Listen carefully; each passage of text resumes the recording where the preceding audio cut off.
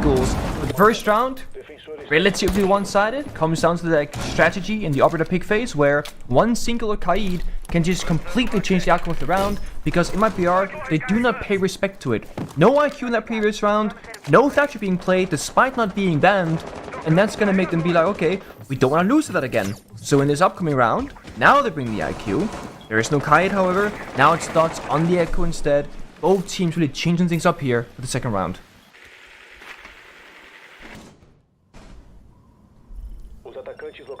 Some of the newer operators that have come into the game have featured drones, and this is a great time to talk about the Flores that you see in the hands of Bullet One, but not just the Flores. This is also a map where Brava can have a pretty sizable impact. Twitch can have an impact if Mira is being brought quite readily, or if you feel that there are other gadgets that present themselves as worthy targets of a Twitch drone. Observation blockers, ADSs for Jaeger, Goyo, of course, as well. So a lot of options here. Ram, probably the one operator we tend to see the least of these drone operators, but there's still a point in time where she can be highly effective, especially if you're attacking one of those two main floor bomb sites. If you want to take hold of dorms above, usually a sledge or a buck will get the job done, but Ram now allows you to do it maybe a bit safer.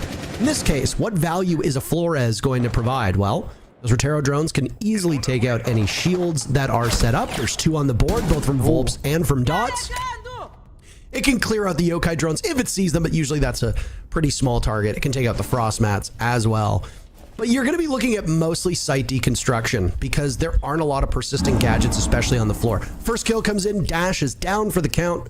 That's Soulless. That roam operator starting 0-2 is not ideal. Same with Loban now, as MIBR are sinking their fangs into this W7M defense, finding themselves in a 5v3. Yeah, I mean, that first hit was unfortunate, but now they're just trying to lash out and even down that man count. When you play that 4v5 on defense, hey, try and even back the numbers. They go for those swings, and the one mistake that defenders are making right now, they're doing it together. Yes, you're in a deficit, you gotta, make it back into the round, but try and take a 2v1 situation and get the comeback that way. This bomb site does work in your favor, and Volps pulls off a miracle from this spot, eliminating every single player from MIBR that steps into his line of sight. What a tremendous round from Volps. He went on a brief journey over to Team Liquid before reuniting with the W7M organization that made him such a name in the first place. And good God, did it look like that was MIBR's round to lose. And it was, and they ended up losing it. Damn. I mean, this is the thing. When a player goes to certain teams, it almost looks like they get, pacified. Volps is a pretty big name in Brazil. It's like an aggressive kind of player, making big moments. He joins Liquid, and I don't know. I feel like we didn't see this kind of performance from him all that often, if ever. And then very early on here, with on a different team, we see him again, popping off, feeling great in the server. But the only downside if you W7M, I mean, look at the scoreboard. You have 0-2 Loban, you have 0-0 Dodes, and you have 0-2 Dash. This is a one-man performance right now from Volps, with Dots doing that minor assistant play. So, yeah, either you have to keep playing, which is your star players popping off, so to speak, or you gotta get the entire team online. That's what I was talking about last round. I want to see the defenders play more together. If you want to go for a swing, try and find your closest buddy, go, hey, I want to try and peek this guy. Can you help me? Trade me if I die, etc. Get that one-for-one situation going. That's not what we saw last round. We saw two players fall, completely alone isolated, and then we saw a hero play from Volps winning 4 individual 1v1s with no teammates being there for him. So while the round is won, it's not clean and it's not consistent. It might be they can punish this playstyle by playing together on the attack, and you have to. Sunday level world though, they're down 0-2 from IBR, not a big deal. This is tertiary bomb set though. This is where you have to win on the attack. Otherwise, you allow that perfect bomb set rotation. They go up 3-0 for W7M, then they go back to basement. When you're looking at a 4-0, then things get really, really messy. An injury here. That is just... Well, no one's there. A bit of sloppiness. Just a little bit of sloppiness from Volps. And after the impressive round he had previously, it's especially damning. Notice is yet to die so far through these 2 rounds. We call those sheltered minutes. W7M's lost 2, by the way. Gomez has died for MIBR, so MIBR for yet another round finds themselves with an advantage.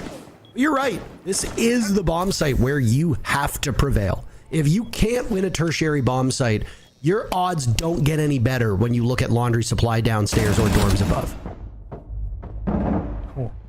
Semper flying a long angle here, Arby. Lost the 1.5x scope does mean now you gotta choose either a holo for close quarter or a big zoom scope in the A call 2.5x zoom. So we see these scope choices. They kind of define the place of each individual player. Rare wants to hold this far back angle because he has the zoom. If he wouldn't have the zoom scope, he probably plays up further and closer to the bomb site doors instead. But it might be how they've slowed things down. They're expecting a swing. They're expecting aggression. And if it happens, they're ready to shut it down. This is a warden, my guy. You can't flash it out. Glasses go on. Dots can see everything just like before. Down goes Dash as Rare jumps in, and MIBR looking to right the wrongs of the previous round, ensuring that they don't fall victim to the defenders the way they did before. As noted, Dodes is yet to die. He's the last one standing for W7M. MIBR lost Gomez earlier in the round, but that's really it. There's been some scratches on the paint of this MIBR team, but they've all been superficial up to this point. Down goes Yex. Dodes shot from the back. He'll head towards Zulu as the diffuser runs, but it's Rare from long range to give Dodes his very first death. And more importantly, give MIBR their very first round. I don't think there was like a single like trade in that round where, you know, Volps dies and then someone would take down the player that killed Volps. It's like, sure, there are trades where one defender dies and one attacker dies, but again, in isolated gunfights somewhere on the map, both teams playing very spread apart. Now, this is not all that uncommon for the quote-unquote new style of Rainbow Six Siege. We do tend to see attackers spread out thin across the map, and therefore defenders doing the same thing to match the map control. But what we see from the best teams in the world, you know, the old W7M, the current Fury roster, for example, is that while you are spread apart fighting for every inch of the map, you always rotate people to where the real danger is, right? So in that particular round previously, the attackers, they come from small tower, they go into showers, so the shower hall, they go into dining, which is right next to the bomb side of kitchen, and there's just one defender there. And the second that defender dies, which he does for completely free, that was Volps in the last round, no one is there to trade it back. No one is there to fight for that space, so it's surrendered very quickly, and it forces W7M to give up a lot of space, which isn't really what you want to do. Oregon isn't a large map by default. You don't have that much to work with, so by surrendering things very early in the round, you have even less to work with. MIBR though, they conquered that third round that they had to, and they got a stylistic change up here for the upcoming round. They can deal with those Kai Claws if there were an issue this time around, which they're not going to be. They're not in play from WSNM. They brought the Maverick. They can guaranteed open up all the hatches. Great. They also bring the Monty. This walking drone that basically cannot be killed by most operator gadgets. Can get the exact information of most defenders on the bomb site and also be great at just clearing out the roam very effectively. Monty right now, I don't even think it's in the building. Rare is just on cams droning for the actual injuries here. Semper on the Ash, which can be a bit dangerous. You're risking a potential gunfight here if Lobin swings the door. Whereas if Monty is here, you can just walk in there, figure out where that Goyo is playing, and force him back to bomb side.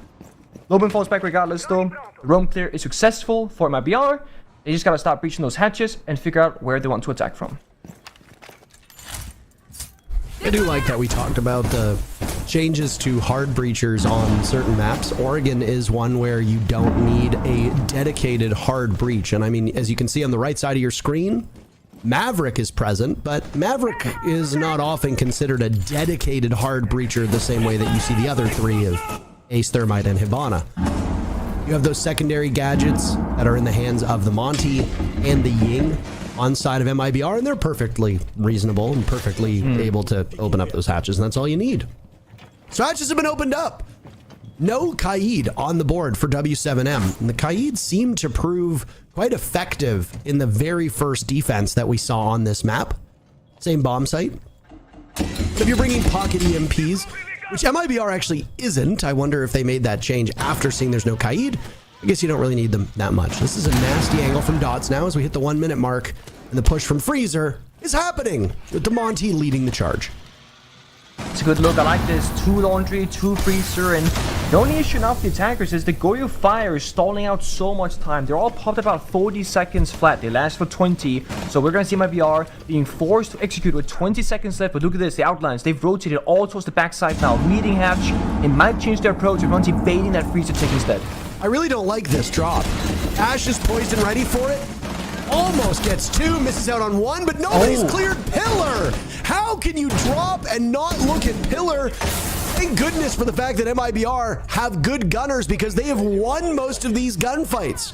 Monty Herrera is still up. What? Toxic gas from Volps will linger. Run. All Dots needs to do is play keep away. Pistol must surely come out at this point. Dots wins it.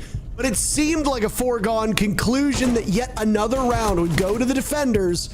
And that is exactly what happens. The fact that MIBR dropped box and didn't look at Pillar and didn't look at Blue, and you have the IQ literally backing into the Warden on that spot is astonishing. And it's such a strong spotlight on how little time and little information MIBR had to work off with. I love that with 40 seconds left, after those Goyo canisters popped, they said, we've got to change this up. We're going to run out of time. Yeah. But if you're going to throw everything out at the last second and completely change up your strategy, you expect somebody to be Pillar, at least maybe check it. You got two players that exposed themselves to Pillar and nobody even bothered to look to see if any defender was sitting there. I mean, you're not wrong. I can hear the pain in your voice, and it's justified because you should check regardless.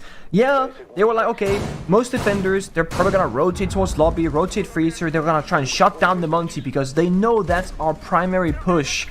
But do you really want to gamble it when you can just check, when you can just, dedicate one player? Hey, I'm gonna drop, I'm gonna run to bomb site, you're gonna drop, you're gonna swing Pillar. You're absolutely right. MIBR don't have the, the perfect coordination in that round, but it was a great rotate in theory because they were locked out in their initial execute. And I want to see teams more often be willing and happy to change the approach and adapt on the fly and say, well, this was the plan. I guess we'll just have to brute force it, even though it's probably gonna suck. So great adaptation, but minor details slipping away from them. Now we see them, they go up 3-1, often on arc, and we see those 3-3, 4-2 halves, typically favorite defense. So far, looks to be the same case here. But there is a possibility now for WCM to go up 5-1. Best case for them. Rare inside the master bedroom, tries to put a summer charge on the wall. It's met by an impact trick on the other side of it. It's Loben on the Wamai. There's a pretty good hold here. Dotis, Dots, and Loben, they got things figured out. Impact deny on the breach, C4 above the trophy wall, and Dotis holding the trophy walk-in. It's a complete lockout here, forcing MIBR to make the first moves, and one of the first times now, WCM are not swinging out over necessarily aggressively, risking those early deaths. It was that very first defense that we saw that a Kaid from W7M thwarted MIBR. Now it was the mute jammer that was causing some heartburn. But if you've got EMPs or if you've got the ability to go below and take care of those jammers, you'll be in a great spot. And I mean, IQ has been a staple pick for MIBR for a good reason, not just a good gun, but also because you're great at finding that utility. They get the mute jammers off, they get the wall open, and they get a pick from the side of W7M though, as it continues to just fall away. What is happening? There's still 1 minute to go, and now Bullet 1 is the last man standing. You blink and you miss it. W7M only lose Dotas, but MIBR's House of Cards just collapsed with the smallest gust of wind. I don't know how Bullet 1 finds himself out of this situation in a positive way, but 4-1 scoreline for W7M seems like a certainty, Nick. It does seem like a certainty at this point, and MIBR might have to go back to the drawing board here and go back to basics, if you will. They're almost overcomplicating simple processes, and with that, Bullet gets shut down. Volps just has the angle on the lock. Also tiny angle, starts pre-firing, 0 recoil on the Frost, despite having the zoom scope there. And it's a dangerous one. Frost, as an individual operator, has been a bit of a balancing nightmare, because the gadget, it's like, okay, pro players surely don't get hit by frostbats, right? You drone it, you jump in a window, you look down, you shoot it. But there was a statistic that came out probably about 3 years ago at this point, that actually showed that in rank play, the higher that your rank was, the more likely you were to get hit by a frost map based off player statistics. And it just goes to show that in low rank, you might be worrying about, oh, Capcom trap in the door, frost map below the window, I gotta make sure I clear it. And then you get into like, you know, plat, diamond, champion, pro play, and it's like, we gotta go, go, go, fast, fast, fast. Ah, there's a frost map. We see it all the time happening.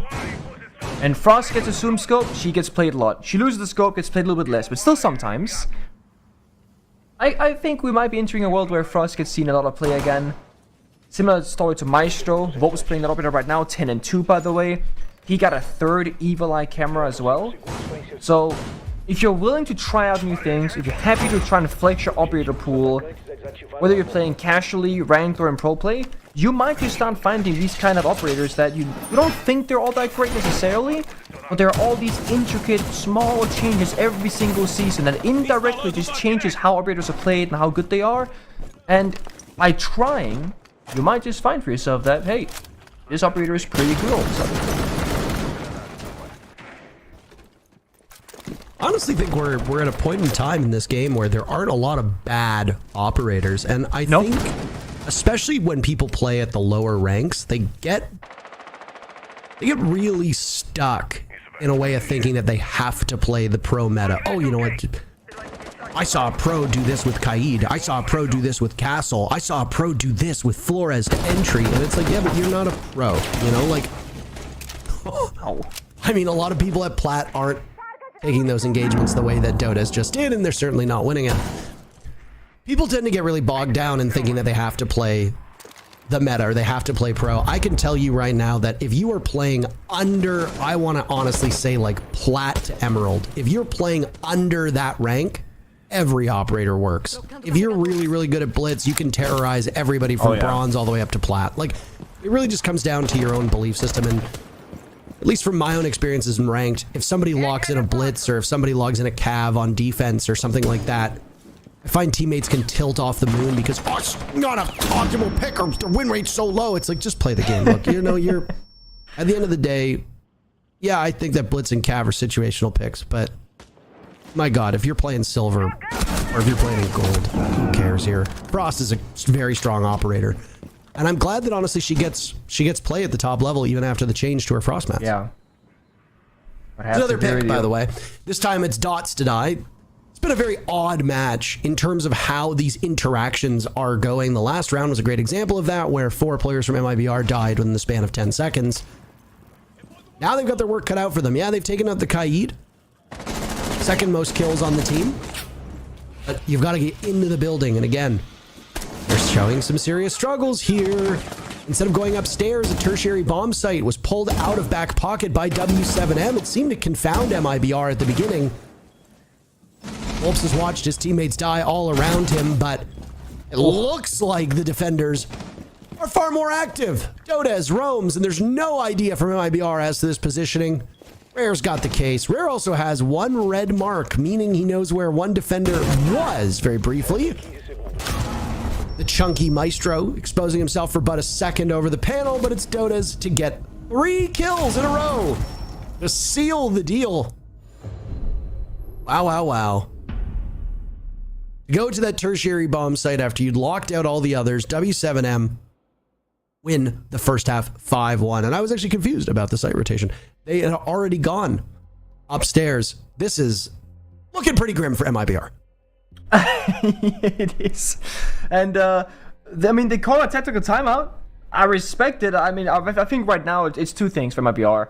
One is you talk mentality. Hey guys, it's fine. We're in it. Don't worry about it. Round by round. Like, if you're tilting, like, stop tilting. Guys, stop arguing. Whatever the case might be going on. Secondly, you really gotta just ignore all those attacking rounds and forget about it. They do not matter now unless you go all the way to overtime. You need to lock in these 50 seconds that you have and just talk defense. What operators do we play? What weaknesses does your opponent have? What strengths do you as a team have? And just exploit those every single time. When you're down 1-5, you very much need to go almost perfect, right?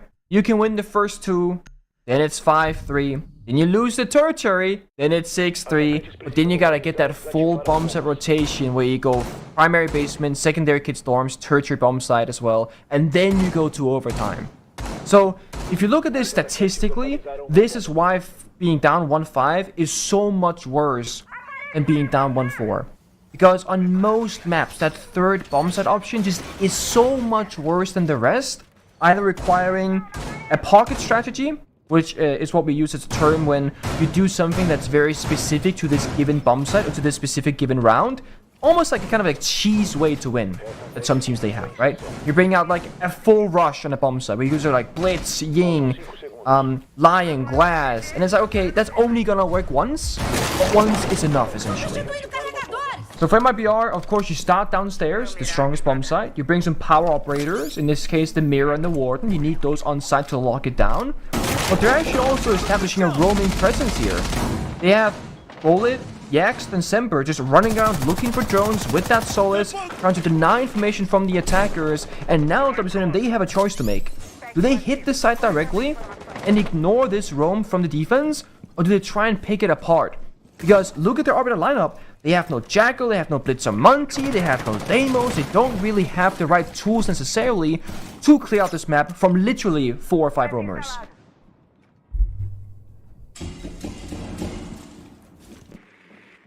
Things didn't work out well for you on attack, then use that timeout, settle things down, and yeah, I mean, it's your guess is as good as mine as to what they used that timeout to discuss. They've lost dots on the side of W7M. A 5-1 half on Oregon is possible, though incredibly unlikely. The fact that we've already seen it once in this not give me much confidence that we will see it again. That said, I'm willing to be proven wrong. MIBR have some very obvious struggles. I mean, Gomez is 0-6 at this point. Yeah. Semper had a good couple first rounds, but has been mostly invisible since. I haven't really seen a lot of good looks from this team. W7M has been propped up an awful lot by Volps, but keep in mind 4 of those kills came in a single round. So you've got the rest of the team seemingly involved in the action, but this is a very defender-sided Oregon. Fighting will come fast, it will come hard, and it leaves Volps as the last one standing for W7M. MIBR on their very first defense do what needs to be done to prevent their opponents from moving to match point. When things like these happen where, you know, defenders are roaming with 4 or 5 players, as an attacker, it's your job to use those drones in prep phase to figure out, okay, what kind of operator lineup are they running? Because if you see Valkyrie, you see a Solace, you're probably gonna have to expect, guys, they're gonna be roaming. Because Solace doesn't do a lot in the basement bomb site. Valkyrie doesn't do all that much either, compared to a Melusi or a Goyo, for example. So, either you go for that utility, and you try and hit the site directly, you go maybe big tower, you go out to that blue double door, you hit the site, or you go, guys, they're gonna be roaming a lot. We should pick up a Jackal and get rid of Flores. Because what happens when you pick stuff that has utility, like a Flores on attack, is that you don't do a whole lot until you can see the bomb site. And to see the bomb site, you gotta take map control. If defenders are roaming, Flores gets no value, no play in that round. Whereas if you play the Jackal, you increase your odds of getting that map control, of shutting down those roamers, and then actually see the bomb site. It's that classic issue of, hey, you want to be really good at this thing in the round, then you don't even get there. So it just feels kind of pointless to play Flores there. Now for Kid Storms, it's a little bit different. You know, the bomb site is very rushable. You got the big window jump in, you got, you know, straight up the white staircase into master bedroom. So now your operators will definitely get some value here. If you're playing the Lion, if you're playing the Flores, if you're playing the Grim, you can definitely use these operators with guarantee, unless you get spawn peek now, because the second Dash goes on master bedroom balcony, he can start using those Flores drones to clean up utility. So a much better round to play these operators for W7M. Hopefully they have a better result than last round, because it did not look like they had a very clear, defined plan as to how to win on that basement attack. Yeah, no different from what we saw from MIBR's attempts as well, when it seemed like a team of individuals for most of those movements and engagements on that laundry supply room attack. I mean, it is a tough bomb site to deal with, but also overlooking how we gave some praise to MIBR for pivoting at the last second, but then a wag of the finger when they dropped E-Box and didn't look at Pillar or towards Blue and got slaughtered from that exact spot. Different bomb site this time around, though. As you attack dorms, you start by opening up some of Attic. We're at the halfway point of this round. No real action has occurred between the two teams up to this particular point.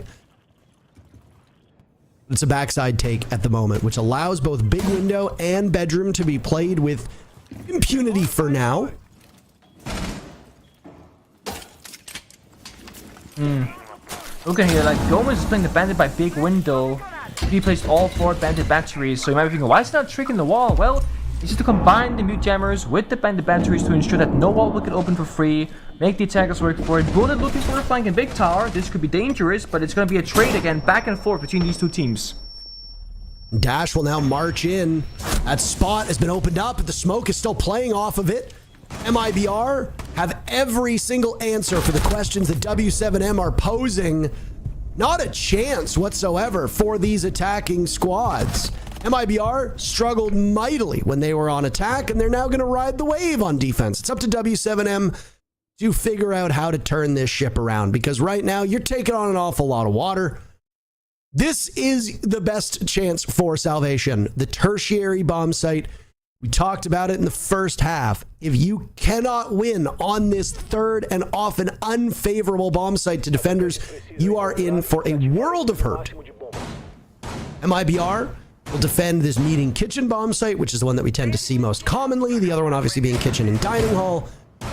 How MIBR sets up their defenses will be something to watch, but more importantly, through those last 2 rounds, the greater question is, what is W7M doing to deal with MIBR's defense? And through those 2 rounds, the answer I have right now is not a lot. And you'd be right, they're not doing a whole lot. Again, it comes down to these like messy, scrappy gunfights where there's no real execute happening from either the MIBR attacks or currently the W7M. It's attackers walking around seemingly or mostly alone, not helping one another, and not progressing as a team. We're not seeing gadgets being thrown together from the same positions. We're not seeing those entry drones followed by, 2 players, for example. It's just very solo play reliant. And it's great when it works, when you find those skills with individual players and just shine in the server. But again, it's a very inconsistent way of playing the game. And right now, WM, they're being punished for it. So it's a great, approach here for MIBR, playing close together, making them work for it. But I want to see a switch up on the attacking side here, because it's just both teams look like they don't know how to attack on Oregon all that well. And it's, as we keep saying, the most default of default maps. Every single rank stack, every single tier 2, tier 3, tier 1 team, they can attack and they can defend on Oregon. Of course, at different skill levels, but everyone knows how to approach it from like a baseline standpoint. Oh. That's... I gotta say, these early interactions, being trades, have been abnormal. Usually teams are not this proficient at being able to get their numbers back so quickly. Usually it's you get in, you die, and then you continue to roll onwards. Have to imagine, though, losing a Malusi who's 1-9, maybe not the greatest loss to a team at this current point. Losing Semper, though, could be quite devastating, and there you go. Still gets the trade. Just to kill Dash on a 1-for-1 shot. Oh. The Lord giveth and the Lord taketh away, Nick. I was like, okay. It looked like he was going to get the kill. He got slammed. But then, yeah, you're right. Like, they actually traded. One-tapped one another. And that's a huge trade from Semper. It was very low on HP. He had used his C4 for verticality. And you take down the Ying. That's the bomb set execute operator. They also just spent the last Dokkaebi call to find out where Simp was playing at. So, with that one kill going the way that it did on the trade, it might be all. You're actually favored in this 3v3. You have 2 Toxic Babes from Rare to deny the plant. So if W7M aren't quick here, if they're not efficient at getting the verticality done, drone out the bomb side, and get into a plant position, then time will be an issue for them. Right now they're figuring out, okay, where are these defenders playing at? Rotate a guy, small tower, but they only have 3 drones, and none of the players right now that are alive are actually using any of them. So we can assume here that the attack have no real intel to work with besides sound and what they can see in front of them in their scope. Next, will continue to jiggle peek this angle before Loban has the coverage, who himself will jiggle peek, but come up empty-handed. Now Loban under fire as he retreats towards top of white. Diffuser goes down for W7M. This is the best look that they've had all of their attacking rounds. Eliminating Rare gives them a numbers advantage.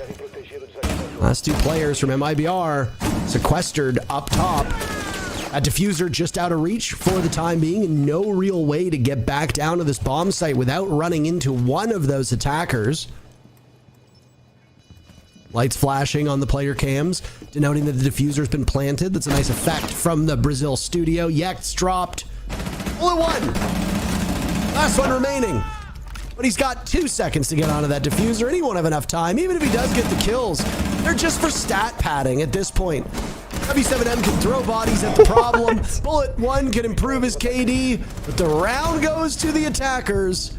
And with that, it's match point for W7M. And this is exactly where that 1-5 scoreline might just come back to be the issue for my BR. Because if they continue the same kind of trajectory, they're gonna win basement, they're gonna win Kid Storms, they'll lose territory. They lose 7-5. It's that simple. It is exactly why, again, you have to get that 2-4 half, why you gotta win 2 attacking rounds on Oregon. And W7M, they're in that same position as well. They have to win 2 attacking rounds. They've won the first one, and when they get their second, they're gonna win this matchup. Now the question is, can they do it before territory? Because of course, we're not looking at, okay, they gotta do the bare minimum. Win the easiest attacking round. No. They gotta show us that they can actually attack here either on basement or Kid Storms to look like the better team in this matchup. Otherwise, it's simply just okay, both teams kind of struggled here on Oregon, which frankly is a very big surprise given how these rounds have played out. It's not been the most, depth in strategies. There hasn't been that many adaptations or counterplays, but it has definitely come down to, again, the gunfights very early in most of these rounds. It's been some of the quickest action that we've seen in quite some time, and the only outlier here in terms of player performance is that Gomez is 1-9. He's really struggled to find himself in this matchup, probably struggling with the pacing. When you're an anchor player, he's playing Bandit on the secondary bomb side, he's playing Mirror on the basement, you're often used to getting some nice peace and quiet. You're gonna play on the side, you know where attackers are coming from, everything makes sense. The thing is, most of these rounds haven't made all that much sense, logically speaking. It's, there's an attacker here, this guy's dead all of a sudden. And it can be hard for some players to find their stride when that kind of pacing is being set, because it's not all that common. W7M have their work cut out for them now, as it's match point for the remainder of these 3 rounds. Can they seal the deal?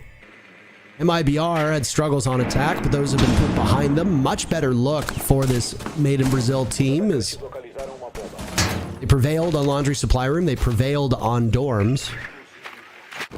As for W7M, we discussed these drone operators. A Flores on the board means that anything inside of blue can be easily taken apart. I remember when Dodez was 0-0 in the 3rd round, by the way. He died and went down 0-1, but now 11-6. Been a very deceptive match for him. We talked a lot about Dots and Volps, but it's been Dodez who's been the hero up to this point. He's on Ash, so expect him to strike relatively early. Though at the current moment, certainly setting up for Loban to be the first point of the spear to make contact with MIBR. He'll engage in a duel against Rare as out goes a smoke towards blue. Dodez is looking for an exploit over towards Freezer. There's a mirror window there, and he's wary of who might be playing behind it. While holding this angle, a head just needs to pop up for a split second. Depending on his reflexes, that's a huge opening for W7M, but I'll have to be a bit more patient for the time being because MIBR aren't giving him a thing. Gomez again, that anchor play, just sitting back, not risking his life. He doesn't have to. As long as he stays in that corner and doesn't die, they got the ankle. There it is. They swing together. Yex from Freezer finds the gun to Dodez and gets that opening kill for defense. Yex taking a lot of damage, out-dueled by Volps. Both teams coming out in the right direction with these kills, though W7M trails, and it's all up to Dots, who's finished off by Rare. MIBR flawless on this bottom floor bomb site, just as we saw the same from W7M. 4 rounds of Laundry Supply Room, 4 victories for the defenders. It's close. It came down to, again, those very short time trades where one kill goes out, another one follows straight back. No one is having like a very convincing man count in most of these rounds. Yeah, okay, the very end maybe a 3 versus 1 or a 2 versus 1, but it really is just a slaughter when that first kill starts happening. W7M, they might just be doing this where they're gonna do the bare minimum. It might just come down to the tertiary. Gets Thorns. The potential second final defense here, depending on if we go to overtime, of course. Going above, picking up operators that can kind of slow down the attackers a little bit. The mute jammers, the Melusi banshees, the smoke toxic babes, all of course built for either slowing down the attackers or giving away their position. And MIBR playing this very dynamic setup. The closet rotates towards master bedroom with jammers on it. They're playing in big tower with an attic rotation, and they're setting up a reinforcement towards armory. This is very much a defense that says, hey, no matter which direction that you're going to be attacking us from, we have something waiting for you. And defense is always a game of trying to make a puzzle, essentially, for the attackers to solve. And the more difficult that puzzle is, well, the more hard it is to attack against, essentially. So LBR, even with the Solus here, they always have a roam. They're always trying to shut down that information from WSM, because the less information attackers have, the less decisions they can make. If you don't have any drone to check the door, you gotta throw your face in there. And if you throw your face in the door, and there's a gun holding it, well, you die. So, could be a slow approaching maybe from the attackers. Just make sure they get in the building safely. They arrive near the bomb site. Dots on the Monty is a great operator for that. You secure yourself to not just get killed by those kind of surprising factors, like a C4 from above that almost took him out. But again, it's a Monty. You'll stay up with half HP.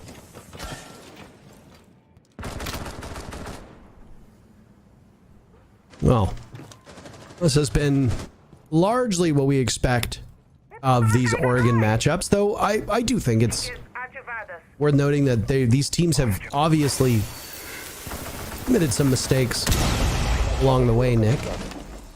Yeah. But you know, that's okay.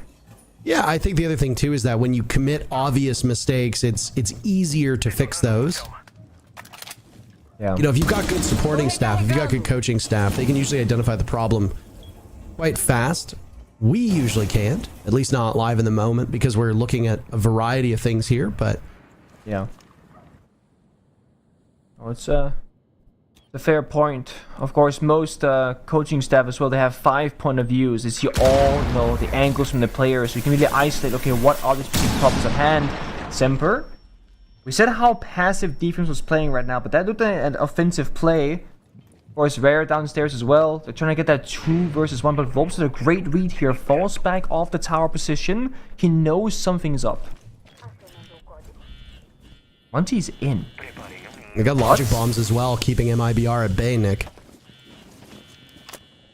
They know Semper is playing off of that spot. They got a pretty good indication of it early on. It's Monty of Dots. That's the real question. Down goes Yex, and now Dots also sees the smoke of Gomez, who searches for more than just a single kill, but won't find it, at least not this round. W7M toppling these MIBR defenders one by one by one. No real answer at the moment for MIBR, as now they need to retake.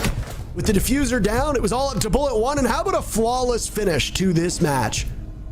W7M surprising us. Well, their result against Furia last week and against MIBR, this W7M team, maybe it's just the org. Maybe the org gives power to these players. So we shouldn't have low expectations for this team, as the bulk of it came from that old Los roster. A victory for W7M over MIBR, Nick. It could be an orc buff, who knows? I mean, that final round looked like they knew exactly what to do. We just didn't see it from them in any of the previous attacks. So obviously maybe they're just hiding something, I'm not entirely sure. But a very convincing way to end that match, winning 7-4. No, absolutely. And it's only our first matchup. It was a close affair, though obviously there was a favorite in this match. The favorite wins. There's still 4 more games to go. And we've got CDAPS and Corbeck on the desk to talk about it. But before we get there, we got a break for you. We'll be right back.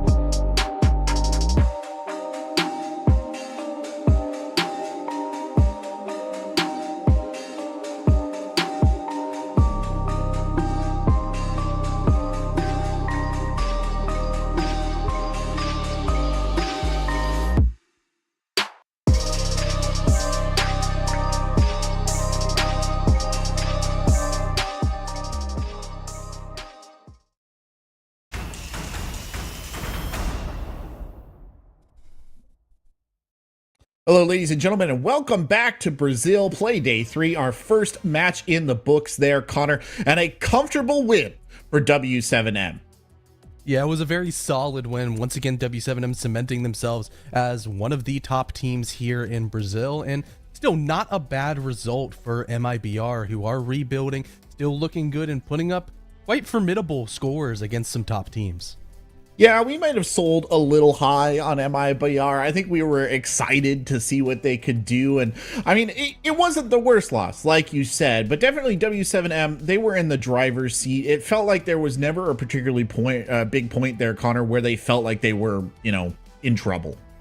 Yeah, when you go in towards your attacking side with such a big lead from the defensive half off the back of two great performances by some of your players, all of a sudden, sure, you can lose the first attack. That's basement defense. That's expected. Your second floor kids attack. That's also expected. But as soon as you get around to the tertiary bomb site, W7M came alive. They looked a lot cleaner. They made some adjustments. They were close again on another basement attack, but closed it out once they get the adjustments on the top floor. Yeah, it was the thing that MIBR couldn't do that W7M could do, right? I mean, they had a huge half there with that 5-1. Yeah, it was absolutely massive. They had Dodas as well as Mr. Volps just running around. It's having the Z for W7M in the back end of your name that gives you these superpowers. Yeah, it's worth talking about Dodas and Volps because they were, superpowers is right. They were going full on here in this match. They were unstoppable, dominant in this lobby. Yeah, it was just being able to take over round after round. The multi-kills for both of these teams, 4 for Volps, 2 for Dodas. And I believe they were all in different rounds. So 6 rounds of this match had somebody on W7M absolutely stepping up and carrying the team. Both these players played absolutely phenomenal. Sure, you can maybe have the slight mark on Volps that he had an entry death and no entry kills. But that's about it. That's about as flawless as you can get from a duo where, once again, this W7M team are punching in a high, big, heavy weight class, and they're looking to take down Titans.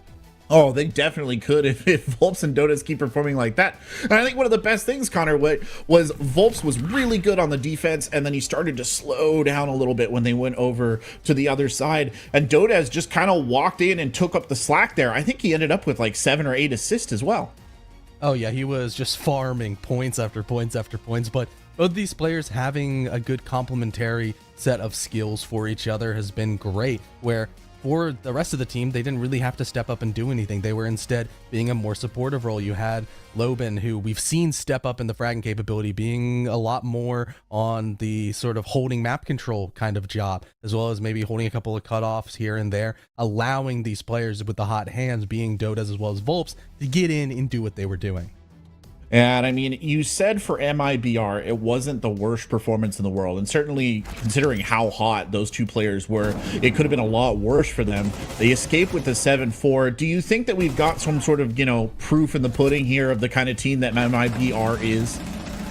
Yeah, I think they're just a mid-table kind of team, but has some good upside potential. They had moments, they had flashes, sure. A lot of them came off of Bullet just stepping up and taking over the round, but with the ability to do that against a great team like W7M, it still does show that this team has that upside potential. Yeah, I think Bullet had a little bit of a slow roll there right at the start, but he did eventually kind of step into that role that we were discussing sort of before this game of being an anchor point for the team. The disappointment, maybe Gomez, not a good look on this game, and he was a player that you specifically said might need to pick up some slack.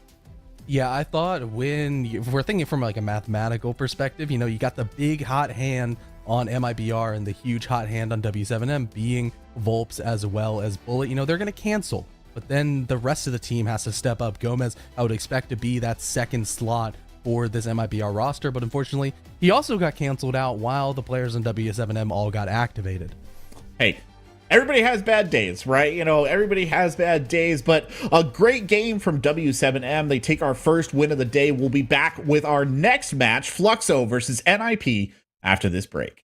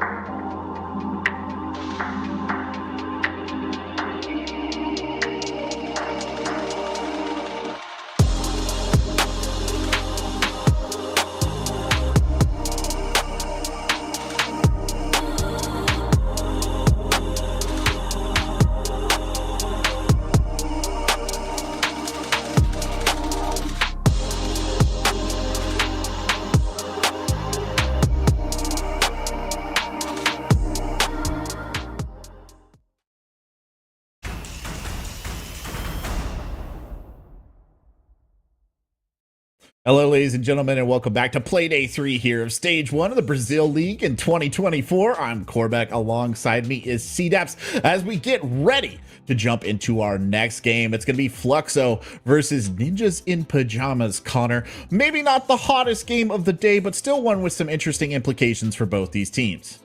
Yeah, with Fluxo, they're on the bottom and trying to bounce back. Meanwhile, NIP are typically sitting at the table of making international events, but they had a little bit of a slip up last week.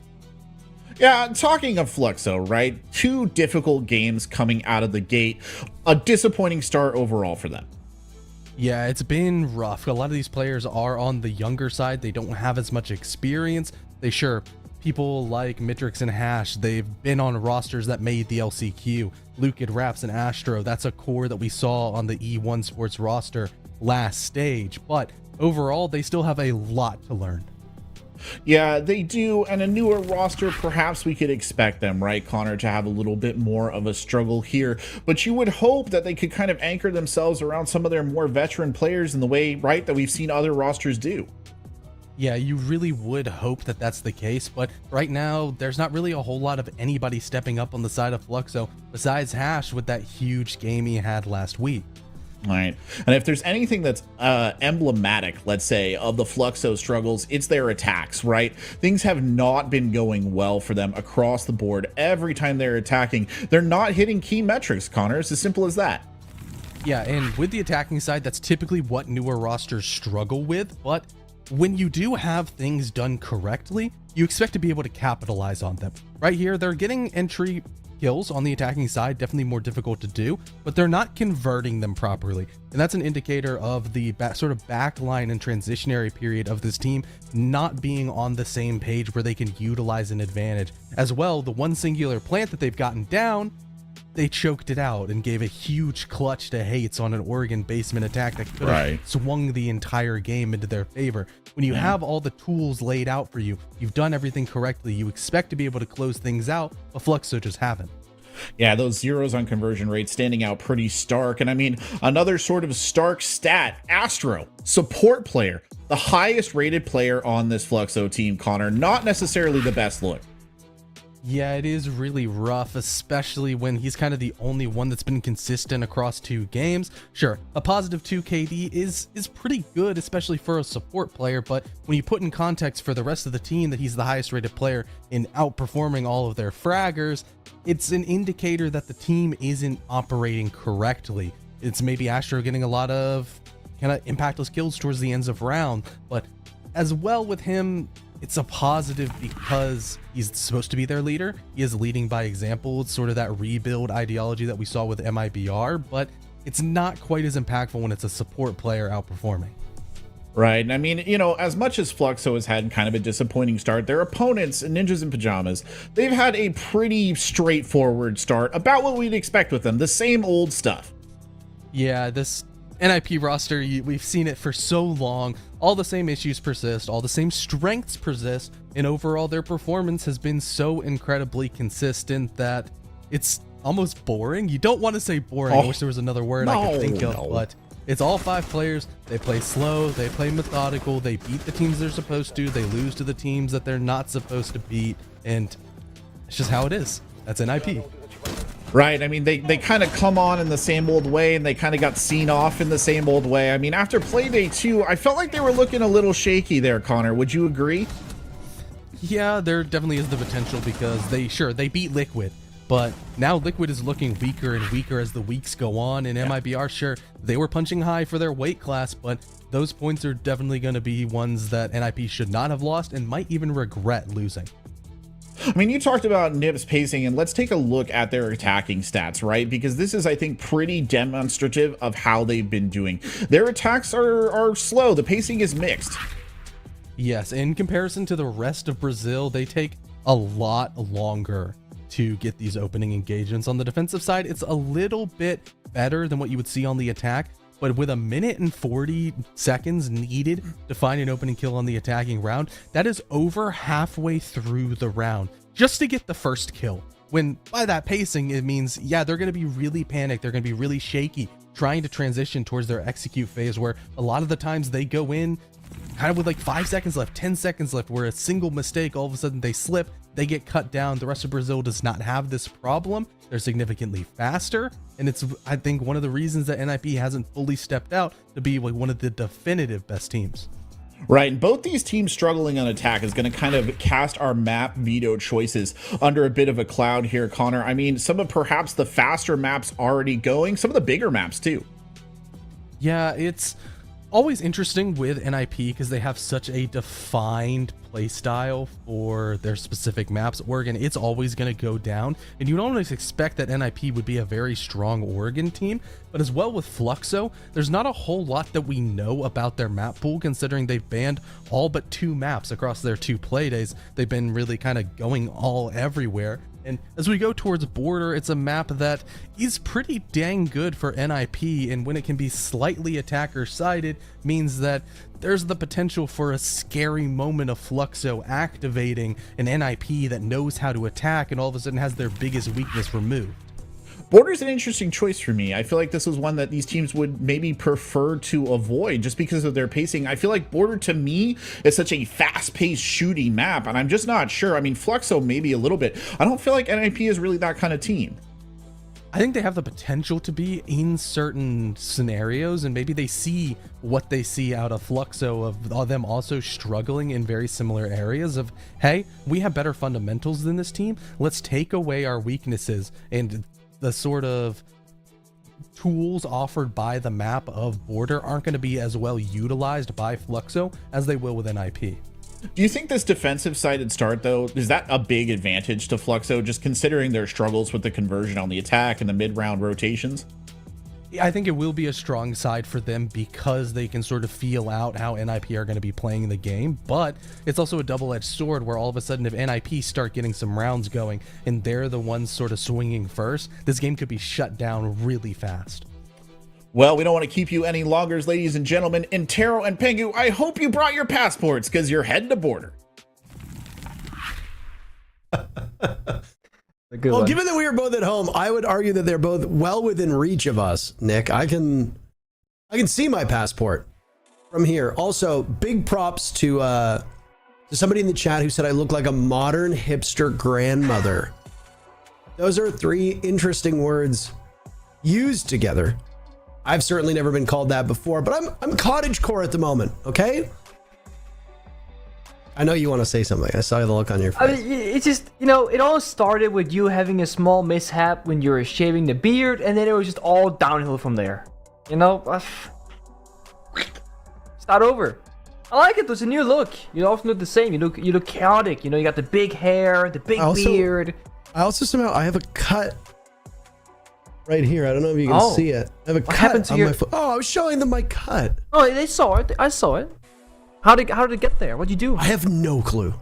What? I was like, I wonder if, obviously we'll wrap up this conversation because now we're into the match, but I wonder if a part of it is that I hadn't cut my fingernails because when we went to Brazil, we got them painted, right? So I was waiting for all the nail polish to organically come off before I was going to trim my nails. I trimmed my nails like 2 days ago, but they were a little bit longer, and I went to shampoo my hair a couple days ago, and I'm wondering if maybe I inadvertently, like when I was like doing the scrub, you know, the thing where you like scratch your head with like the tips of your fingers. I wonder if I maybe gave myself like a micro cut. I don't know. Anyway, last match we talked about how odd it was that Ying wasn't banned. She's been one of the most banned operators in the entirety of the Rainbow Six ecosystem. Fluxo wastes no time banning her. And then the second most banned operator, and often equally annoying, is Dokkaebi. She's also gone from action. Okay. So nothing too out of the norm when we're speaking, you know, Border as a map. The big question now is for Intel, you know, and for Asami. So like Valkyrie, Solus, Asami might be question marks right now for both of these 2 teams because they're both very strong, or all 3 of them are very strong on Border. Of course, there it is. Valkyrie being removed from play. NIP, they are a team who historically they love to ban the Valkyrie and just play without it. Often because they think their opponents rely on it. They want to be able to make those plays and find those gaps without being spotted out. And Mirror actually follows through from Fluxo. Now, to kind of set the tone for Border, I'm a little bit worried for Fluxo. A, they start defense. Typically, that's the harder side on Border. But secondly, the desk kind of spoke about it. Astro, who's the supportive player of Fluxo, is like the best performing player. And you're playing Border. This is like that old coastline map where you gotta fight it out. It's gonna be a brawl, it's gonna be a battle, and it's all about those gunfights. If your actual fraggers in your team are not really having a great state so far, and they're not hitting their shots, you are not gonna wanna play Border. So, maybe a bit of different game plan here from Fluxo. Maybe they've had really good scrim results, and like they're back, you know, they find their stride, they're figuring out like what their issues are. And maybe we'll see them actually have a great performance here. But, let's look out for it. If Astro remains the best performing player, also here on Border, then the same issues will continue as before, which often is why Fluxo have struggled in the past. The Fluxo team is quite interesting to me because, you know, maybe I'm stuck in an old way of looking at these teams, but, you know, there was a time when Lukid was being so highly talked about that Oh yeah. you could argue that, oh, he's going to be on the same level as like Nesk and Palu, and you know, he was tearing people up. But I think it was on that Team 1 roster where he played Buck. Admittedly, that was 5 years ago. You and I actually had this revelation when we casted Brazil last week. That it's been quite a long time, but it is still astonishing to me how poorly this Fluxo team has done given the potential that they have. Nip is always a question mark for me because they can look like world beaters one day and then look like they've completely forgotten how to play the next. They were two sides of the same coin in Brazil at the SI that we just saw. Which Nip shows up? That's always the question. So far, Fluxo's only had really one team actually show up, but it hasn't been the potential that they want. No, it's a valid point, and it is true for NIP. It's one or the other. Right now, it's a slow pace, given what Border normally offers us as viewers. But if you know NIP in more recent times, they like to really set up their attacks, get all 5 players in the right positions, do a 3-2-1 countdown, and hit those shots. But this time, it's actually Hashi who opens it up for Fluxo instead. Defenders in a strong position. NIP will not have their 5 players ready to attack together. This could be a troubling first round for NIP. Yeah, losing Musi early is not ideal. This Nip squad is very limited turnover the last like 5 to 6 years. Ashy decides to get aggressive onto break room door, kills Cons. Down goes the Grim. An operator that his pick rate has steadily shot up over the last 3 to 4 months. Yeah. People might be wondering why Grim is being used so frequently. Well, he's not just an anti-flank operator. How you have to discuss the application of those Bs. Maybe we'll talk about it in a round where he will have some actual impact. What is Hashi doing from this spot? Nah. Every kill so far to his name. A hell of a statement. As now Pino's lined up for the last one. Does Hashi know this? He's got a read on it. Nice reflex test as Hashi will be reduced to 1 HP and get the ace. Every kill falling in his favor. The round 1 flawlessly, and Hashi pulls it off with 1 HP. It's not just an ace, that's practically a 1 versus 5. I mean, sure, there are 5, or rather 4 other defenders alive in the round, but no one really did anything. No one got into a confrontation or a gunfight. It started break room door, it finished right below, inside the passport room just downstairs. And I mean, NIP, if you're playing a slow round where you're setting things up, we're expecting them to hold angles, to watch the runouts, and of course, to watch the door. That is the first obstacle when you spawn. Break room door, Easter's door. But no, they pretty much run past the door thinking, it's clear, don't worry about it. It's not. And it's not one player that gets caught by surprise. It's basically 3 players. Then Hashi starts swinging. He's like, okay, guys, I'm hitting my shots right now. I'm going to go for the 4K. And I'm definitely, if I get that, going for the ace as well. So, run to the question of, hey, Astro, best performer, you know, support player, bit of a worry. Ashy's got this round, okay? Now the question is, who's got the next one? Will it be Raps? Will it be Lukid? Or will it be a team performance, right? We're also about that consistent playstyle. We saw in the previous matchup between MIPR and W7M, was a lot of individual heroics. And some rounds, they win. Somebody like Volps gets a 4K. Great. But when you don't have those individual players show up, it just falls apart immediately. So we gotta also keep an eye here on the teamwork and the coordination from both these squads to see which team actually steps up to shut down their opponents. I mean, if you come into this play day as the lowest rated team in the region, which Fluxo was, a huge new organization wants to make a splash and enters Rainbow Six by picking up this team. Some of them journeymen at this point. Yeah, there's going to be a couple games, a couple weeks even until this team can hit its stride. Maybe this won't even be the full roster that they keep for the remainder of this year. We've witnessed it quite a lot in the North America League, where there's an abundance of newer teams that have formed out of seemingly nowhere. It's going to take some time. Hashi, so successful on those ego peaks in Break Room, decides to assume a similar position, but is punished for it this time. All 5 kills coming in round number 1. There will be 0 in round number 2. It also means Nip finally gets on the board. It took them 4.5 minutes to find their first kill in this match. It did. Oh, and it gets worse to Astro. There it is, supportive play in action. Gets the kill back to a 4v4. And of course, in a P, they're expecting aggression from Hashi. It happened literally just a couple of minutes ago. So it's a good punishment there. But again, a very slow pace on border compared to what we're used to seeing. And as far as the time ticking down heavily favors defense. Hey, you can start falling back from security now, or soon rather, from Lukit, because you've done your job. You've got the 1-for-1 trade, and we see, oh my god. Wizard just sprayed the wall. Lukit ran into the bullet on the fadeaway, and they lost the player for it. Unlucky. Oh, you've still got insurance policy with these anchor plays. These anchor players, rather. Well, close enough around the chassis and close enough to the sites that they can rebuff Nip. Nip do have that numbers advantage, but if Musi wants to get the diffuser down, it becomes a 3v3 with Musi immobilized. Focus right now for Nip, still very much upstairs. Astro put in an uncomfortable spot. He'll have to work his way out of the bomb site and over towards top metal. This is a heroic run and a smart reposition under the hatch, where perspective might actually allow him to win the duel depending on where Nip puts their forces. There's only 10 seconds to go. You got to get the kills here, Nip. Musi finds an opening to get that diffuser down. Raps boxed out of the sight by the fire. He'll have to take some damage as Musi pulls it off completely. Raps walking back in. Not good enough. Pino sealing the deal on that round, and both teams will be tied at 1 round apiece. You know, great round there from NIP with like everything was covered in that last 10 seconds of the round, but it comes down to, okay, if one thing goes the wrong way, one C4, one Toxic Babe in that plant position, that could just be a lost round for the attack.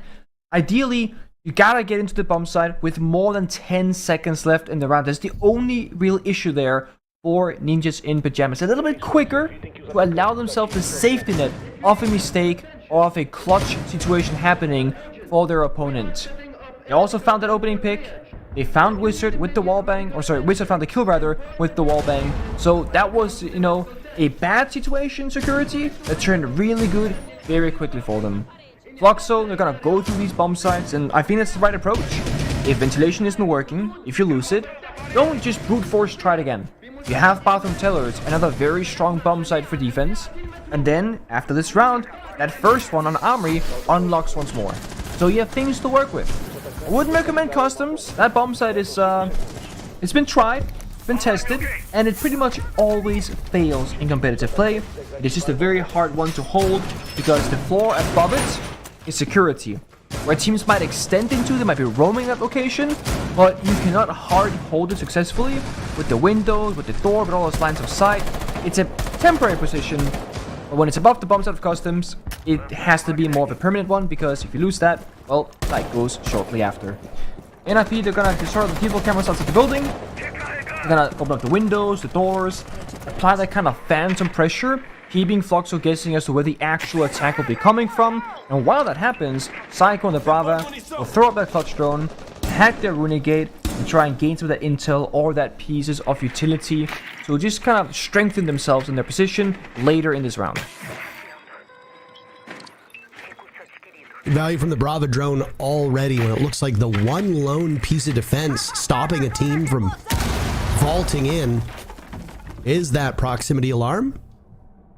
It's now in hand of the attackers. That trickster op of Brava is able to take electronic gadgets, put them to work for the attackers instead of the defenders. Always funny to see a defender run through a laser gate or an EDD and die ultimately to it. Brava obviously gains greater value the more electronics are on the board for the defenders. In this case, can't really do much against the Azami or the castle. You've got the laser gates, you've got all those secondary gadgets, the bulletproof cameras, those proximity alarms, those are huge. Pino has walked into the bomb site, by the way. Nip are not far removed from this bathroom teller's execute from going down, though Wizard dies to Astro. Not seen a lot of value from the Grim so far. Fluxo have also decided that maybe it's time for us to actually head back into the bomb site. That's where Astro is positioned, not too far removed from that bathroom rotate. Now it's Pino's turn to die as Nip had no control on the floor above. You got to do something about Lukid in this position. Nice shot from Cons. Down goes Mitrix. Astro will fall. Cons cannot get that diffuser down, Nick, until they've cleared out the top floor. No, I mean, they might have to go for a different play here. He's gonna Selma charge the ceiling and run somewhere else instead. Moves on to kill as well. NIP, they're fighting on the side as if they were the defenders, but they are in fact on the attacking side. Ashy still alive for the time being, not till Musi punishes him. Cons had attempted the defuse plant, but pulled off. Lukid still lurks from above. And with this drop, they'll hear him clear as day, rotate from workshop. That's where Lukid's looking. He sees Musi, he loses to Musi. A common refrain for players all across the globe who've had to engage with Musi in a 1v1. You add an ACOG to that R4C, Buster, you are in trouble. Nip 2 rounds in a row and they take the lead in this match. And it cannot be understated just how strong that Brava was in that round. I mean, one thing is that you gain side information, right? Bathroom was clear, Telos was clear, etc. But the one thing that could stop them, as you pointed out, was what I call the beep boop, right? The sensor that says beep boop as you walk into it by the window, that got hacked by the Brava drone. And all of a sudden you have less intel on the site itself. Plus, the attacker saw the bomb site is very weak. Of course, defenders are going to play above, soft destruction on the floor. They're going to try and have those angles. But we saw Fluxo actually had not pre-made the holes above because most attacking teams will try to roam cleared. So, of course, if that's going to be the way that you think the round plays out, defenders will hold top floor, wait for attackers to go there, and let the attackers open the floor. Let them waste that time. So NIP with a great read there saying, they're not ready for this.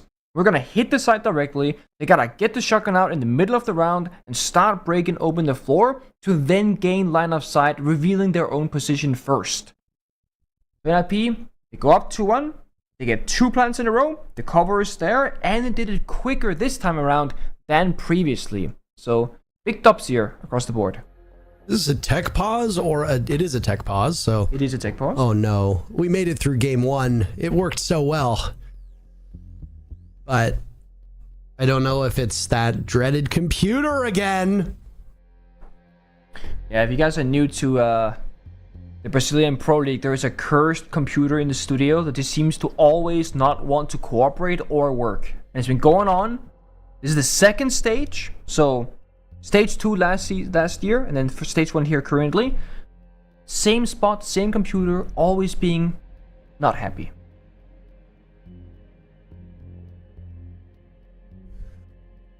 Well, I mean, when you got Hashi playing the way that he is, it's almost impossible for you to do much in round number 1.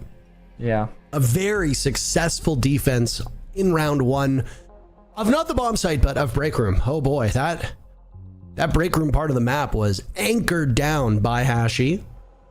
And I mean, it's a Solus. Solus is an operator that can be quite tricky to drone out because the moment that Solus goes on her gadget and you go on drone, Solus can see that and shoot your drone. Unless you basically try to dogpile the Solus by going through hallway and going through security and putting somebody at break room door, which is a huge amount of effort to expend on a single operator, especially one that got a very early pick and knocked your team on its heels. You're going to struggle in 1v1 engagements against that Solus. Both guns that the Solus has, the P90 and the SMG-11, very high rates of fire. They can kill you quite quickly, especially if a single one of those bullets hits your head. That's it, lights out. And Nip gave the Solus very favorable fights. Ashy kept engaging in 1v1s because NiP were never working together. The same cannot be said of the next 2 rounds. NiP were far more cohesive. I do like that they went for a direct site take in round number 3, but I'm not super happy about the fact that they didn't clean out the top floor. I mean, it ended up working because they won their engagements, but it's very easy for that round to go poorly and us say, well, why did you not put somebody upstairs? No, it's a valid question. And I mean, the one benefit, of course, is simply just that you're doing something that's unexpected, right? When you scrim every single day, when you play Pro League all the time, as these players have, you know kind of what is supposed to happen around. As you know, attackers go top floor, they roam clear, they destroy the soft floor, they breach the hatch, they go to the bomb site. And it's why these things work so well, because it's an adaptation to an adaptation. Floxo were heavy holding top with 4 players. And at Pico, they want us to fight up there. Let's do something different. Let's just hit the site and see what the reaction will be. And when you're a team of 5 players from NIP side where they have a lot more experience and time together, versus Floxo, which is like a mix of a lot of different players on different teams that is very newly formed. Of course, NIP, they're very heavily favored when it comes to on-the-fly adaptations. They have the communication, they got those internal strategies, and they know how each other play and what to expect from each other. So for Floxo, having to make quick adjustments like that will put them on the back foot, and I think it's why it worked so well on the previous round for NIP. Just a brief update for everybody here. The tech pause is because of a broken keyboard. Ooh. So issues with peripherals will arise, whether it be a keyboard or whether it be a mouse, possibly even a headset, a potential act of God if you're a believer, a potential act of the universe if you're spiritual but not religious, an unfortunate set of circumstances if you're neither.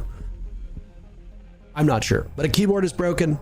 And if there's any update as to how long it's going to take to get this fixed, I do wonder, when these players come to live events, do they often bring spares or do they just buy one if there's an issue? Like, let's say, for example, you're in the middle of a match and your keyboard breaks in round 3. What do you do for the remainder of that match? It's a good question. Of course, when you're sitting at home, most players have a bunch of spare peripherals, keyboard, headset, etc., mouse. When you're going to an international event, I mean, I think some players like myself, for example, I brought multiple mice always. I like testing, I like bringing stuff. Maybe you're letting another player borrow your mouse because you got this new one that came out and they haven't tried it yet, so you let them try it out at the event. But keyboards don't tend to break. That's like the one thing. It's like a big solid rectangles, piece that just doesn't really have any weaknesses unless you spill something on it. I don't feel like players tend to bring a spare. Often your coach will come and say, guys, I'm a coach, I know, or an analyst, but I brought my keyboard and mouse. You can use mine temporarily for this matchup. Then we gotta figure something out. Either a sponsor will send a care package, you go to a store nearby, or maybe borrow a player at the event's keyboard instead who doesn't play that same day as you. But whatever they did, I will say that was pretty quick. For missing a keyboard, so we're only a couple of minutes. Now we got all 10 players back in the server. Hopefully the keyboard replacement is either the same keyboard or a similar one, because it can be difficult as a player to change your peripherals literally in the middle of a game if it's something that you're not used to playing. So whatever player it was, I really hope that it is similar or the same. I know players get very particular about their own setups, even something as simple as, well, if the whole team is using a particular brand of peripheral. I've heard before where they said, there's just feels good. I like it. Obviously, being Canadian, hockey is our sport of choice. And you're hard-pressed to find sports players more superstitious than hockey players, especially goaltenders. For some reason, hockey goalies are laughably superstitious about some of the silliest of things. So I'm used to hearing, I gotta wear the same socks, and warm up every day. I gotta eat the same meal every day before I go out there. And, in a way, as much as I might think it's a little insane, I appreciate there's this much passion around it. So we pros here are the same. Keyboard issues have been resolved. And we are 1 minute into the 4th round. Fluxo will go back upstairs, and it will be this main armory bomb site that we see most commonly here on Border. Just at the very first round. And that kind of like superstition of like the same meal or same socks is also applicable to esports, where you have the same players play the same operators in the same player positions almost every single round, keeping things consistent, keeping them known, and also trying to get the most experience with things, because when you know how something works and it works for you, just keep doing it. A certain meal could be before playday as well, of course. Right now, Cons, out of nowhere, puts down the shield, is looking to go for a plant, but they're not going to go for it just yet. They're fearing a C4 here. The trade 1-for-1 so far, neither team is ahead. I mean, losing that Grim again means that we're really not gonna have much of a look as to what Nip wants to do with this tricky operator. Cons is in behind the Talon shield, by the way, but a nitro cell tossed perfectly by Mitrix will end that. Fluxo taking the upper hand in terms of numbers in a 3v2. I mean, Psycho and Pino will need to reassess. With the final 45 seconds, where do you go? How do you begin to approach this bomb site? And furthermore, what are your win conditions? Psycho's retrieved the diffuser from the door where you had seen Cons die. He's going to have a lot of faith in Pino to ensure that this diffuser goes down, unless you just want to go for kills here, Nick. Might have to. I mean, you lost the Talon shield, there's no plant cover, so you gotta try to isolate players here from defense and try and find a pick somewhere. We see the crossfire, one playing Archives, one playing Fountain, they're covering one another. Pino's gonna look the wrong way as they've got a nice crossfire established. The flash might have worked, but alas, now it's Psycho's turn to do the exact same thing. When one is prone next to Fountain and the other is staring at you through the kill hole across the ways, while you are in for a world of hurt. Not much you can do there. From inside the site, Fluxo finds that last kill. Technically, it was credited to the player on Fountain, and now we've got a tie game. That top floor bomb site, perfect for the defenders so far. And the thing is, that round was maybe like 3 seconds away from NIP having almost a guaranteed victory. The bomb almost went down, and it was a very long kind of back and forth for Cons and Oza, puts down the Talon shield, goes for a plant. Thinks the C4 is coming, stops. Mitrix, the mute on the side on defense, ripped the C4, didn't rip the C4, ripped it again, just back and forth for about 30 long seconds, and then Cons thought, you know what, the coast has got to be clear. Sticks the plant, and there the C4 goes, takes him down. Now, one thing from NIP, they actually had a lot of time left when they went for that execute. They kind of came out of nowhere, like an off-pace kind of play. Again, trying to catch Fluxo off guard, but right when the C4 killed the planter, that's when the bug of Pino down below started breaking the floor apart inside of Archives. I would argue that NIP kind of went out of their normal behavior and said, let's start planting before we are fully ready. Whereas if they had waited another like 5 or 10 seconds, Bog of Pino would have opened the floor and they would have gotten instant on the mute, maybe gotten a kill or applied enough pressure to maybe make him unable to see for the planter. So very small things of NIP not really going according to plan. 2-2, not the end of the world of course, but it is one of those rounds where you coulda, woulda, shoulda won, and you kinda just didn't because of small issues. No, I mean, I appreciate the fact that Fluxo are learning on the fly and improving. I feel like a broken record, but with all the new teams in the North America League, as we referenced comparison points to Fluxo, the first or second round here, you can still talk about the fact that scrims are only going to give you so much experience. You need those actual game day reps. Fluxo's getting them in. Obviously, a lot of work to be done for the team that entered today in last place. Nip is a formidable foe. Even if they have had consistency issues and you don't necessarily know which Nip team is going to show up, you always have to play as if they're at their best. And so far today, I obviously haven't seen the best results for Nip on these attacks. The fact that they attempted that plant to go down with nobody watching was quite a surprise. They might be gifted a freebie right now onto Astro, but Wizard actually misses a lot of shots. Astro gets away with just a single point of HP. That could have been Nip breaking the round open, and then, well, if you're going to fear Nip no matter what, you certainly would have feared them if they were up into a 5v4. Fluxo are constantly trying to kind of I guess, break their form right now. Like, they had like a stable defense, they got strong positions, but someone's always making an offensive play. It was Hash in the first 2 rounds. Now it's Astro on the East Staircase, where he has a single point of health, pretty much. Now East Stairs is no longer recoverable by him, but they gain valuable intel. They know NIP are playing pretty far back, and if you look at the timer, 47 seconds. That's what's left in this round right now. And it's 5v5 still. NIP are still roam clearing office. Inside of Telos right now. Psycho looking for a kill. They know Mitrix is here, but he also knows they don't have no angle toward him. That's softball. There's no rotate. There's no self-destruction operators on the side. NIP might just walk into side with those holes above them all over the bomb side. Yet again, could it be another round where the focus is simply on a linear take? Just go on in. Who cares if they have the top floor? If you can kill them in those engagements, and you'll be in a great spot. Wizard dies early again. This has been an unfortunate part of NIP's series of events. They lose Cons as well. Ashy dies, but not before Pino can fall. Teams trading out. Fluxo with the upper hand, but the clock is about to strike 0. Unless Psycho can attempt that plant, he can. Uzi from above, nearsighted, but he gets the picks. It's all up to Mitrix to stop this, but he can't get to Psycho in time. What? Suddenly, with only a fraction of a second remaining, NIP have pulled this off, but Mitrix has a clutch brewing. All he's got to do is get Psycho, but that's a heady task. And Psycho ensures that NIP hangs on by the skin of their teeth.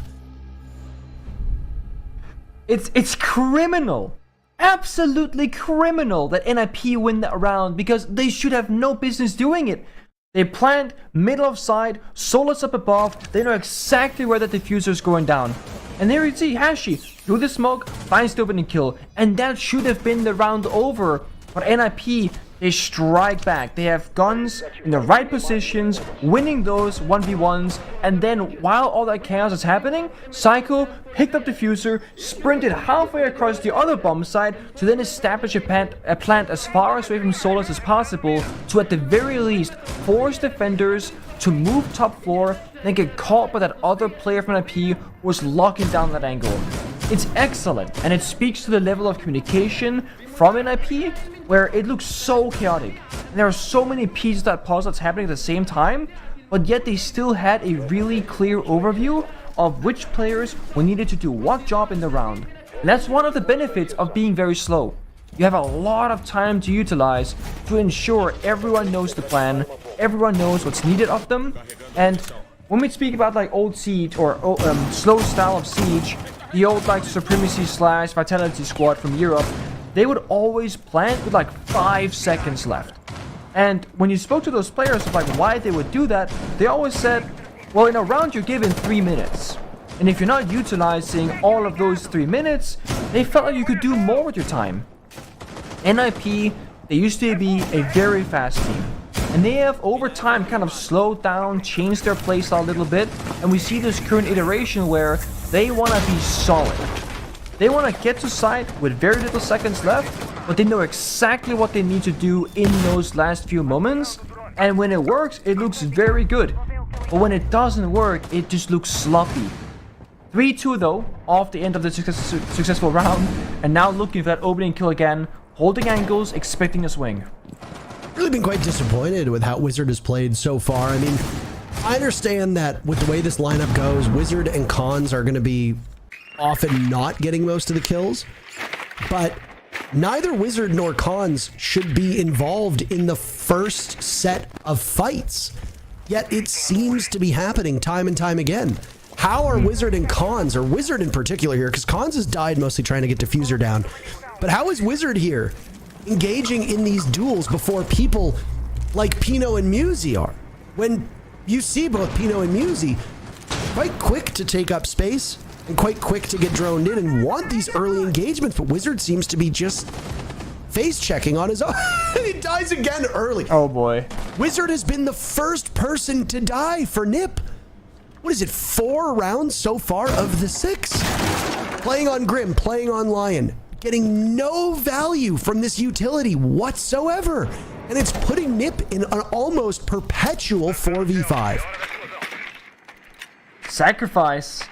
Wizard goes down, but more often than not so far, NIP still find success when that happens.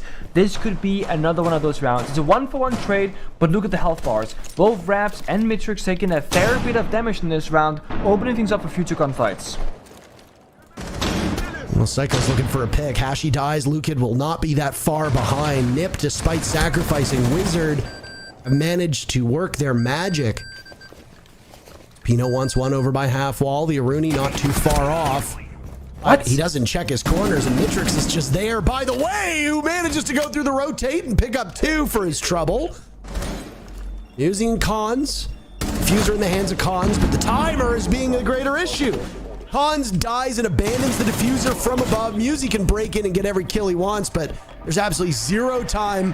Mitrix will play that picture perfect. Fluxo answers back, and boy, oh boy, what a competitive first half between these teams. Hashi in the opening round got a 1v5 ace essentially, with his teammates of course being alive but not helping him. Mitrix just got a 4K playing castle upstairs in a corner, rotating through that soft panel, getting another kill again, back to the corner to find the following 2 kills in the round. Again in IP, they look good until they didn't. And then they don't have enough time to course correct. They are fully committed to this one element in the round. Take top floor office. And they had enough guns, they had enough manpower, but they lacked information. You had a player inside of Archives debugged the entire time, and you thought Archives was clear. You thought Office was clear, but Mitrix never left the area. 3-3 half. Both teams can be very happy with this. Border is a map that can very easily be 5-1, one way or the other. There's no clear favor right now. It comes down to how good will Fluxo be on the attack versus how good are NIP on defense. Given how NIP have been playing so far, they've had pretty good coordination. Again, they know where they want their players to be and to help each other. This is definitely the same approach here for defense on border. You want to have people helping each other, no lone members. If anything, you just gotta see a little bit more from Wizard and a little bit more from Cons if you're an NIP fan. And when you're playing these kind of powerful operators, Wizard's on Warden, Cons is on Asami, they are very much set up for success to do that kind of improvement. As close as you can get between these two teams. Almost as if no round has been played at all. As we are, I love saying this phrase, no closer to a resolution. No, 3-3 scoreline does tell you a story. If it is an overwhelmingly defender-sided map and a team wins 3 rounds on attack, you might think that in theory we're no closer, but in all reality, the attacking team would have a huge advantage. Because then when the attacking team goes on to defense, they should, in theory, win more defender rounds. That's true. Map checks out. Again, we can go off of the numbers that we had from the 6 Invitational, where every single map was defender favored, except for Nighthaven Labs. Some of the maps were very close. We're talking about 53% of rounds won by the defenders, 47 by the attackers. But still, the distinction is there. There is no attacker-friendly map. I will say, though, is when you've got Fenrir entrenched right now inside a break room, Musi can do his best Hashi impression. 2 kills for Musi from that spot to break double digits. The first person in the game to do so. I think you gotta send in Hashi to get the job done, but no, it's Astro instead, that top player for his team of Fluxo. I'm gonna say, Hashi had the same performance, but it's a lockdown there now from the attacking side. They expect the aggression, they expect the rotate, and somehow, someway, despite losing 2 very early deaths, Fluxo have brought it back to a 3-3 until Pino shows up. He gets 2 kills. Now it's just Lukid in a 1v3, all alone, holding an angle that, you know, we know it's clear. There's no one in security.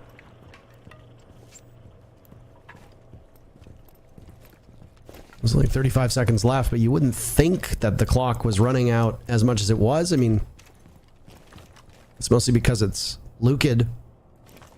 The heroic attempt to find the 3 remaining NIP players. He's found them. The DMR in the hands of Buck can eliminate people in surprising fashion. There you go. 2 shots to Pino. He's dead. Psycho and Wizard could just be a couple bullets away. Luca has no intel. He'll walk in. Attempt to plant, but now he's in the point of no return. They've got marks on him as well. Psycho will walk up and seal the deal. He's not even going to give Wizard the kill. No, I will say props to Wizard for surviving the round. A lot easier for you to play those safer minutes when you're playing as a defender. Yeah. Sit back, relax, and watch the cameras. Usually is the way it goes, and someone's gotta do it. And you know, the best teams in the world, NIP, they were once there. You know, they did lift the hammer. It's all about flexibility. If someone's not having a great time right now and the server's not hitting their shots, let them play more on the back line. Watch the camps on defense, drone on the attack, maybe start playing those hard reach operators or a shield operator on the attack, for example, and just kind of rotate around. Okay, the player of the day gets to play the fun operators, the good guns, etc. And the less star players today, they will play again the more supportive cast. Wizard is 1-6. He played Warden in the first round, but not really playing in the fray or in the battle. He's very much on the bomb side or nearby at least. And for this one, he'll play Castle. His job is to break down some doors, put up some new ones that are stronger, and then, you know, change up the line of sight upstairs. Use that secondary shotgun to break some hatches, break some floor, break some walls, and just set up the office hold. Oh, Psycho there with a lineup on border. That fun fact, I actually created that. The alibi prism lands on the roof above, and there's no way to clear it unless you have a grenade or a twitch drone or something like that. There is no way to simply shoot it from the roof. And also, most attackers don't go on the roof in the first place, so you wouldn't be there regardless. What that does, it leaves a constant red message on the center of all attacker screen that, hey, an enemy has been detected outside, which is super frustrating to deal with. So, fun little trick that we see returning that I've not personally seen for many, many years, because Alibi doesn't see a lot of play in Pro League.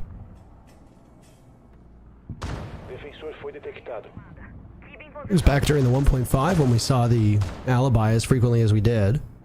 Oh, that's true. Which again goes back to that almost revolving door of operators that they'd pass the 1.5 off to.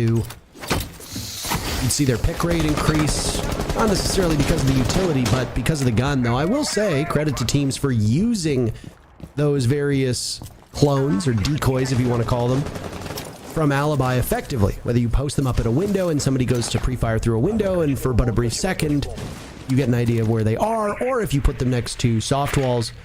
Even though the Alibi clones don't keep the exact same loadout that you have, it's not always something that you're conscious of. You see somebody by a window and your instinct is to shoot. It's not, Yeah.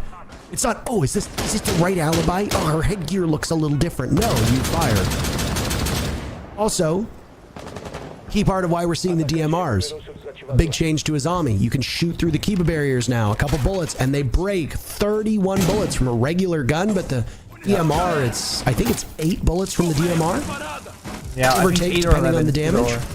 Yeah. Rava has access to a DMR just as the Buck does, and you can see there's 2 DMRs on the board as the killing's going to begin. He knows the only kill so far for Nip, but he's lost Cons and Psycho. Wizard hoping for more than just a single kill so far through these 8 rounds. Diffuser going down as Astra smokes for himself. Pino dies to Mitrix. The coverage from Fluxo has been good. Nip will now scramble through the post plant with Wizard blindly firing through the smoke. Very limited intel. He gets stomped by over towards Customs. Uzi from above, but this might as well be a suicide drop. Surveying the hatch. He doesn't have a line of sight at top east because of the Kiba barrier that was set up by his own teammates, so he's deprived of this gunfight. He still manages to outduel Mitrix, and Raps is on a single point of HP as well. It's winnable. Oh. Raps still very much there. Musi needs to work the timer, though, perfectly. He breaches on in. He's got the lineup at Astro with the secondary shotgun that's super shorty. It does deceptive damage at that range. He seals the deal, and these two teams very evenly matched as we have yet another tie. It's a surprise how even this is, but I gotta give props here to Flux. So I questioned the border pick. I was okay. They go to border. they're not hitting their shots typically so far on the stage, and you know, it's hard to play against a team like NIP, but they've done a great job at using their own strengths to their advantage. They're not forcing those 1v1 gunfights on the attack inside, they are moving very much as a team. Yeah, they got the 2 first opening picks, but they had a very clear goal. Get to bottom east stairs, get through that soft wall, throw down a smoke grenade, get the diffuser planted. They had a player Matrix on the window to tellers, locking down the rotate. They had a player bottom east stairs, locking down the other flank from double door blue, and there was no real way for NIP to retake in that round or shut down the plant attempt being made from Astro and the rest of his team. So it's great understanding of the map and where the attackers need to be to help each other. NIP though will go straight back to that bomb site, and as I always love to say, that's what you do when small things went the wrong way. This is, Vloxer got 2 picks very quickly early on. NIP go, that's not supposed to happen, it's not gonna happen again, go back to the same bomb site, play it out, and this time they should get a different outcome. They're also playing a much more aggressive lineup. The Kapkan, the RH, the Lee Shin, these are just free guns that can just seek out those engagements and shut down attackers, because if you die, you have likely put down most of your utility, if not all of it, before that gunfight is being taken. It's the same setup over towards east that we saw before, but does that Kiba barrier fully block the stairs? It looks like it does. Couldn't tell if there was a way to get around it or not without vaulting. Very, very vulnerable when you vault.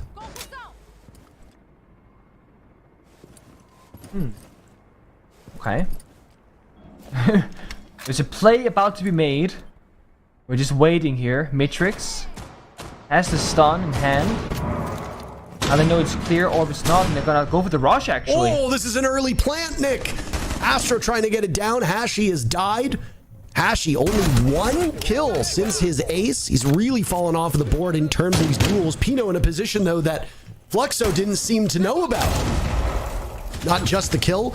A Nitro expended.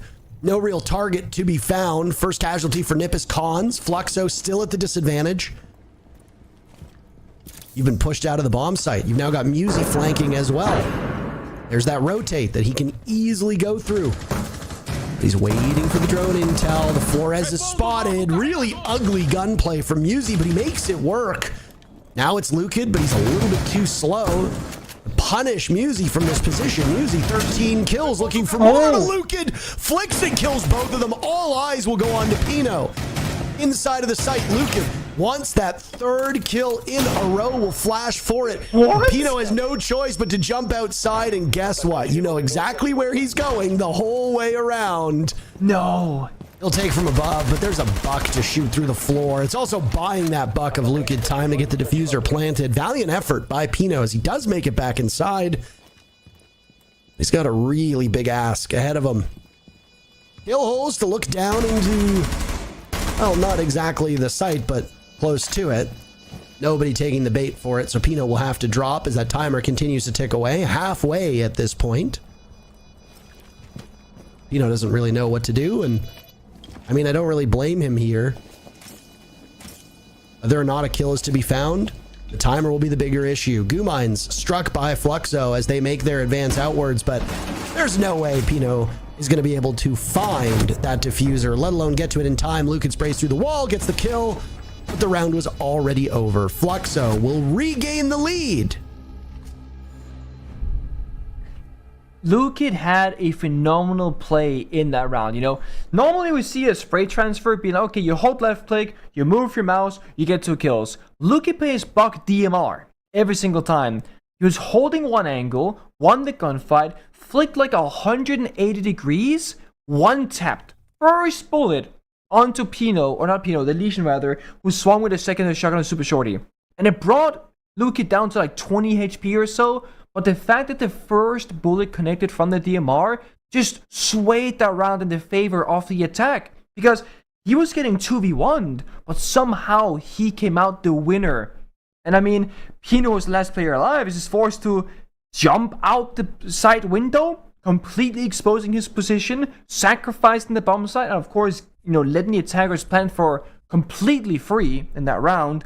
Fluxo, they seem to have the answers when it's chaotic and when it's precise. Sometimes it's through strategy, and sometimes it's just through individual great gunplay. In that previous round, it was Lukid. In the very first one, it was Hashi. And speaking of Hashi, he's got 6 kills. You're thinking 6 and 8? That's pretty good, right? Well, in the very first round, he got an ace. Since the very first round ending, he's gotten a single kill to his name. So he had a flashy play, but that's really been it for him so far. It's been pretty quiet. Now, of course, finding himself more supportive cast operators like the IQ, for example, looking for intel. And Fluxo, they're gonna kind of blow apart their typical operator lineup and go for more utility. Brim, Capital, Osa. It looks like they once again, they want to establish a plant. At least that's what this lineup screams to me. They want to play utility, they want to play the bomb site, and they want to get down that diffuser, as they have been really good at so far, getting it down in 2 of the last 3 attacking rounds. Yeah, I mean, Fluxo as a team, I would argue, has less firepower than NiP does. Do you want to beat them by engaging directly in gunfights? Certainly not. So Fluxo's been trying for objective plays, and they've been good at it. They've been able to determine where NiP is weakest, whether it be the fact that NiP is too focused on upstairs or whether NiP is too focused on surrounding the site and then picking off the roamers 1v1, or just simply going straight for the site and force NiP into a retake, which is an unfavorable spot for them to play from. Honestly, credit to Fluxo for how they are solving the NiP issue at the moment. And because of that, their objective play's been really solid. It's not all that common with the way that the meta is at the moment that we see a ton of diffusers going down. So the fact that Fluxo's been able to pull it off several times so far speaks to their strategy, and it's working. It is. C4 though almost ending the round early on. They're trying to... Did they try to EMP the Wizard and Warden through the wall? I'm not entirely sure, but waiting for the bees, waiting for the smoke and the fire. EMP squad as well. See if they can get it done. C4 from Pino. It's not there. At least it didn't pop. Wizard's got it. Well, there's the first bit of action. Wizard dies early again on Warden. You gotta be playing safer. If Wizard just fixed these small issues, if Wizard died half as frequently, this could be a NiP game. The round still favors NiP. You've taken the Osa out of the equation, which is excellent when you consider that Fluxo's main focus is to get that diffuser down. Other than Capitao, that Osa, easily the most important part of an execute. Now you've got the Capitao willed into action, but they die just like that. NiP eliminating everybody. Mitrix amidst the smoke. Good enough for one. 13 kills, an impressive tally to be certain. 3 more need to be had in order for Fluxo to maintain their lead. If not, NiP tie things up, and we need all 12 rounds to settle this. Would not be a surprise given the way that these teams have matched up. Both teams seemingly having the answer for one another. Mitrix in not a hopeless situation, but almost impossible for him to come out of this alive. He only survives another 2 seconds before Cons gives the round to Ninjas in Pajamas. And 5-5 is the scoreline. 5-5 indeed, and it was a very similar take to what NIP were doing as well. All about that Osa talent shield. You put it down, turn around, stop planting down the diffuser, and then it comes down to if the C4 lands, you're kind of screwed. If the C4 doesn't land, you're just laughing because the bomb goes down with very little required effort in the round from a gunplay perspective. But what Fluxo did differently than NIP, they brought a lot of supportive utility to help the plant go down, right? The fire, the smoke grenades, the secondary EMPs, but again, very small gap. I guess I didn't hear the C4 rip because you could just run away if you're the Osa and try and go again. But you also kind of want to get it down as quickly as possible because you want to do it before NIP can fully realize what's happening, before all those defenders come back towards the bomb site. Fluxo though, they are showing their experience from individual play from someone like Astro, who's playing Bravo, who's playing Osa, who's now showing the Monty. They're trying to approach this round as differently as possible. Always keeping NIP guessing as to what's the actual approach going to be. And one of the big strengths is that right now there are no real counters on the board from NIP that can deal with the Monty. Sure, a C4 from Mute can always get the job done, And sure, Khan's playing Lucian, you know, can affect the Monty as well. But they've always been playing 1c4. They've always played a Lucian. This is not because they're expecting the Monty. That's just their default lineup. It gives, once again, Fluxo a different way to approach these rounds, either going for a plan, or a roam clear, or just keep surprising their opponent, essentially. You know, I can't help but chuckle at the fact that Wizard was the first to die in that round playing a Warden on defense. I mean, yes, a lot of teams will deploy Warden in aggressive spots, but there's been nothing about Wizard's deployment so far in this matchup that would suggest that he should be dying first. We focused a lot on Wizard, obviously, because 2 and 9 is very poor, especially on attack when those were heavy utility roles that Nip was not able to get any real value out of. Let's talk about Hashi for a second. Started off this match 5 and 0. Since then has gone 1 and 9. And does it, by the way, on roles where you need to get kills. This is not a support player doing poorly, still using utility, still droning things out. This is a player supposed to be matching up to your Muses and your Pinos, etc., and is just not getting the job done. Now, Wizard is involved in the first fight. He takes down Mitrix, who's been the raid boss of Fluxo. Impact kills are important. You can't really say that the 3 kills that Wizard has so far have been terribly impactful. But if that one goes on to win them the round, well, I guess I'll look like a bit of a fool for grilling Wizard the way that I did. It's gotta be said. And we can't predict what happens in the rounds, of course. Wizard, yeah, this time around he does find a potential highly impactful kill, also because it's the only hard breach on the attacking side. Astro and the Monty did bring the smoke grenades. This looks like a smoke plant play, but Solis is in action from the defenders. Musi also, I believe, playing up above, so there's a very small likelihood that you can just simply walk in, throw down a smoke grenade, and go for a plant, even if you're the Monty. I mean, NIP tried the same thing against Foxo, and they also initially failed it. Yeah, they won the round later on by clutching it out, but the plant was not successful for NIP, and I don't know if I'll believe from Foxo either. And this is an objective-based team, and Fluxo's still going to attempt that. Psycho's got the read on it. 2 kills, a shutdown from above. How about another flawless round, this time for Nip, though? Round number 1, flawless for Fluxo. This time, it's Wizard showing up in the moments when you need your team to pull together the most. And with that flawless round, Nip will move to match point. Looking better from NIP, understanding the win condition there. They did not have to make any risk or any like big hero play, so to speak. Just wait until they try and go for the diffuser plant, get the solar scanner active, and relay the information where it's actually going down, and get a couple of kills. I like what Fluxo are trying to accomplish, but I think they're trying to oversimplify Rainbow Six Siege right now. If this was Border like 3-4 years ago, or even further back, that execute is like pixel perfect. There's not much that can go wrong. But we are in year 9. We are on the 37th season of the game, by the way. You have operators like Solus that exist now. Because Valkyrie's banned. That used to be like your information operator. And, you know, they have a camera, it can red ping, it can yellow ping, whatever. But Solus can quite literally see that plant going down from like 20 meters away. And you have no way of dealing with that operator on Fluxo's attack and lineup, nor did they attack above. So, again, a very simplified, almost kind of outdated approach because of those operators being up and available. If you had droned out every single defending operator and said, okay, they have like Oryx, Capcan, Lesion like they did previously, they don't have the Solus, you can totally go for that play. And it might be they had seen 4 defenders and they were guessing that 5th one wasn't a Solus, but they were wrong. But Fluxo, again, their creativeness, their willingness to try these things and adapt on the fly has been impressive, regardless of some of those rounds not really panning out the way that they want. Astro, also still right now hovering Monty still.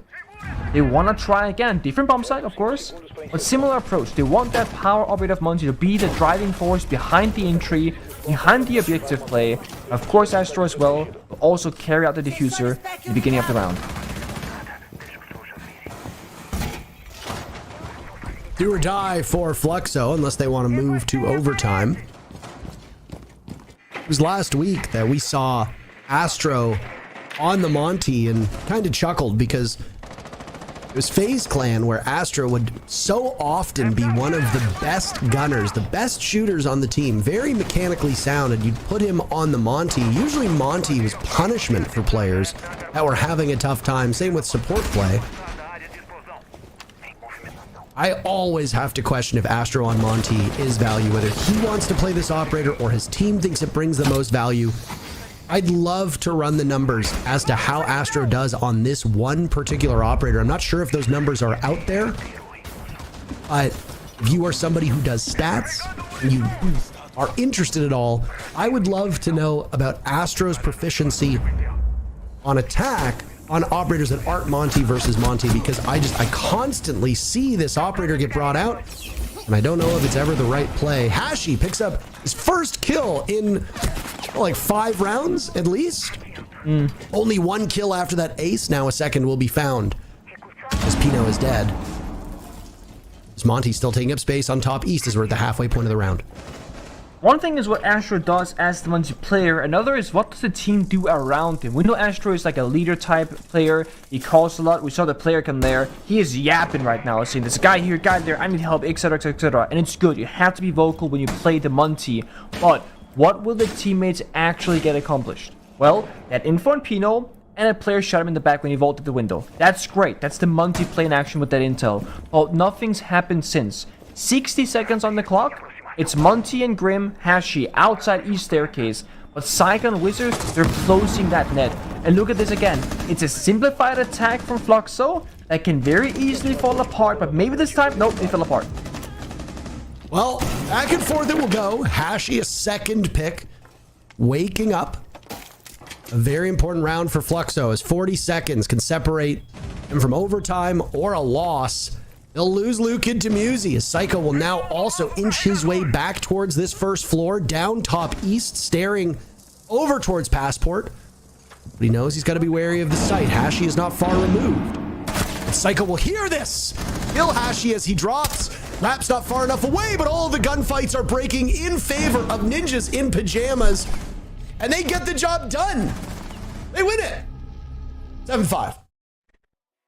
And again, it's a simplified approach from Fluxo where they had a guy on top east staircase, Astro walks into sight, but they had no one watching the security balcony next to east stairs. The moment Astro goes to plant, he dies. And again, it's their whole win condition. NIP, raid read, raid player positions, and again, that Solace, always having great intel where the drones are, when the plant is going down, was the key operator in half of the defensive victories. Yeah, I mean, that was border being border as well. So many of those rounds were just decided by individual actions. It was 1 or 2 players wanting to take a gunfight and ultimately losing it. Props to Nip though. I mean, that was Nip doing their job on a lot of those defender rounds, right? Playing defense, you let them come in, you let them get the diffuser down, you play for post plant. After that second or third attack, it should be abundantly clear to Nip that Fluxo's main focus is walking in the diffuser. They don't want to take direct gunfights right off the rip. So just wait, let them position yourselves up for the post plant and greet them as they scramble out of that spot. That's exactly what happens. And Nip were just simply a better defender team on what ended up being a defender-sided order. But that's it for our second matchup. Nick, we've got 3 more to go. Let's not keep you from them. We'll be right back.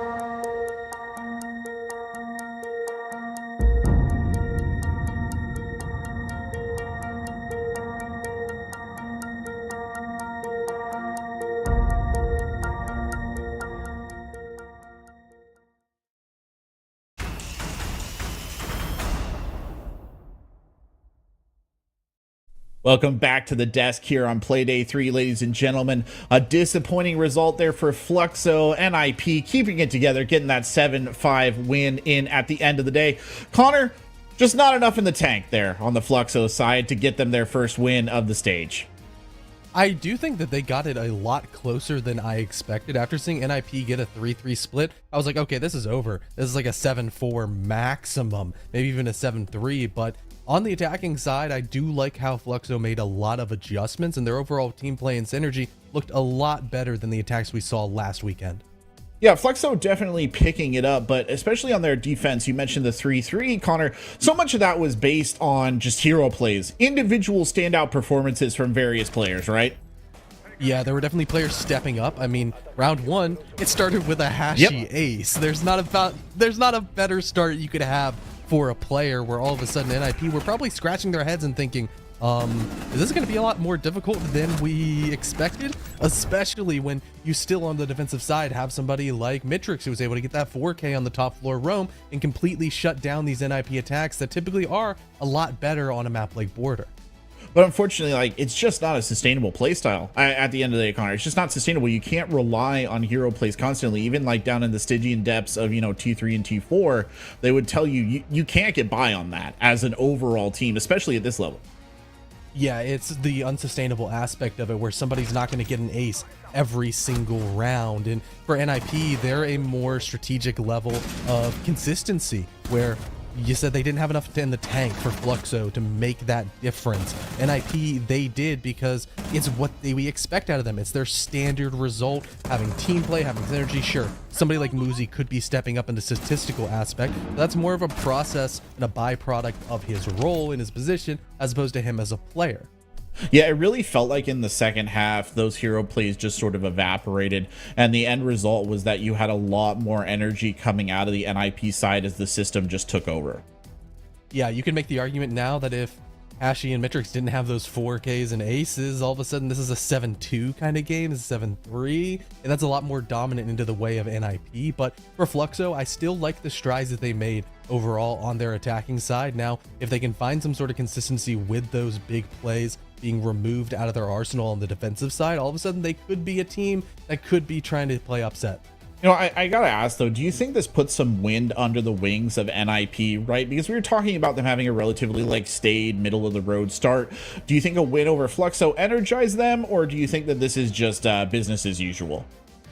I think honestly it's business as usual. Fluxo is probably perceived as one of the teams that's supposed to be weaker in the league, and maybe even NIP might have a fire lit under them that they let it get so close with a 7-5, where NIP, they don't necessarily want to even just be winning games. They want to be qualifying for majors. They don't care about this domestic league. They want to be making playoffs, making the majors, and proving themselves on the international stage as opposed to domestic. Well, if it wasn't exactly something to super celebrate, they can at least celebrate their slight win there. The 7-5 going the way of NIP. We'll be right back with our next match, Black Dragons versus FaZe, after this break.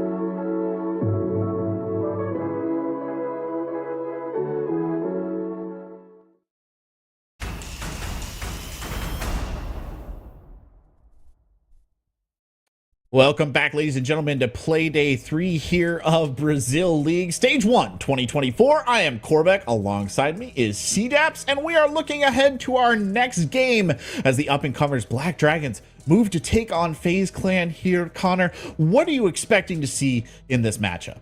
I think we're going to have a really good matchup. Both of these teams being 2-0 right now, it means that the first loss for either of these rosters will be here right now today, and most likely whoever wins is going to be in sole possession of that top seed. Yeah, Black Dragons have been soaring so far. This roster, one of the rebuild rosters we talked about in the pre-show, Connor, and they have come out to a really impressive start here so far. Yeah, especially with that main man in the center, Loira, leading by example. Sure, there are some nice new names on this roster like Florio, like Guto, where, as well as Nuxka, I didn't want to forget him as well on the rebuild. But with Black Dragons, they came out, sure, you might say that they're playing weaker opponents, sort of in the grand scheme of thing, but they're still you're only able to beat the players that are in front of you, that are loaded into the server. You can't just randomly beat W7M if you don't load into the server with them. You can't hold that against this Black Dragon roster, especially when they're winning very solidly and convincingly against these teams. Yeah, and on the subject of schedules as well, right? You bring it up here. It's been a bit of an easier schedule, but is that just giving Black Dragons an opportunity to kind of get their feet underneath them before they have to tussle with the big boys? Yes, I really like how the schedule lined up, where you have a FaZe Clan that even if Black Dragons at full strength might still lose. You know, you had the E1 in the Liquid game to really get your feet under you, understand how the rebuild was going, sort of synergize with your new players, and now you get a good test. And then next week, or pardon me, tomorrow, next play day, they get to play an MIBR team who might be a little bit more on the same level as them, maybe even a little bit below.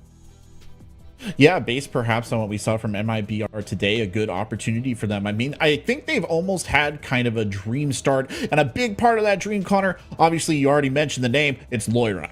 Yeah, Loira is playing out of his mind. And if you told me after watching stage 2 this man was going to be one of the highest rated players in the league, I would have been a little bit skeptical. Sure, there was the potential and there was some strong showings out of Loira where he showed these glimpses of brilliance on this Black Dragons team. But now as he moves in with a completely new roster, only keeping one player right next to him, and a lot of new blood, you would expect maybe he wouldn't be as enabled as much as he was on a veteran squad last stage, right. Stage 2. But it's been the complete opposite. It has been Loira leading by example. His name is Loira Demon in the server because he is absolutely on demon time. He is killing everybody, taking over rounds, and making Black Dragons look so good.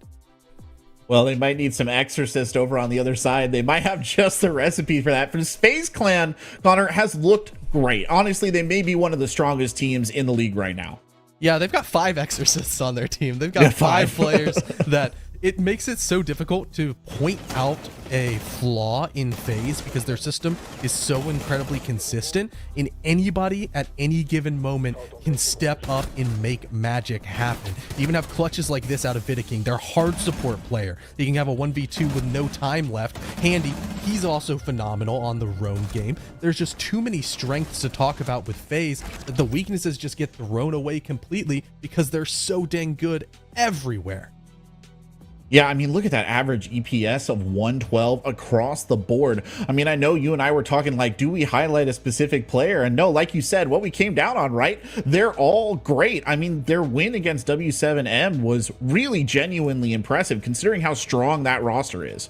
Yeah, W7M, that's a win that's kind of aging with like a wine. It's getting better with time because W7M look better and better. And FaZe across the board, once again, a 70% defensive win rate and almost a 60% attacking win rate is just how dominant they are. And they are right now, in my eyes, the #1 team in Brazil.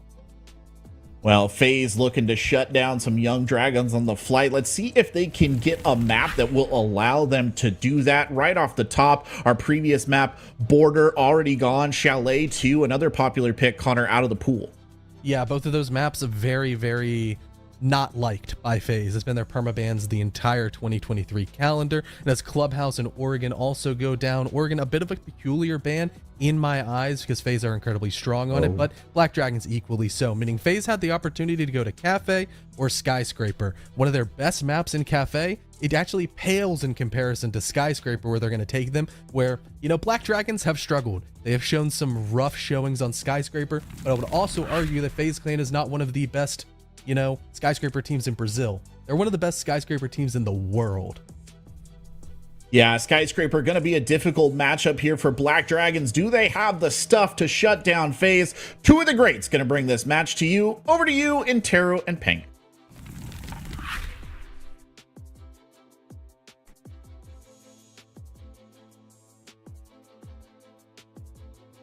Is that FaZe Clan have 6 points right now. Okay? Black Dragons have 6 points right now. Black Dragons have amassed those 6 points by beating two teams that have not won yet. FaZe Clan beat W7M on the first day, and W7M now have 6 points and are in 4th place, tied with FaZe. So in terms of the strength of the schedule, FaZe Clan has had tougher opponents. Now, I also say that because one of Black Dragon's victories came over Team Liquid, who have looked very poor so far this stage. So, do you think this is a battle of equals, Nick? Or do you think that FaZe Clan have the upper hand despite the fact that both teams are tied at 6 points? It's always hard to say it's a battle of equals when FaZe is in, the naming here, because when we look at Brazil, even the world, it's like FaZe, they're up there, they're in the finals, they play consistently well. I feel like it is just FaZe Clan's game here, or at the very least, it's up to FaZe to show that they are indeed the better team, and I would say that they have more to lose than that of Black Dragons, because their performance so far has been the bigger surprise in comparison to FaZe, that is for sure. Well, I mean, Black Dragons certainly have impressed with the way that they've played. I mean, even if the teams that they beat were not, quote unquote, the best teams, the fact that Black Dragons did so quite convincingly should give you a good bit of info as to how Black Dragons play as a squad. They beat E1 7-3. They beat Team Liquid 7-3. Black Dragons in action tomorrow, going up against MIBR, who also doesn't look like the strongest team in the world. So the fact that Black Dragons have had a very favorable matchup so far through these 4 play days, yeah, you're going to have a speed bump here or there. And the first speed bump that you're going to hit, its name is FaZe Clan. It's the runner-up at SI. Historically, been one of the best teams in the region since FaZe officially joined, picking up that old Font Energy squad. And not just that, but the multiple iterations that FaZe Clan has gone through, completely changing their identity around, bringing in old faces, getting rid of old faces, whether they're bringing in Astro or Cameraman. This team is so consistent. Black Dragons have a squad with lots of promise, but you've got probably the biggest challenge in the region on your hands, outside of maybe Furia, who, admittedly, Furia had a rough go of it against W7M last week, so who knows? Maybe FaZe Clan is the final boss of Brazil. It very well could be. The question is just, what map do you take FaZe Clan to? That's always the big question mark, because FaZe, while they've been around for a long time, like you mentioned, with many different iterations of rosters, they've always had a good map pool, and that's kind of why I think as well they have been so consistent. Whether it's Skyscraper, whether it's Border, whether it's Clubhouse, they seem to be able to play pretty much every single map, or at the very least always be working on their map pool.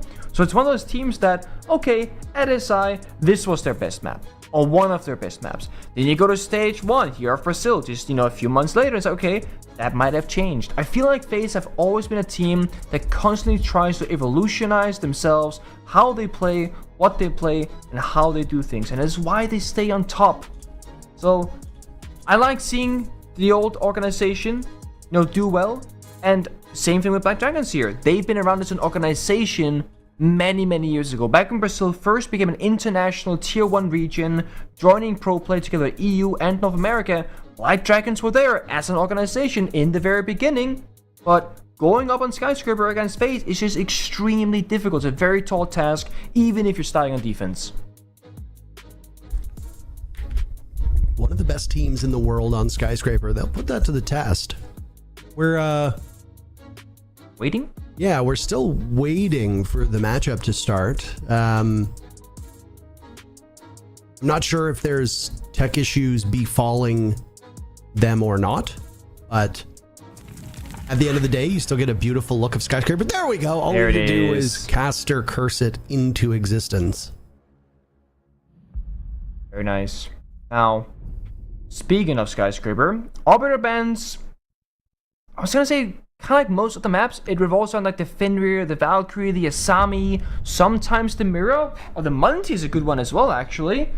There's about 1 or 2 different attacks where Munti seems to be pretty favored amongst most teams. I think both FaZe and Black Dragons could pull that off, so it'll be removed from action. Ying is also no surprise. It's that big, easy to play these days operator, just throwing Candelas, bring smokes or heartbreak gadgets, 81 bullets in the gun.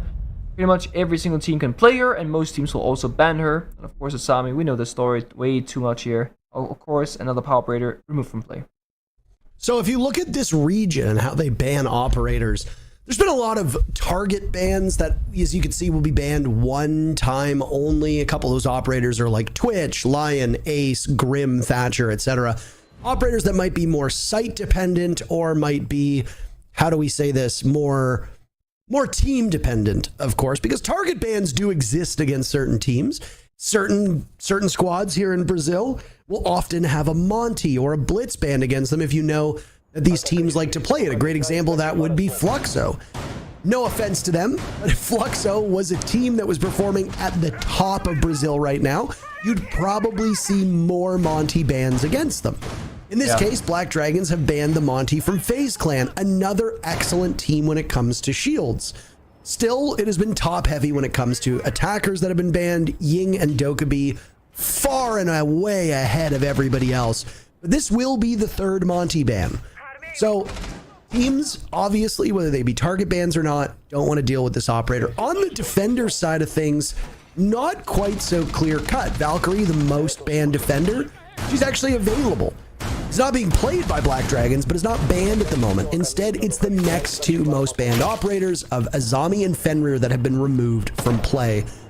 The Asami change on Skyscraper is a no-brainer, especially when you look at those upstairs bomb sites as to how you extend over towards Dragon. But Fenrir is just a good ban on most maps, especially maps like Skyscraper that have lots of narrow corridors and nooks and crannies for you to throw his gadget in so that you can catch people off guard and disorient them and get them nearsighted without them knowing. When the desks say that FaZe Clan are one of the best Skyscraper teams in the world, we have to look at their attacks, which is what they're currently starting. The easy thing is defending Skyscraper. It's just naturally, the way the map is layered out, the way it's built, heavily skews towards the defensive win rate. So the good Skyscraper teams, they can of course do that. It's all about picking apart on the attacking side. And right now, FaZe Clan, they're simply in their information gathering stage of the round. They saw Office was free for the taking, so they took it. That's the first step. The second step, Soul's scrim position with KDS, is the geisha portion. Now open up this wall, get another line of sight, and just pick it apart room by room. FaZe Clan with 145 left in the round are making very swift progress here. And Florio, despite the possibility here, doesn't look like he'll go for the bandit trick, despite having a bandit battery in his pocket. Well, he manages to get away for now. Barely. Barely is correct. But still surviving for the time being. Souls was on the hunt, looking to follow up on that play. Can't get it done until now. Souls simply out-muscling these players. Continuing on forward, another not too far removed. Royro wants some of that. Good enough for 1 kill, pivoting. Looking over towards Drum. Shotgun comes out, a crossfire. It looked like actually 3 sets of tracers. Leaves Guto in a 1v4. And he dies inside of the sights. Souls, what a triumphant round for him. One of the best support players in all of Brazil. And he gets the job done. FaZe Clan go up 1-0. You know, we did the Fantasy League for SI. Jesse was the creator of that whole thing. And when I saw the sheet of players, I saw Souls, support. And the way that the system worked is that, you know, you get points for the players of your kill they do, the plants they do, yada yada yada. I was thinking, this is not fair. Souls is not technically a support player. Like, sure, he plays Thermite, he plays Ace, you know, the whole thing, he breaches walls. But this guy is on the same level as some of the top fraggers in the world. He is one of the best clutch players in the world as well, winning out so many 1v1s, 1v2s, etc. When he first came to like the tier 1 level of play in Brazil, often referred to in the beginning as the Brazilian Bride or Portuguese Bride, who was, you know, a phenomenal French player over in Europe. Nowadays, he is known as the Souls. I love watching him play. I love the consistency he brings to the rounds, and I love his willingness to just say, I have reached the wall as Thermite. My job is not to drone right now. It is to flash, run in, and get the kills. Because once you've opened up those walls as a Thermite player, you are just a gun with flashbangs in your pocket. There are so many players who still kind of play that more laid-back role of Thermite, where it's like, okay, I've reached the wall, now I drone, then I plant, then I die. Great first round there from FaZe Clan, great first round from Souls, and yes, he got the 4 kills, but the entire team worked together around that same objective of Geisha, and then after that, the bomb site. Ooh. Oh boy. Vidaking, you are on a collision course with Laura and you don't even know it's coming, but Laura gets compelled to action elsewhere. Nox taking some damage, Cyber dies first. FaZe Clan have briefly surrendered the numbers advantage, go in favor of their opponents. Cyber on the Ash starting off 0-2, that's not normal. Oh. No, it's not, and the big question is, what can they do to get back the numbers? They're there on the angles, locking down the rotates, but Black Dragons understand that they don't gotta move right now. They can sit back, just keep this man advantage, and again, 4 Souls and the Thermite perhaps to walk in the building and seek out that first engagement. Souls is 4-0. Wants more of it. Now it's Vidaking over towards Dragon, firing away. Souls going up 5-0, but now 5-1 as Ask will win that duel. And it's a big play from Ask so far. 3 kills, Handy. Will try his best to keep it in line, but there's just too many to look after. And Laira Demon will pull out that secondary revolver and finish him off. Black Dragons answer back. They do. The thing here, when you're watching the Skyscraper attacks is, how many rounds should you realistically get? Well, if you get 2 rounds on attack, you go 2-4, you're fine. You're perfectly okay. You go 3-3, you're looking really good. So FaZe getting already 1 round in the first 2, they're exactly where they want to be, despite losing that last round.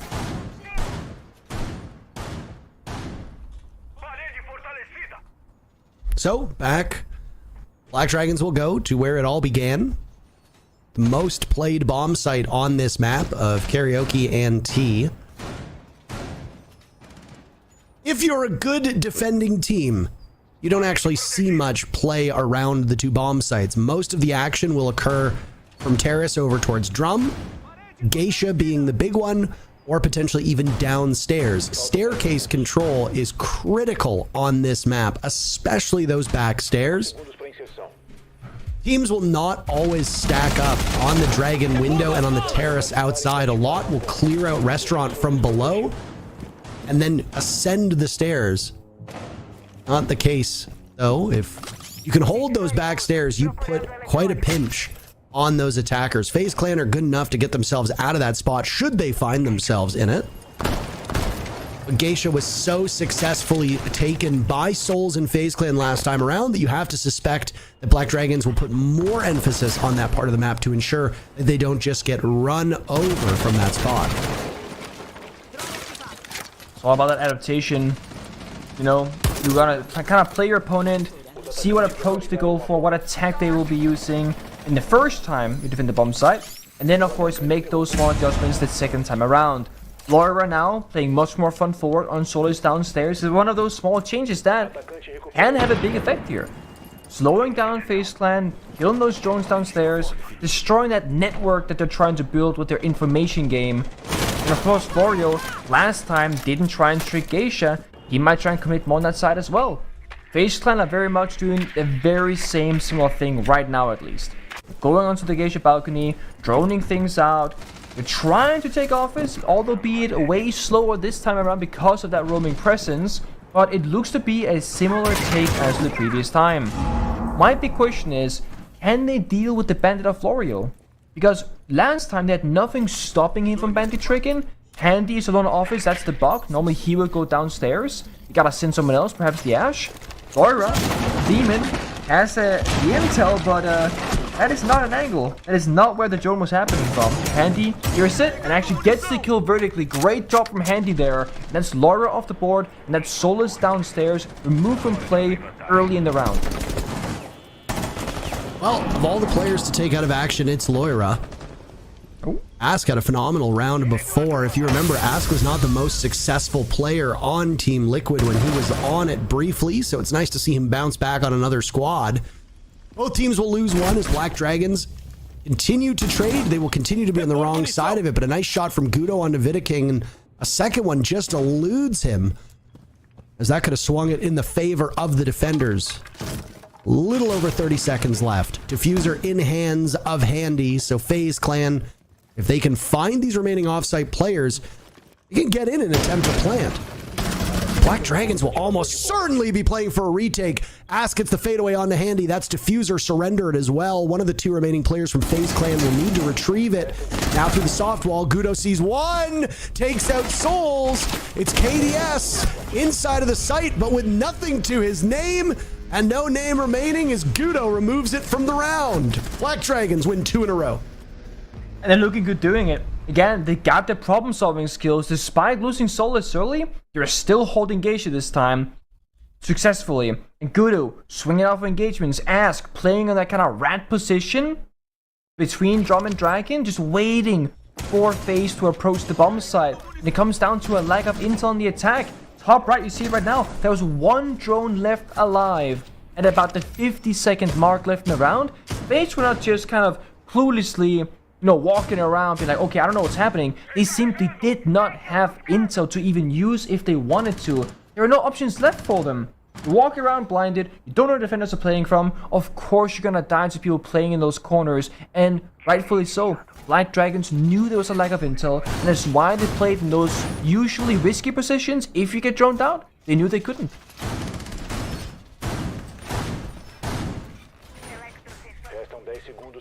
I mean, obviously, FaZe Clan is a very pronounced and very practiced team. Yeah. Skyscraper was one of the more defender-sided maps during the 6 Invitational, but again, I always hesitate to bring up those numbers because, number one, the game is different on LAN than it is online. I will say that these teams do play on LAN in Brazil. I was gonna say, yeah. But you're also playing on LAN against international teams. You're not necessarily playing up against teams that you might know better. You're not playing up against weaker opposition as well, where those stats can get a little bit skewed. If you're playing up against a team that struggles to win more than 3 rounds, then a lot of times it doesn't really matter what side you start on. You're going to do well irrespective of attack or defense. But I still hesitate to say that this is a friendly map for attackers under pretty much any circumstances that we see. So not all hope is lost for FaZe Clan, though they've only picked up 1 round so far. Well, it's okay. It is a-okay. We've seen Skyscrapers before, so it's like, you can go 0-5 attack or 1-5 attack, but still make a huge comeback possible on Skyscraper defense. That's the big thing right now. We have to keep that in mind. No matter what team you are, losing some attack runs on this map is completely expected, but this Solus continues to be a problem. 2 impact grenades, injure onto Souls, and even though the kill cannot be confirmed, this wastes so much time for the attackers, and Souls, when revived, will only have 20 HP left in the round. Not a great start. It's all thanks to Laura seeking those early wins. The player that was talked about by the desk and how proficient Loira can be. Loira Demon at the minute. And it is pure demon hours. Loira and Handy are not too far removed from each other now as 2 separate players from FaZe Clan find themselves in Terrace. And Loira and Gudo don't want to hold that top floor anymore, and why not? You've wasted 1 minute and 40 seconds, 1 minute and 50 seconds of your opponent's time. Bomb site is down below Kitchen, so you want to ensure that both Kitchen and Barbecue are being watched effectively, especially after the damage that was done to Souls early. KDS shot through the hatch. That's the first official casualty. Ask has been phenomenal so far through this game. He'll continue onwards now. Same with Guto. Both players combining for 10 kills through 3 rounds. A 4th round right now still unfolding. Time to add to that. But Nux's leg spotted by Handy as this action will be prolonged. And it looks like FaZe Clan will struggle for the next 30 seconds, down 1 player. It does look that way. Again, they're not really trading back the numbers. Black Dragon's so good at lashing out, falling back. Lashing out, falling back time and time again. But there it is. Handy might be the hero right now. Evening back to a 3v3 20 seconds. It's still doable for FaZe Clan, but it's gonna cut it close. There's Vidiking finding that he's boxed out. There's a barricade stopping him. Another kill for Gudo. Every single member of FaZe Clan just walking into their demise. Vidiking trying to hold it together, but he's got a goo mine in his foot. He's slowed down. There's no urgency that can even be found if he wanted to.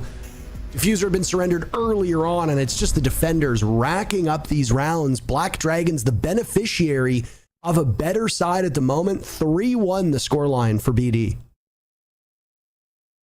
I think right now, if you're FaZe Clan, you're just gonna be, taking the 4-2 right now. You just want the second attacking round. You're gonna be feeling okay. You can still mess up on defense, and once you're on that favored side, but they gotta figure out what the problems are right now. Adaptation so far has mostly been from the side of Black Dragons. FaZe go for the same similar attack on the bombs that they've seen so far 2 times in a row. First time karaoke, they go Geisha side. Second time, they try the same thing, they get countered. And they attack barbecue, and again, Laura just has the intel on the Solis, always shutting it down, always kind of making that first step hard to be achieved from FaZe, and a surprising lack of adaptation and counter, if you like, from the attacking side. Now they're going through their attack and repeat motions. We saw Blackbeard for a very long time from Handy. I was thinking, surely not the Blackbeard. That's not the solution, right? They're gonna blow up their lineup and go for more, I guess, anti-utility lineup here. Thatcher, IQ, Twitch, all about trying to get the walls opened up, trying to find those mute jammers, find the Valkyrie cameras as well, and perhaps even the Solis, who now should be played by Gudo, no longer Loira, but we see the information game here. Valkyrie and Solis on the master bedroom bomb side. It's all about the intel. The difference between this side and the rest, this is an incredibly weak bomb site. It's all about playing, 4 players, above, around the site, 1 player holding down the fort itself, and make the map work in your favor. And that's why you want the intel operators, because there's gonna be a lot of map control that you want to care about as a defender, and without Valkyrie available to you, you just don't have that. So, great operator pick here from Black Dragons to support this kind of weaker, a little bit different bomb side. What is Vidiking doing? He's watching. Oh, he's gone. He just faded away. Vidiking is gone. Oh, there it is. That explains that. That sure does. We'll await clarification as to what is going on for the tech pause. Again, there have been known computer problems at the Brazil studio, but I like to think with what we saw last Sunday and now through much of today that issue has been resolved. The tech pause that we had earlier in the day, which was in our second match, the one just before this, was because there were issues with a player's peripherals, aka the computer keyboard had issues. I guess I didn't need to add computer there, but just in case somebody hears keyboard and thinks that maybe they're playing piano, I'm not sure. As of what's going on this time, we're being told that the lobby is being remade, but we don't know if there's a greater tech issue beyond that. Wasn't that far into action. However, FaZe Clan did get to see the full lineup of the defenders, so at least there will be some benefit in that regard. Yeah, it's always triggered rehost with I mean, if it's a server crash especially, right? Are defenders favored? Should they get the round? Are attackers in a weak position or a strong position? Should you just replay it from scratch when you've exposed bomb site, you've exposed the operators that you play? Maybe they found, the Valk cams or something like that. It's a tricky one. But, of course, competitive integrity is very important when you play Pro League. It's always about trying to find the most fair outcome for everybody involved. I imagine and assume just gonna replay the round, same side, same operators, that kind of shebang. Given that nobody died and had like a visible advantage, that usually will be the case. But we'll see once the tech pause has been solved, essentially. Yeah, we'll just update you. Should you want to watch the match in Portuguese, it's over there as well. On the Twitch channel for Brazil, where you can actually hear it be done entirely in Portuguese. We are, of course, the English language restream of that. Round 5 is being started over entirely from scratch, by the way. We are being told. So I'm not sure how much change we're going to see in operator composition. We'll talk very briefly, by the way, about the standings because Brazil looks quite odd at the moment. There are 10 teams in this league. 3 of those teams have yet to win a single point. That's Fluxo, E1, and Team Liquid. Fluxo so far with the worst round differential, but in large part that's because Fluxo has played 3 games at this current point in time. E1 and Team Liquid have yet to play. They will both be in action later today as every team plays on every single play day. They will be playing each other, so they are guaranteed to get some points. E1 versus Team Liquid as the closeout match will certainly be one to keep a close eye on because neither team have looked particularly good so far this season. Next up, we have Vivo Keedstars versus Furia. Vivo Keedstars is tied for the second best round differential with Black Dragons heading into this matchup. Black Dragons now has a better round differential with them being up 3-1 over FaZe Clan. But Vivo Keedstars have been hanging tight. They've looked like a very good team. Mind you, they did play Fluxo and E1, the same teams that we saw Black Dragons play, with the exception of Liquid. So the fact that these teams are basically beating up on the bottom teams has really helped elevate them at the start of the season. Yeah. But Vivo Keedstars' underlying numbers look good. So even if you're beating bad teams, you can still say, yeah, they looked pretty decent. I expect that Furia Vivo Keedstars match to be an absolute barn burner, if that's the phrase that we use most days. As for these 2 squads, though, they're both tied. 6 points apiece. One of them will walk away ahead of the other. Depending on what happens in this matchup, will be all 3 points. Do we go to overtime? Right now, Black Dragons looking like the team that is taking advantage of the better side on Skyscraper. Oh, yeah. Of course, operators stay the same for both sides. Not much going to change in that area, rather. Same bump site, master bedroom, and same actual approach here from both teams. Because the round never played out in its full potential, neither side felt like they had like a very weak position. So of course, FaZe Clan will approach it the same in a similar fashion on attack. Find the Valkyrie cameras with the IQ scanner, figure out the weak spots, and try to insert the building. Black Dragons, again, they have a strat in mind when they play this side. What? Cyber? Ryan's Florio by okay. On a singular window, Cyber picks up 2 kills at about the time where the rehost happened last time. So a very different look right now, where FaZe are in a phenomenal position to close this out and find that second attack and victory, which is statistically all they need to go comfortably onto the favorite side of defense. Andy ever so close, but that's a shotgun in the hands of Gudo. That thing doesn't get a lot of play, but it does a mighty bit of damage. Ask dies to KDS. Ask had been fantastic. Problem with this rehost is we've lost all of the score lines to talk about, but Gudo and Ask, they were carrying this team, Nick.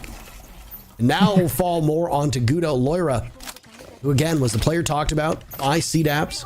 Korbeck has just allowed the rest of the team to do the work, and I think that's the sign of a good squad. Souls has been excellent. Vidaking gets Diffuser down. Now it's all on the shoulders of Loira, who gets 1 kill before being removed by KDS. A second round for FaZe Clan. Bit of an unorthodox defense from Black Dragons. It almost works, but FaZe Clan come out ahead. A little bit unorthodox. You might be thinking, Master Bedroom Bomb site, does that even get played? And it's a bit of a mixed bag in regards to the question, or the answer rather to the question, because internationally and in Europe and in North America, no, it almost never gets played. In Brazil, however, it gets played more than any other region last I checked the stats. So it's one of those domestic bomb sites that teams tend to play, and it's why FaZe knows how to attack it as well. They scrim against it, they scrim with it when they're in defense as well, and it's a bit risky, sure, but if you know how to push that bomb site, if you have a good strat for it, it absolutely can work. One thing that happened that round that made it very easy for FaZe Clan, well, 2 people basically died, one jumping out of the window, and the other guy swinging the window shortly after. When you get 2 free kills halfway through the round on a bomb site like that, that's pretty much where this ends. Unless Black Dragons, they throw more bodies out a window, or run at their opponent, just win, like, straight up gunfights, you basically lose. So they tried that, and the result stayed the same. FaZe got that second victory, got the bomb down, got the cover there, greatly done as well. But BD have not stopped slowing down, despite that. They're still looking for jump outs, they're looking for early aggression, and always playing proactively around the map, trying to figure out where do FaZe want to enter from. Let's walk over there and either stop them or at the very least slow them down. Oh, this is something that we see get done quite often when a bandit is brought, and that bandit battery goes on the single panel at top office as it gets shot away at from below, whether it be an Ash or a Zofia or even a Buck can get under there. You can also see an IQ do some work with the pistol. Lots of tools for FaZe Clan to open up that single panel. They get the job done, and now they're focused on that bottom floor. Black Dragons look like after holding quite a wide amount of this map, shrunk their footprint and gone back towards the bomb site.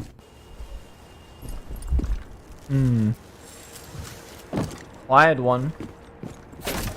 Question now is Black Dragons going to change their approach now? Because this does look like a much more crossfire kind of setup where they want FaZe to walk in all the way, not fight them on the exterior. Yeah, they started in Geisha, they killed the drone, they fell back.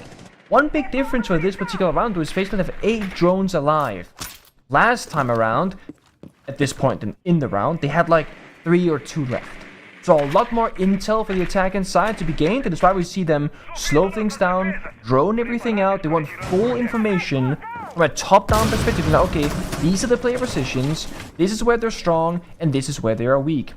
And this is where we can attack from. So we see it. Handy cutting off the rotation, top dragon, hand in the staircase.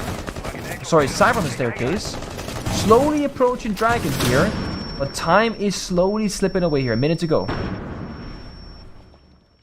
Dance with death. Right now, it's Gudo and Vidaking tussling with one another. That's the first kill. It happens quite late into the round, 45 seconds. Look at this spread from Black Dragons, Nick. They're all over the place, and FaZe Clan have been sent back to the drawing board almost. Vidaking is going for a complete lap around the exterior of this building.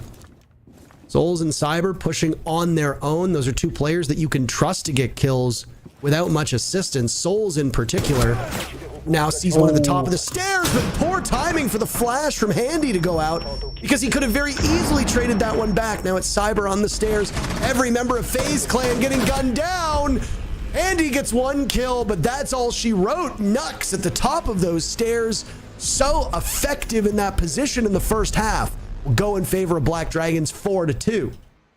Very uncoordinated and like poor timing from a top level team of FaZe Clan. They did not have the timing for the trade. They didn't flash before they swung. The bunk downstairs wasn't ready to walk up the staircase or get the trade either onto Bandit, so it just completely falls apart. The big thing that separates the great teams from the good is that you don't give up anything for free, especially your man advantages. So when you walk in for the bumps and execute like that, we're expecting your, maybe 1 player to die to Bandit on the attacking side, but then Bandit dies. 1-for-1 trade, FaZe are playing 4 versus 3. You keep that kind of same mentality throughout the entire round, FaZe are playing 1v0 at some point, aka they win the round. FaZe do not trade anything whatsoever. Black Dragons, they completely locked them out in that round, and they have very much impressed me with how effectively they're playing on that defensive side. But, and there is a big but, it goes to attack now for Black Dragons. You can go 6-0 on defense for all I care. And you might not win a single attack if you're not good at it. And it cannot be understated how difficult that is. Skyscraper right now in pro play, probably one of the hardest maps to attack on. Even the most experienced teams like FaZe, they only just got 2 rounds. It is just that difficult. You see what they can do though? Operator lineup, quite similar to that of FaZe Clan. They're playing that kind of soft destruction, utility operator lineup where they got the IQ. Because there are so many good intel operators up and available, even if they're not actively in play. You just want to make sure that if they are, you do have that accountability. Got Dokubi line, there's global gadgets to hunt down the roamers, so we can decide if you save them for later. Then you got your good old stable Sophia back in action, slowly seeing more and more play. Got the soft breaching charges, of course, and the The stun grenade needs to go as well to figure out if any players are hiding in corners if you want to check it.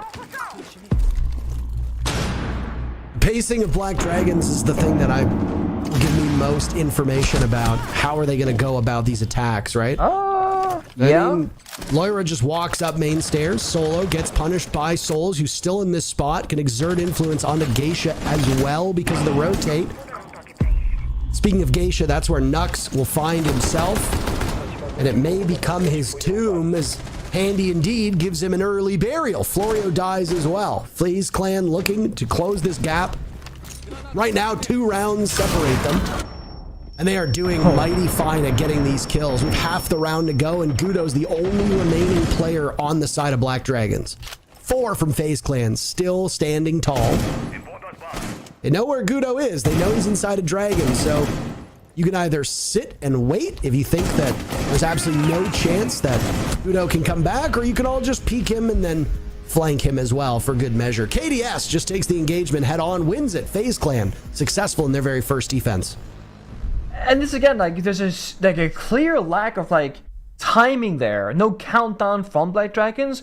Loria walks up a staircase, no drone, no teammate nearby, and a solid like 7 seconds behind his teammates before they entered any of the action themselves.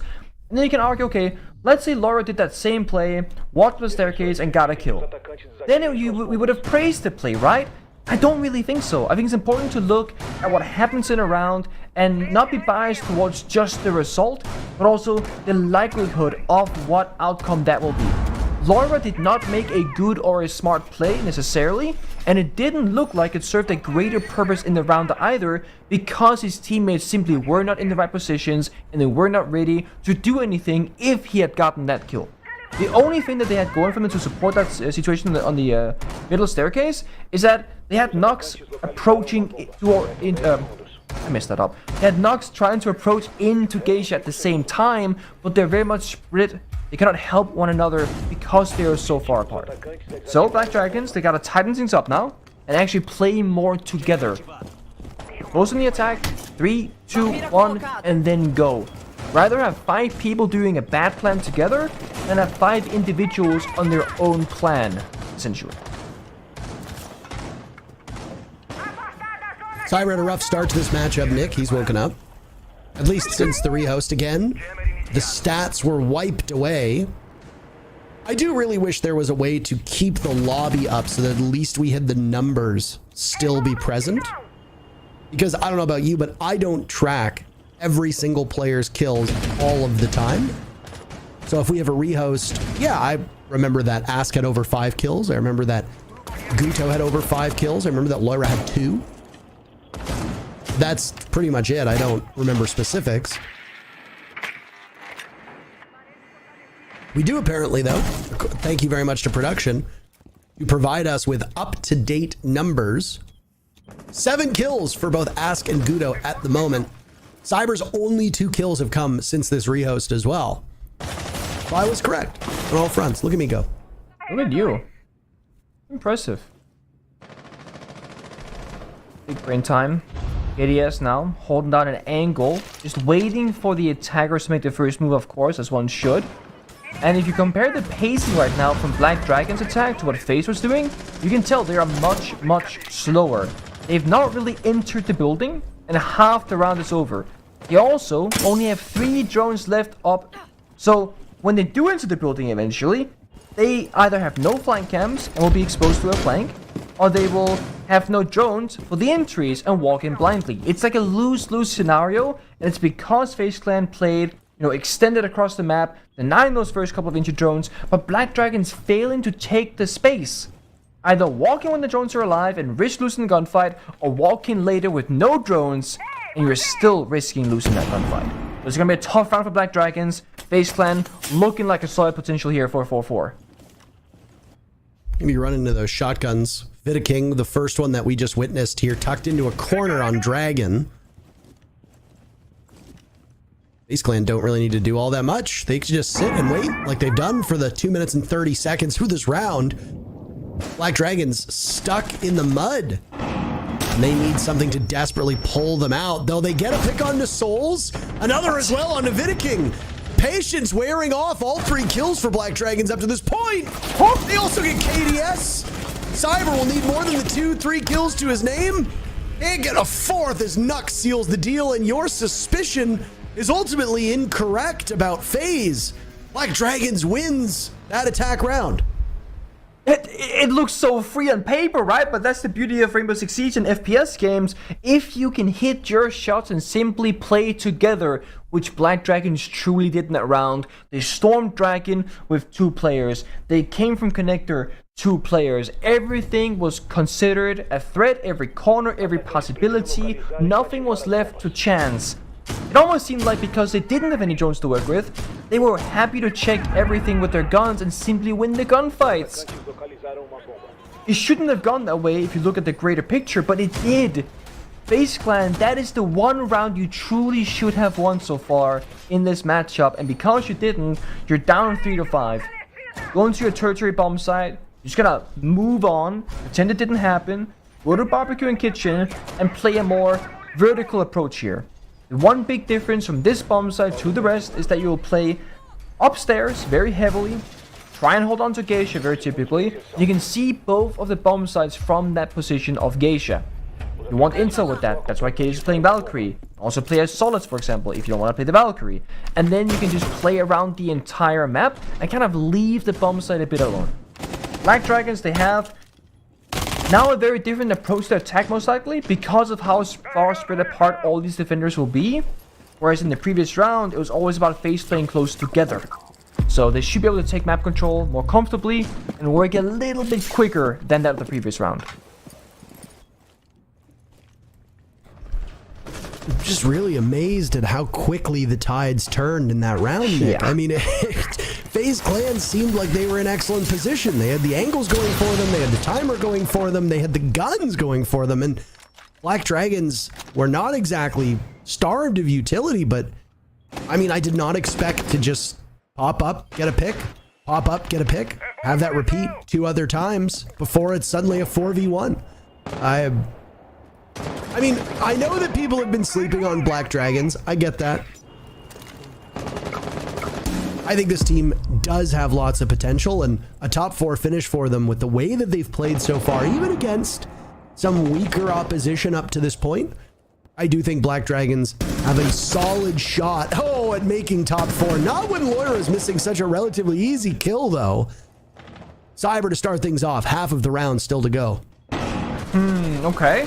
So shutout now on the attack. No entry successful here in this round, but Handy's so low. But no, there we go. FaZe Clan playing together, establishing a crossfire, and punishing Black Dragons. Now in the 5v3, surely they don't bottle this one as well. Oh, you'd think that, right? You would think so. You would. Black Dragons, though, trailing. 2 smokes in pocket, 2 flashes as well. Those flashes will die with ass. Kudo still on the board. Oh no. Down goes KDS to Florio. Black Dragons are winning these duels now and have put it into an even fight. Time is still on the side as well. 1 minute for you to pick up that diffuser. Find Handy, find Vidiking. You've just found Handy with the drone. Vidiking walks up. You're not expecting that, Florio. Kudo will hunt for even more kills.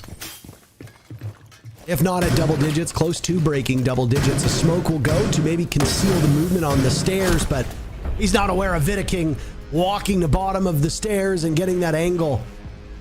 Get a relatively easy kill for him. The last 2, actually, in fact, relatively easy. FaZe Clan win the round. Last round should have been FaZe Clan's. Black Dragons wins it. This round probably should have been Black Dragons. FaZe Clan wins it. Way she goes. Oh boy. I mean, it's just one of those where it gets really close out of nowhere, and I feel like FaZe Clan also tensed up that, okay, this is easy. Okay, snap, 2v2, not so easy. Somebody make a play, please. Vidiking walks up a staircase, finds that, makes it a 2v1. They fall back and consolidate near the bomb site. But you have to worry a bit if you're FaZe Clan, because I feel like this is a much tougher opponent and a much tougher matchup than most people probably expected. And it comes from simply Black Dragons actually being a good team and having a really good performance in these rounds. Like, individually, they're hitting some nasty shots, but their positions on the map in the previous round was excellent. It's why they got those kills. They went heavy on the Geisha side. A lot of guns from FaZe Clan were worried about Geisha. Then they came for the backstab. That's where they found those couple of kills to even back the man count. And they actually did the thing where they spread out pretty wide across the map, and they didn't do that last time around. Previously, Black Dragons came from one side of the map, pushing over. FaZe Clan, they hold the line. On the previous round that we just saw, they were coming from 4 or 5 different positions. FaZe Clan tried to hold them back, but didn't know where all of those spots were actually going to be coming from. Good stuff, good adaptation, small things, but they matter so much in the current meta of Rainbow Six Siege. Black Dragons will keep the upper lineup pretty similar. Soft destruction, information, those global gadgets, so present in this match so far. Though could be in the line, that is. It's no surprise to also bring the mute. Sure, Waltena is great, but they also do counter those global gadgets.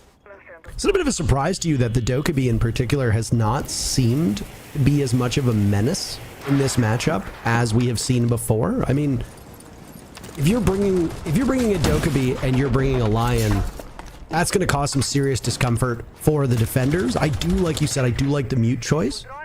Why not? It's the hardest counter to both of them.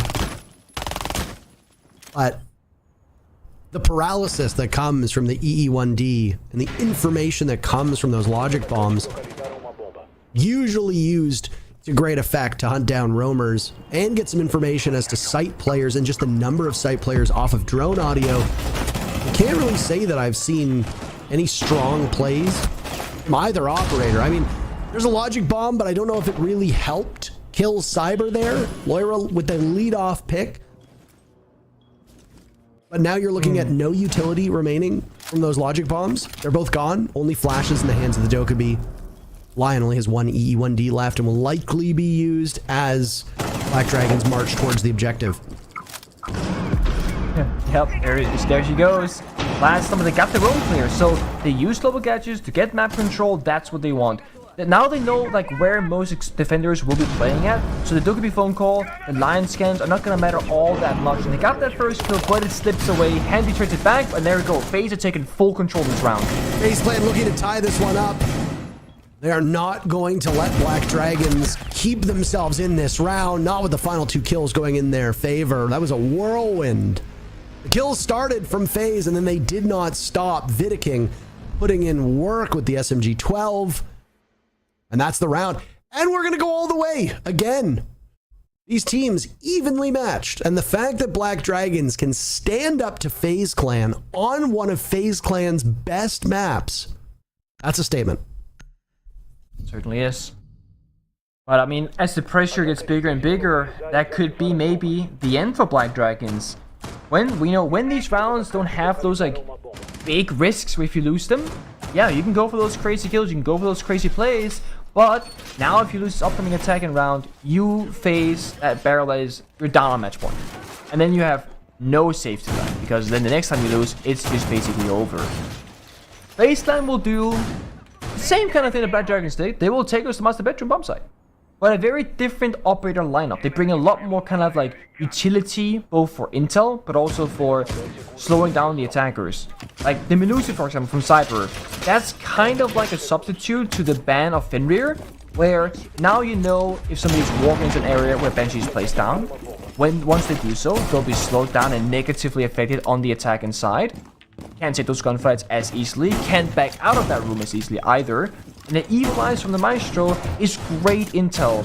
Yes, there are less hidden cameras than Valkyrie, but they also have an active use case. First of all, they can see those smokes. Secondly, that you can open up that eye and zap either players, deny a plant, or more importantly, shoot those drones. So because you don't often have any defenders playing near the bomb site itself, having an Evil Eye on the bomb site means you can still kill the drones and keep the bomb site unknown to the attackers. That's likely why Vidiking is playing Maestro over Valkyrie. Explosions will rain not too far off of these players now as discovery phase is coming to an end. Yet another bedroom defense. Yep. How many times did we see this site get defended at the 6 Invitational? I feel like it was only like 3 or 4 times. Yeah. Like a single handful, I believe. Yeah, it was a tiny number, and yet here it is being brought back by both teams. It did not go in the defenders' favor whatsoever previous time around. FaZe Clan bullied them. Is this just a favorable bomb site to FaZe Clan, or will FaZe suffer the same fate for BD? BD did, rather. Well, Gudo gets Cyber, who was peeking the window, but not before Cyber can do some damage. That's not good. That's not the start that you want for FaZe Clan. No, it's not. Normally the side player is in bathroom because it's only safe that... Okay, that's it. They're just running them down. Normally you play in bathroom because it's safe, but the attackers are running up top floor and downstairs, seeking all the map in their control. It's Vidiking and Handy side by side from above. Every single member of Black Dragon's still alive. And an EMP has taken away the reticle from Vidiking. He's got a pretty good idea of where he'll be shooting. Problem is that if none of these Black Dragons players want to go upstairs and take the engagement, then they're going to be in tough spots for FaZe Clan.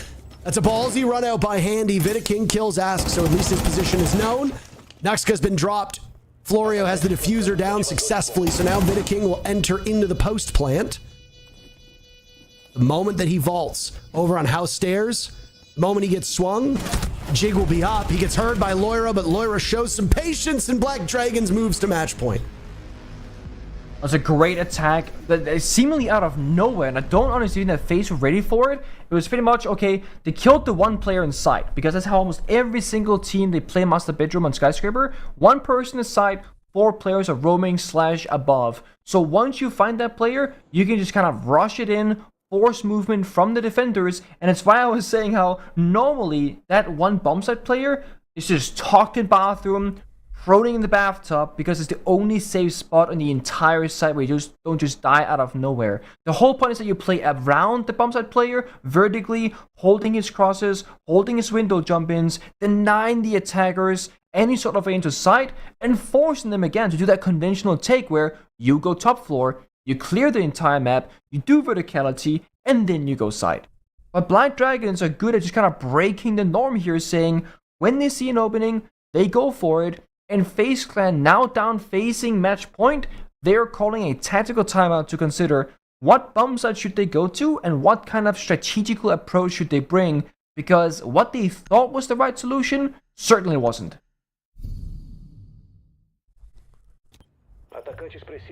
Timeout will hopefully keep FaZe Clan in this one so that we can see overtime between these squads. Brief reminder for those that do not have the standings directly in front of them, both Black Dragons and FaZe Clan are technically tied in first at 6 points apiece, though Black Dragons had the advantage because of round differential. That's the tiebreaker between squads at the moment, because none of these top teams have actively played each other. Now that it's starting to happen, the tiebreaker will be matches that you play against each other, with round differential obviously having importance as well. Beyond that, Black Dragons has the advantage in round differential and will continue to hold that, providing they win, of course. But if you go to overtime, you don't get the full set of points, because then your opponent gets one for making it there. Irrespective of whether they win or lose, you still get 1 point. Given how close the standings are in Brazil, there are 5 teams currently at 6 points. Half of the league is tied for first at the moment. Given how close it is, Black Dragons getting all 3 points is a huge leg up as they look to qualify for the Manchester Major. Ultimately, that's what's at stake here in Stage 1 for most of these teams. They want to make it to the next major, and in order to do that, you got to finish atop the standings. In Brazil, you got to run through the playoffs so that you can get qualified, and the only way you can guarantee the best shot of doing that is by being the best team and playing weaker opponents. Certainly don't have a weak opponent in FaZe Clan right now, but the fact that Black Dragons are sticking it to them on a favorable map for FaZe Clan really does give you a good idea of how much better Black Dragons have got and improved over the offseason. Not just that, but making the major is more important now than before, because there's a higher weight on the point distribution system for invitationals from majors. You get less points now from domestic play, more points from the major itself. So if you want to make the 6 invitationals, which is the goal for every player and every team ever, you want to make the major. Like, that is your goal. Getting good domestic positions, not enough. You want to go international? Always. Black Dragons have taken a very slow round. They got a lot of drone operators here, right? The Flores, the Twitch, gathering intel, denying utility. They also got Deimos, or a demon, playing Deimos, hunting down his foes, looking for those isolated kills, but just standoff. They're waiting for the swing from phase, but they're playing far back, wanting... Oh no. Did their terror drone just injure Loira on the entry? What happened? I'm not entirely certain. I'm pretty sure it just blew him up. It could have been. I didn't see what happened. Loira finishing that one off. So our very first Deimos of this match will have no impact whatsoever. It's also a very bad start for Black Dragons. They spent all of this time to now be down one player. That's devastating. They'll be down 2 now as Nux dies to Geisha. Nobody seemingly droned out this part of the map. Gudo over by backstairs will hit one of those proximity alarms. Loira running in to try and assist, but he was just going for broke. FaZe Clan have lost Handy, so it won't be a flawless round for them. But overtime now is a certainty. Unless Gudo can pull off a 1v4 clutch with 12 seconds left. I've seen a lot of things in my days, but that's something that I don't think I will ever see. Mind you, Shepard did get that incredible clutch back at SI. Soul's the final kill for FaZe Clan, and we're going to go to overtime. I gotta see the replay to be sure, but I'm very positive that there was a terror drone on the floor in terrace. And you know, it was on the ground, it was about to blow up. Loira just walks in very quickly, and just as the drone explodes, he enters the radius and dies. And that's terrible because, yeah, it's your entry, it's that aggression you're looking for in the attack, and it's Deimos. It's the operator that was literally designed to hunt down the roamers, you know, around the bomb site, or rather away from the bomb site. It's exactly the operator that Black Dragons needed in that round. They didn't have the drone information, they didn't have exact knowledge of the player positions, and just like that, it was gone from a team injury. Complete disaster. They go to overtime though. It's not the end of the world, but this is where things might be tough. Black Dragons will stay on the attack inside. FaZe Clan, they have start side defense. How overtime works, the best of 3 rounds. The side you start on, defense of FaZe Clan, you will play 2 of the 3 rounds if you go all the way. So Skyscraper being very defender favored heavily plays into FaZe Clan right now. Downside of starting attack to begin with is that you do get the better overtime starting side, but you cannot guarantee that you go there. FaZe Clan find themselves in a great position. Black Dragons, they had a big slip up, they gotta tighten up now, not make those kinds of mistakes, and try and take it in OT. It's been a remarkably good game between these squads. I mean, the caliber of play has been high. Sure, there's been mistakes. There always will be. Yeah.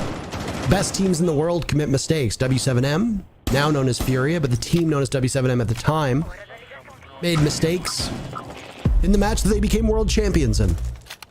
You and your team made a number of mistakes when you were in the midst of your reign of terror with Phantom G2. Not true. Fabian doesn't allow for mistakes. We played perfect Siege every game, even when we lost. Not sure.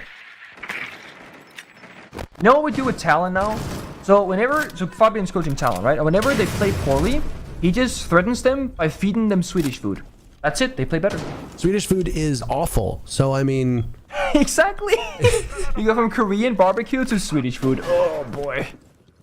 Now that we're in the midway point of this round, I don't know what it is with Sweden and shrimp, but when we went to Jönköping the first time, I ordered a Caesar salad with shrimp, which in North America is like usually you get a couple shrimp with it and that's it. This salad was basically just a plate of shrimp with a couple pieces of lettuce on it, and it was horrible. It was absolutely terrible.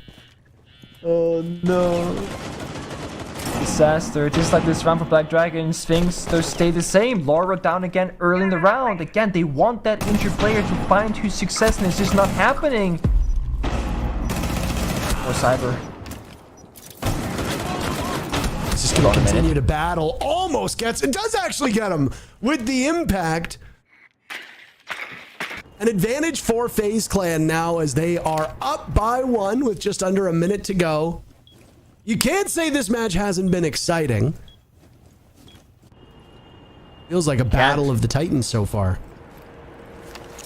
Black Dragons, though, as this match keeps going on forward, it seems like they're running out of steam or out of energy or something. They make more and more mistakes, or perhaps it's just FaZe Clan capitalizing and punishing it more. But wait, never count them out.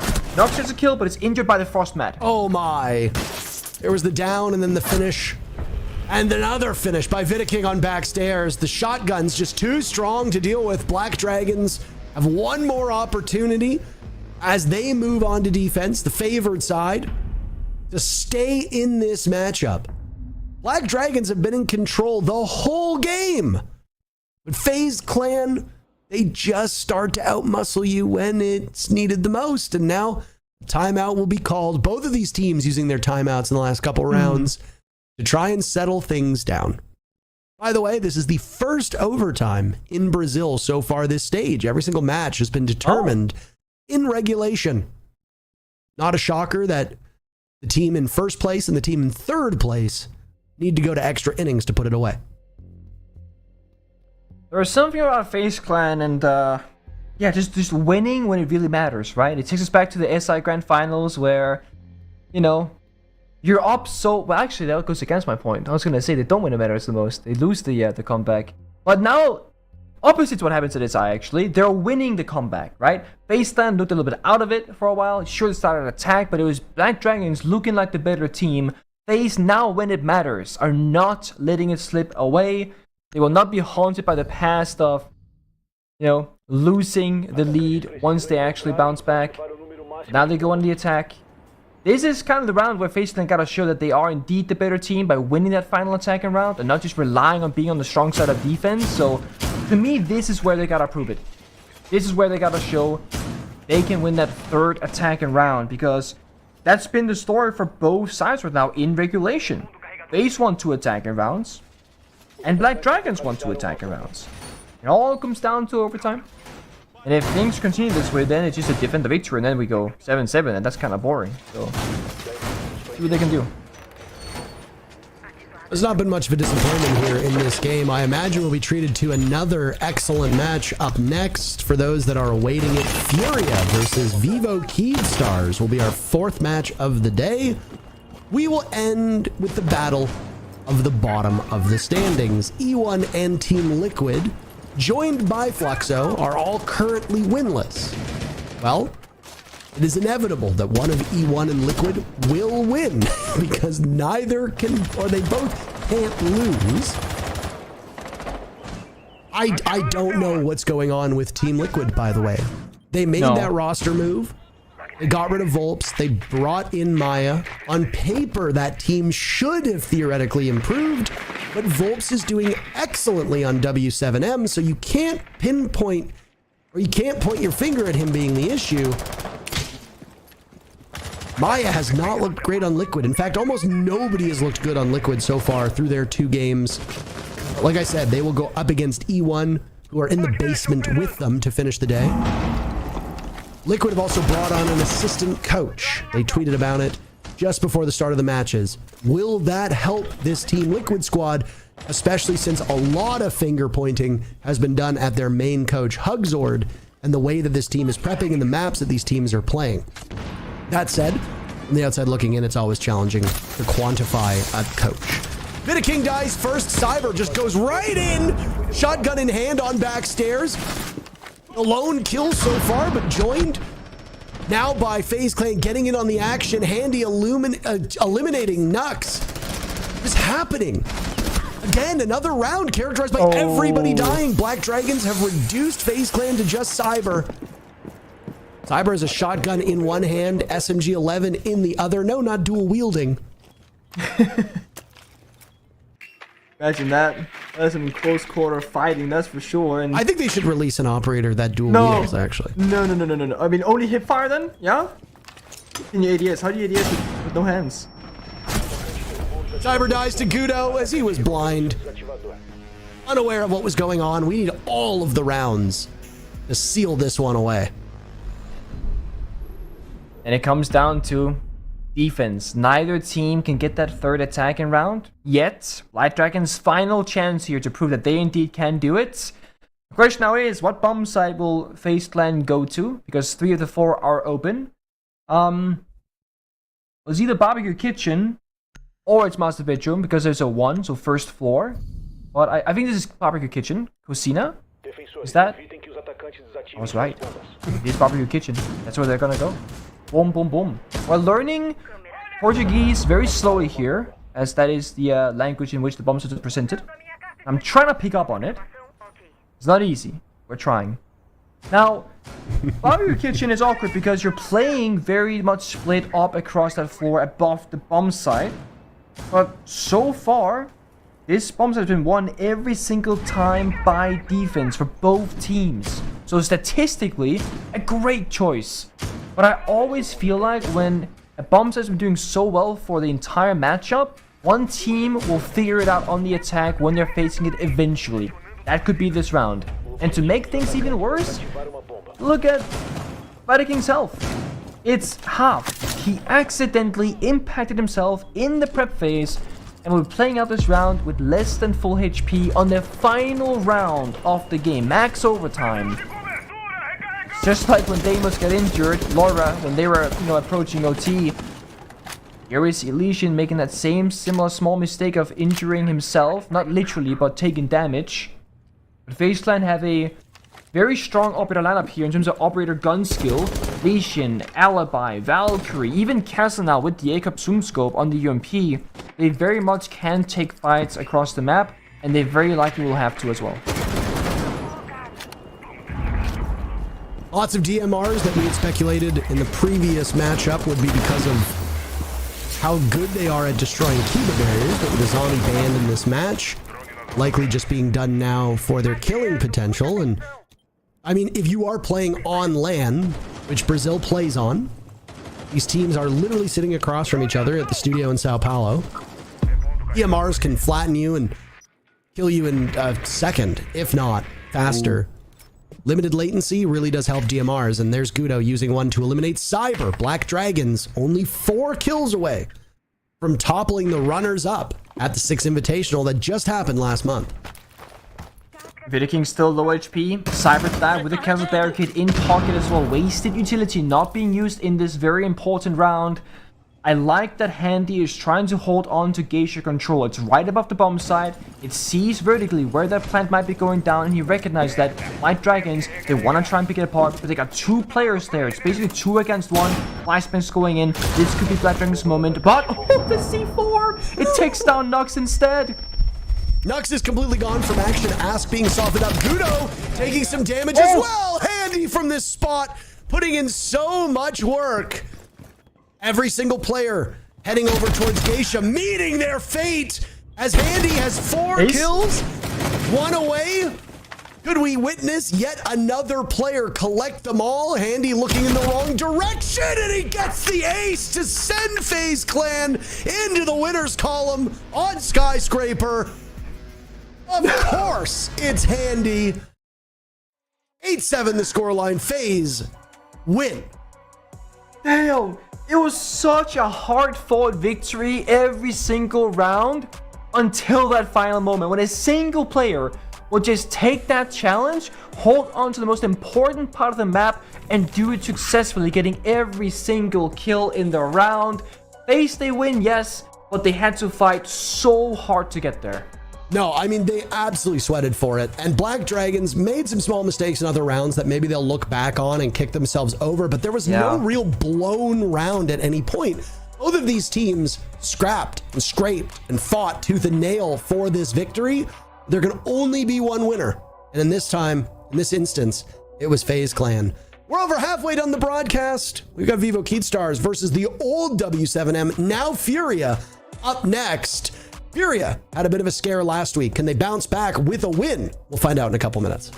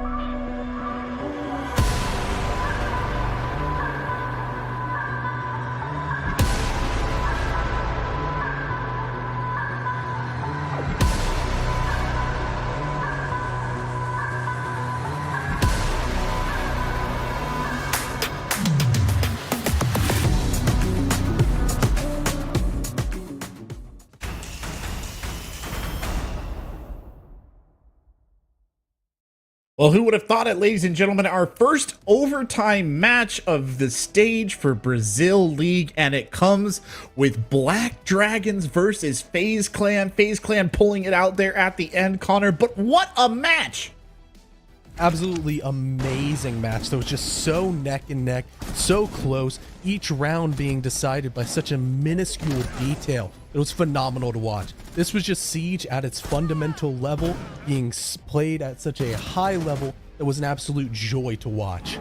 Yeah, we were sitting watching this game, you and I, and we were struggling to find reasons why, teams weren't doing anything wrong here, Connor. They were just playing good, solid Siege, and one was coming out on top, and then the other. I mean, just an amazing performance from Black Dragons, honestly. I think way overshot what we estimated they were going to look like here.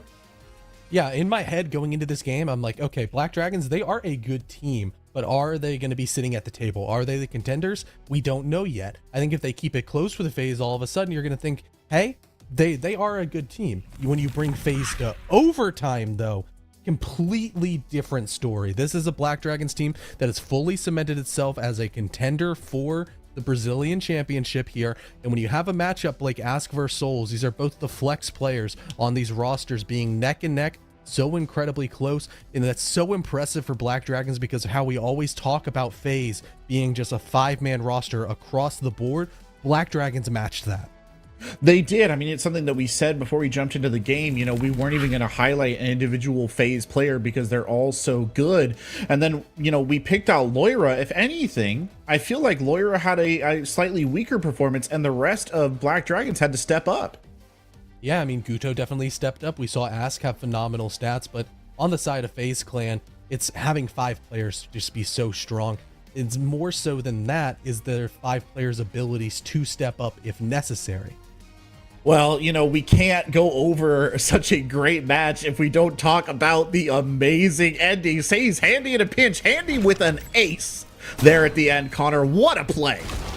Yeah, and it's one of those things that, I just have to notice is the absolute difference maker in this game. This is 7-7 match point. All of a sudden, your Kaid player, which sure, we know has the ability to frag out, stepping up with an ace, that is a difference of 2 points versus 1 point. And in a league like Brazil that we know is going to be so incredibly competitive this stage, it's just could be the difference between the 2 seed and the 1 seed, maybe the 2 seed and the 3 seed. It can be absolutely massive for Manchester implications. It could, and I mean, I think, and would you agree, does it speak to the depth of the FaZe Clan roster that it could have been anyone who stepped up into that spot? It was just Handy this round.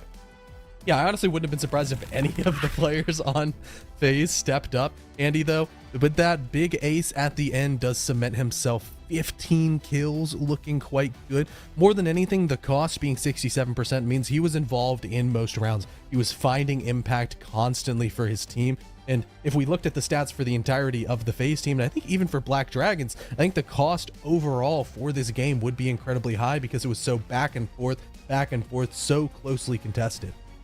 So you've got these two teams, they're battling at it, right? We didn't necessarily expect Black Dragons to be this good. We didn't necessarily expect, maybe Handy to pop off here tonight. What is the future like for these two teams now after this match? Because I feel like this was obviously Black Dragons lost, but I feel like it was great for both of them. Like realistically, this was great for both of them.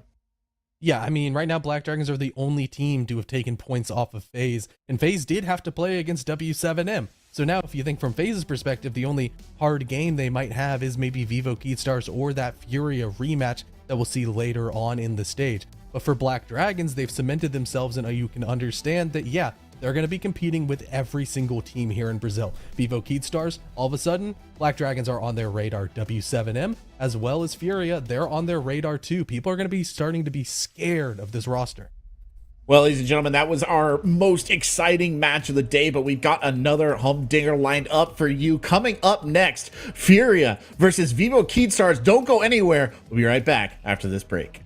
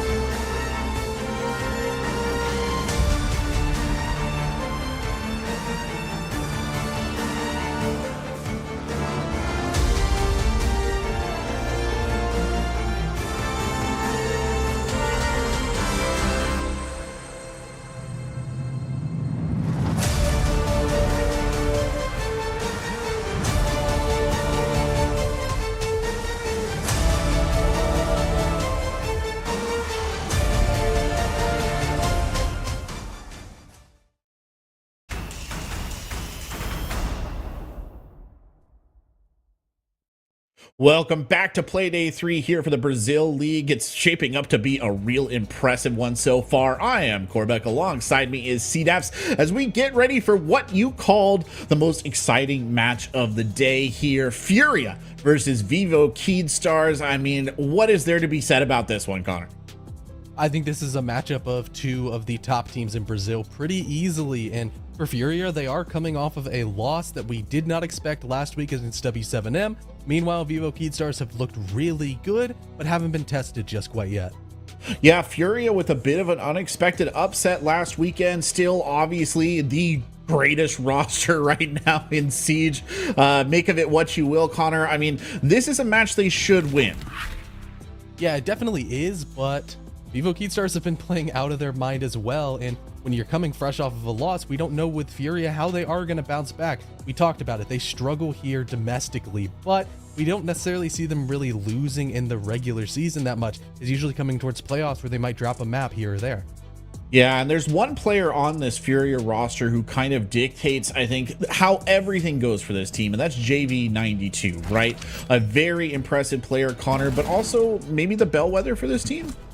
Yeah, I've always thought of him as a really great indicator for this roster. When JV92 is firing on all cylinders and he's looking good, this Furia roster is looking as good as they can possibly be. But right now, despite how consistent of a player he is, he's actually underperforming for his metrics, and that is a little bit of an alarm bell for me. It's getting me a little bit worried that maybe Furia isn't as strong as they once were, even coming off of a reigning championship run over towards the 6th Invitational. Maybe, just maybe, they've taken a step back. Maybe the rest of Brazil has taken a step forward, but if maybe JV92 can kind of get himself under control and really soak up a lot of the pressure for the rest of his team, they will be able to just be more successful as a whole. Do you think it's time, you mentioned alarm bells, do you think it's time for Furia to have alarm bells in general, or are we still too early in the stage for that to really start to matter? I think it is a little bit too early, just because of the fact that we know Fellapox has said, you know, every event we need one loss to really wake us up. Hopefully that was last week against W7M and they can bounce back, look stronger, but maybe if you go 2 losses in a row, even though this Vivo Keydstars team is one I'm a big fan of, then you can maybe start hovering over hitting that alarm bell button. And they might have to hover that hand a little bit, because this Vivo Keyd lineup, this is a hungry lineup. They want the glory here. Yeah, this is a hungry lineup with a chip on their shoulder. Last time they played against this Furia roster, it was in the upper bracket of the Stage 2 playoffs, where it was a game with the major spot in Atlanta on the line, and at the time W7M, now Furia, did send them down to the lower bracket, where Vivo Keydstars went on just a losing streak and lost multiple major qualifying spots in a row. Right, yeah, you mentioned they have that chip on your shoulder, but you also mentioned that this is one of the teams you really like. And I mean, what is it that stands out to you about this Vivo Keydstars roster in this stage? I really like the duo and the overall progression of the team, but the duo of Hates as well as Hornetau stepping out in front of the entirety of the Brazilian region has been great. Across the board, they look good as well. When they're winning games, they're winning dominantly. All across the board, plus 20 KD, average EPS not quite as high as what we saw with FaZe just a little while ago, but still knocking on the doors of being one of the most dominant teams we've seen in Brazil so far. Yeah, definitely that 110 ES right there. That's some good stuff, right? That's solid. It indicates a very impressive roster overall, but a bit of a grudge match, right? That's the thing. They have a history with Furia, Connor. Yeah, and that 7-4 matchup, that went in the regular stage. And then towards playoffs, right there, that 2-0 victory for Furia, that was for a major spot. That cemented that Furia was going to Atlanta. And then, sure, Vivo Keydstars had more opportunities. They lost against NIP in the 3rd place match. That sent NIP to Atlanta. Then, later on, they lost to Los, who ended up going and placing 2nd place in Atlanta. So now, when you go and look at a Brazilian event where there's 4 teams going to an international event from your region, and you lost to 3 of them within a 1-week period, and you see all of them having success, I think that really did fuel Vivo Keydstars, because they feel like they could have been there. They should have been there, and I think this time around here in Stage 1, they will be there in Manchester. That's a good prediction to make. And you speak of fuel. Well, there's one player in particular that is gassed up and driving this roster forward, and that is Hates, Connor, who has been playing out of his mind. He has been playing so well. Last stage, Hornetal was the highest rated player in the world at one point, and now that honor has been passed to Hates here in stage 1 of 2024. Hornetal still playing well, but he's being overshadowed because Hates is playing so incredibly well. 28 and 8 plus 20 in the kill department is phenomenal, but what's more impressive is the 10 multi-kills. That means whenever 10. he loads into a server, it is more likely on a round he gets a kill that he gets 2 than it is for him to just get 1. It's a crazy stat, actually. It's really impressive. Also, I love that picture of Hates. He's like Rainbow Six Siege Brazil Ron Swanson there. He's ready to go. I love to see it. And let's see where he's ready to go to. Let's see if he can unleash another multi-kill on a map here. Clubhouse, Oregon, the bread and butter out of the way right off the bat.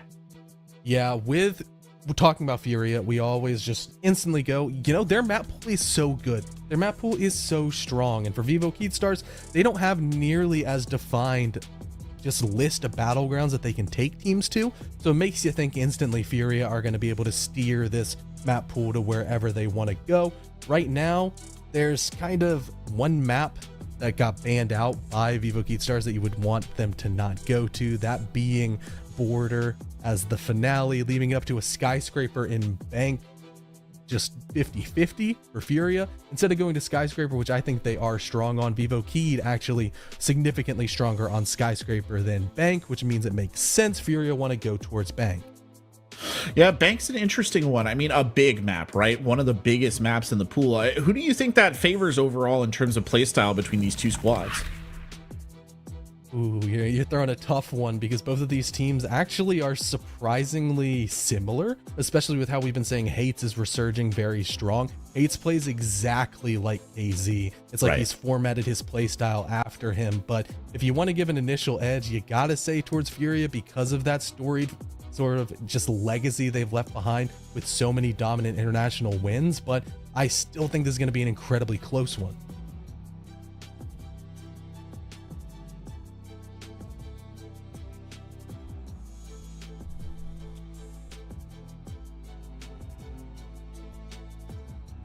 Yeah, I think we lost you, Corbeck, unfortunately, but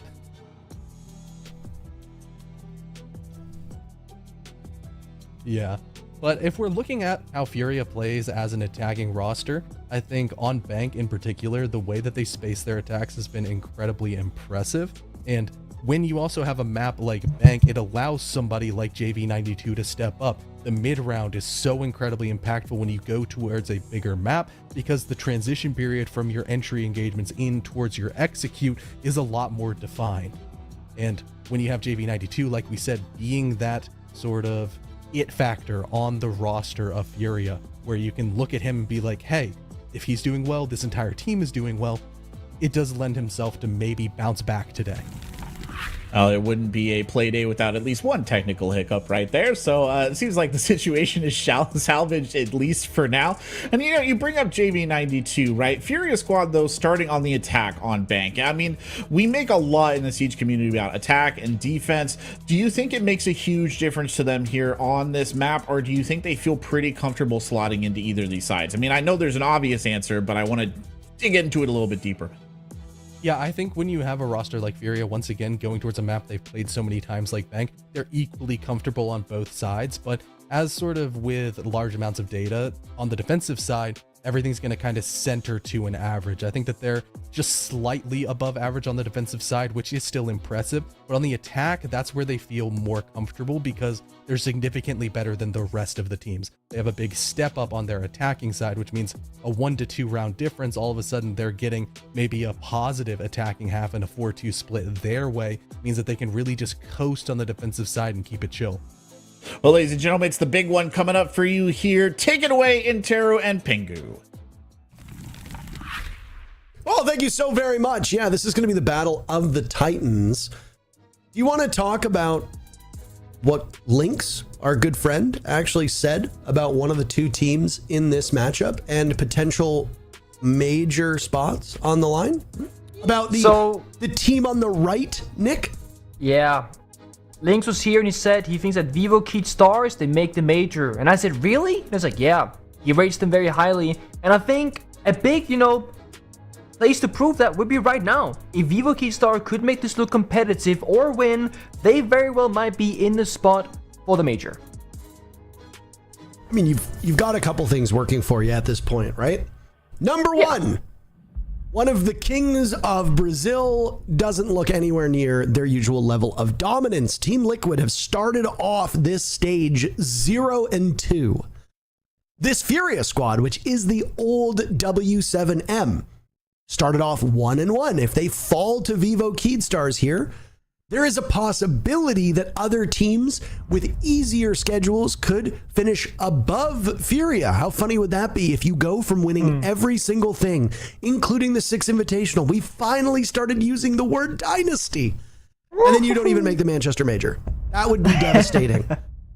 Obviously, very unlikely that this happens. But it was also very unlikely that Los would make the major in Atlanta. And it was very unlikely that Los would make the finals in Atlanta, but that's exactly what happened.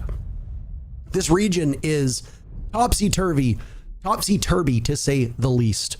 Operator bans are coming in for Vivo Keat Stars. They started the day tied in first overall with Black Dragons just being a bit above them. They both have the same round differential. Because of the FaZe and BD matchup, Vivo Keat Stars have moved down the standings just a little bit, but they still look like one of the best teams in the region through 2 matches. The stage is very early, though. Operator bans are locked in, and I'll let you go over what we saw. Nothing too out of the ordinary here. We see, of course, when it comes to the defender bans, it's about utility and allowing you to be able to play the game on the attacking side. Kaid, that's for heart breaching, of course. When you play that basement bomb side and Kaid is open, it can just be very difficult to deal with the Kaid claws and make sure that every single hatch gets opened up. Same thing for Fenrir. When you're roam clearing, whenever you walk around on the attacking side, you just want to make sure that there are no discs, those F-Flat mines from Fenrir around the corner, hiding in a bookshelf or something like that, that will near sight you right before a gunfight and also giving away your exact position to the defenders. And for the attack, I mean, the Capital, we can expect it. Capital, Grim, very often played. Nowadays, more and more often banned. Buck, however, that's the big kind of question marks, that more of a target ban from Furia towards Vivo Keat Stars, but it's not really a big surprise. Buck is your do-it-all operator, especially on Bank. You want vertical destruction, Buck can do it. You want soft destruction, he's got a gun 6. You want heartbreach destruction for those hatches we spoke of earlier? Well, he's got heartbreach canister. That's secondary heartbreach opener. So, yes, this is gonna be the Vivo Keat Stars. When they go on their attacking side, they have to find a solution for the Buck ban. And Furia, because they went for it, of course they already have one in mind ahead of time. I always love seeing this region play Bank. I think it goes back to the early days when they were referred to as LATAM instead of Brazil. Now LATAM refers to a completely different part of our ecosystem. Teams that tend to dominate are your Argentinian squads. You've got some good Chilean teams in there as well. But yeah, there's just something about Bank in Brazil that it always gives me a good feeling. And I got a good feeling about this matchup as well. A very extended roam from Vivo Keat Stars as they were looking for early action against Furia. They'll get it. Hates. It was the one talked about on the desk. Outdueled by JV92. First minute in. I mean, what a better way to, make a statement and to shut down one of the key players on the opposing team side. And it's not just a good player, but in a lot of falls too. It's Stemp, so Lesion done for, Thorn done for as well. And now surely we'll see Vivo Keat Stars try and lash out now. Because when you lose 2 bodies like that, falling back to side isn't your best option, but going for kills is, and they do just that. But it's a trade again favoring Furia. Only kill so far for Vivo Keat Stars. Coming in the hands of Daffodil, who's immediately punished. Lenda still roaming above. Hornetau guarding the actual bomb site. This is an unconventional spot for Hornetau to be playing as well. Sitting by the door in the server. This is not usually where you find yourself. He's got a line of sight over towards lockers as well, as Lenda wants to stay hidden. The plan here for Vivo Keat Stars is catch Furia with their proverbial pants down. If Lenda can drop through the hatch as the execute is going down, it will be a 3v2 in favor of Furia. Diffuser in the hands of Nade. Furia is still taking some time to get in on the action, and They've got drones scattered about the map, but none that are actively checking for them. Hornetow runs back from blue after hearing the nade go. And Lendis killed from above by JV92. Furia with a strong start on Bank. Now, a lot of players, they are fans, or a lot of viewers rather, are fans of teams. You know, whether it's Vivo Keystars or Fury in this matchup, G2 in Europe. I'm a huge fan of high level of Rainbow Six Siege. And that is why I was a big W7M fan, and why I'm currently, with the roster change, or org change rather, I'm a big fan of Furia. It is just a step above the rest. And it's no surprise that that's being said because they had such a dominant run all of the last competitive year for Rainbow Six Siege, winning 2 majors back-to-back, winning the 6 invitationals, and despite doing the impossible basically, people still expect more from them, right? They're gonna make the Manchester Major, guaranteed, of course they are. They're probably gonna be in the finals too, and fighting for that title of the best in the world. That's where the expectation lies here for this roster. In their opening round on Bank, they shut down the key player of Hades, they take full roam clear control, they slow things down, and they hit the bomb site. It's just the kind of team where when you look at them even top down with the outlines enabled as a spectator, you don't see a lot of gaps or weaknesses, and they are so damn consistent. Now, I could say all of that, and now it all falls apart. Yuki Stars to win 7-1, whatever, it's possible, but I doubt it. It just is one of those teams here that is here to stay, and I really hope and I do believe that they will be around for a long time. Yeah, I enjoy watching this team, and I enjoy a lot of the players on the side of Vivo Keystars.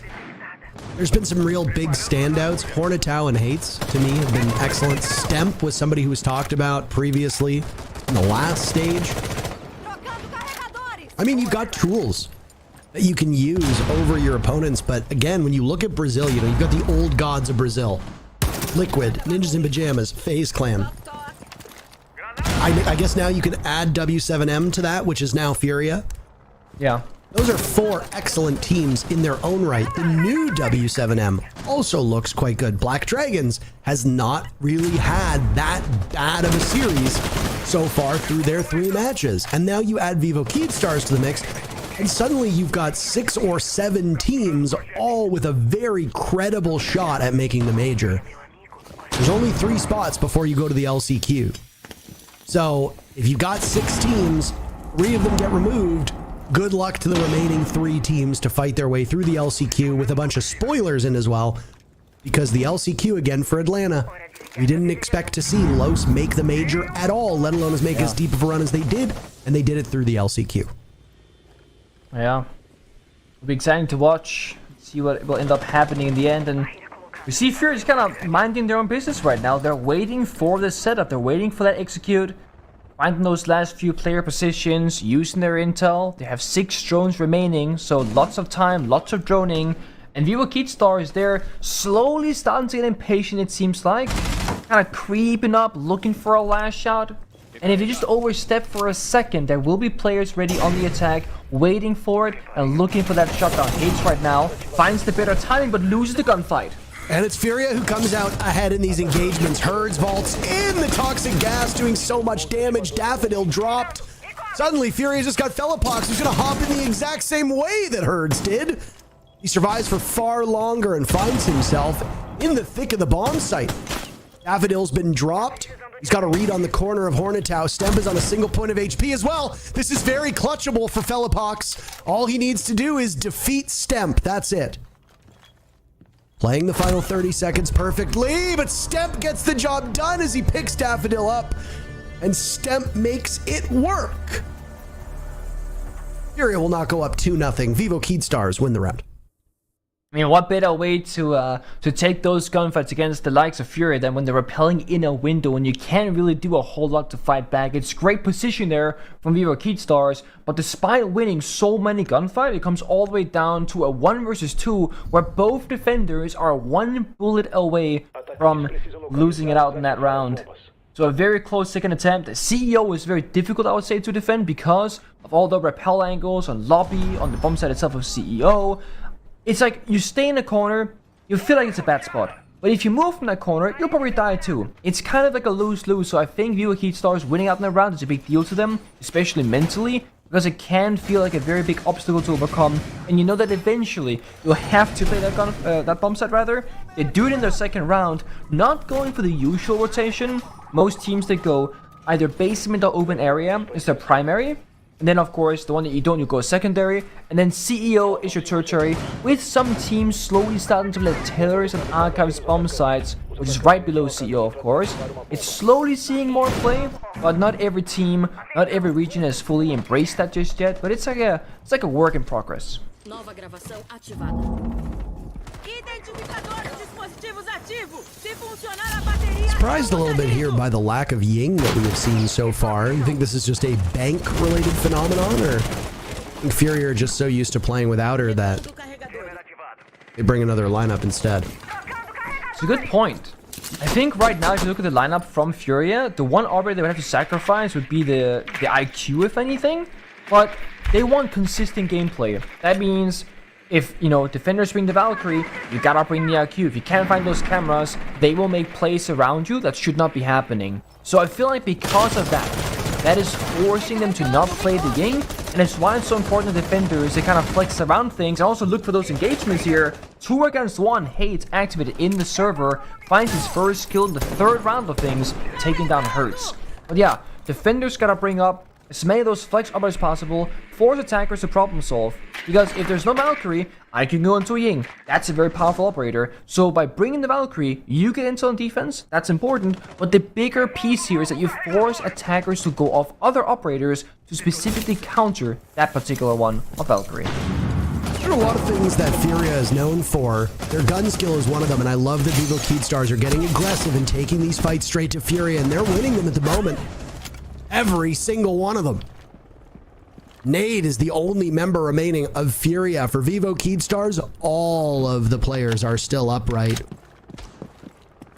Nade might actually get spotted as there's a silhouette from Vivo Keystars and Stalk looking in his direction. Hornetow slaughtered inside of Electrical as Furia finally muster 1 kill. There you hear those Kiba barriers being set up. The confidence of Nade, though, to just take this. Upstairs in that stock trading portion, he's going to drop through the hatch right into the midst of the bomb site, and Hates is prepared and ready for him. Really wasn't much for Nade to do at that point. 4 separate players, the bomb site on a completely different floor. You got your 1 pick. Call it there. Vivo Keystars take the lead with 2 rounds back to back. An impressive showcase as well. Again, winning so many gunfights against Furia is not easy to do, and to do it all off the site itself. Typically defenders, they'll go on site, they'll be in a strong position, they got, you know, ADSs or cameras or like strong positions. On the roam, however, it's typically where the attackers are somewhat favored, but not in that round, and also not in the previous one of CEO. Now though, it comes down to a more, I guess, like, stable, basic round of Siege. The one thing about the base and bomb sites of any map is that you're a bit more limited. The great thing about Siege and what makes it very different for other games is that you have all this like verticality, soft destruction, but the basement bomb site is, well, a basement. There's almost never any real verticality to destroy soft floor. There's a couple of hatches and there are a couple of staircases. This means it's harder to roam, it's harder to play the entire map, there's just help to be had, and it's really hard to play top floor, 2 floors above the bomb site, because it's such a long way back in case attackers are going for that side rush, for example. So, if anything, it's these kinds of basement defenses where I feel like the more experienced teams will thrive. It's about executions, it's about the roam clear, it's about that full map control where defenders usually give it to you because they simply cannot roam. Here in the first round, they were very successful on basement. See if they can do it again. They keep bringing that same kind of intel-heavy lineup.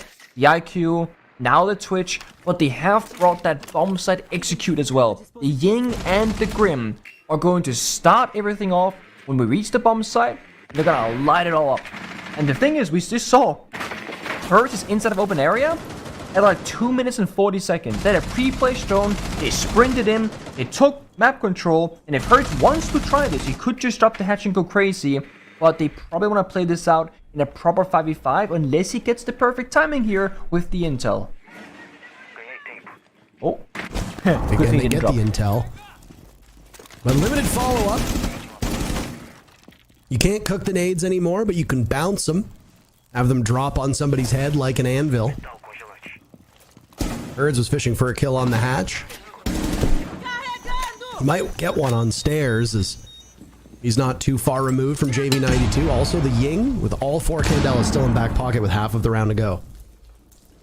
I mean, it's still, yeah, so much time to work with. It felt like this round has really like flown by and there's like no time left, but it's just because that the roam clear was so quick on the attackers of Furia that they're much quicker in the building and like a step ahead of what the timer really says.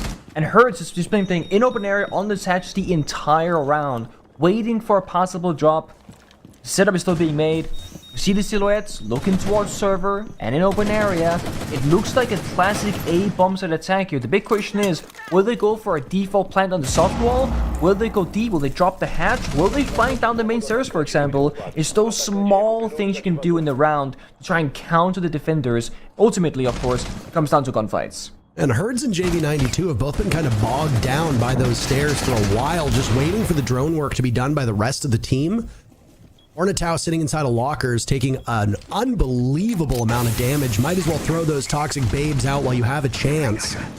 Candela's primed and ready by Nade in response. Lenda is AFK on his Maestro cam inside a garage. Herds walks in and takes no prisoners. JV92 gets one as well. Vivo Keedstars have but 2 players remaining. And yet, Furia have not been able to get that diffuser down. Leapox will attempt it as JV92 is over now and Vault. Herds dies to Daffodil. Sidearm unleashed, JV92 in on the fun. Stemp, the last one to keep it together. He manages to see through the Candelas, but not see through the hail of bullets. Shot in his direction. Furia fight back, and these teams are tied yet again.